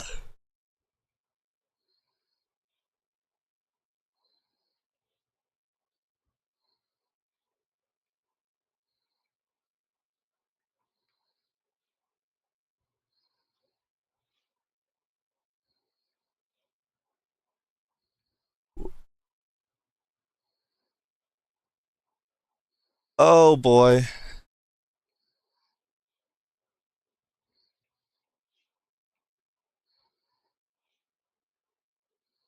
Yeah, it might be a resting time. Well, at least we got a couple little popsicles made. Oh, they look decent. Yeah.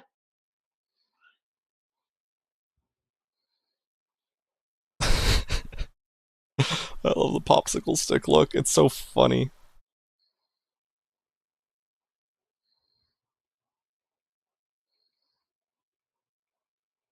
Okay. Yep, I'm like mentally dying, so I think I'm gonna go mentally die somewhere else. Okay. have a good night, I guess. It's pretty late for you. And who knows what I'll do. Yeah. Okay.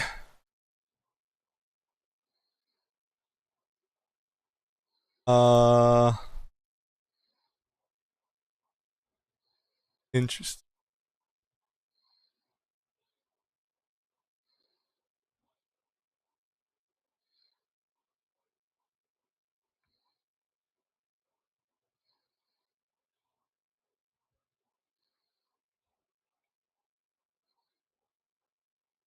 Alright. I'm gonna end the stream, I'm gonna leave the call and all that jazz, and I'm gonna say good night, good day, good flippity floppity boom. See ya. Good night.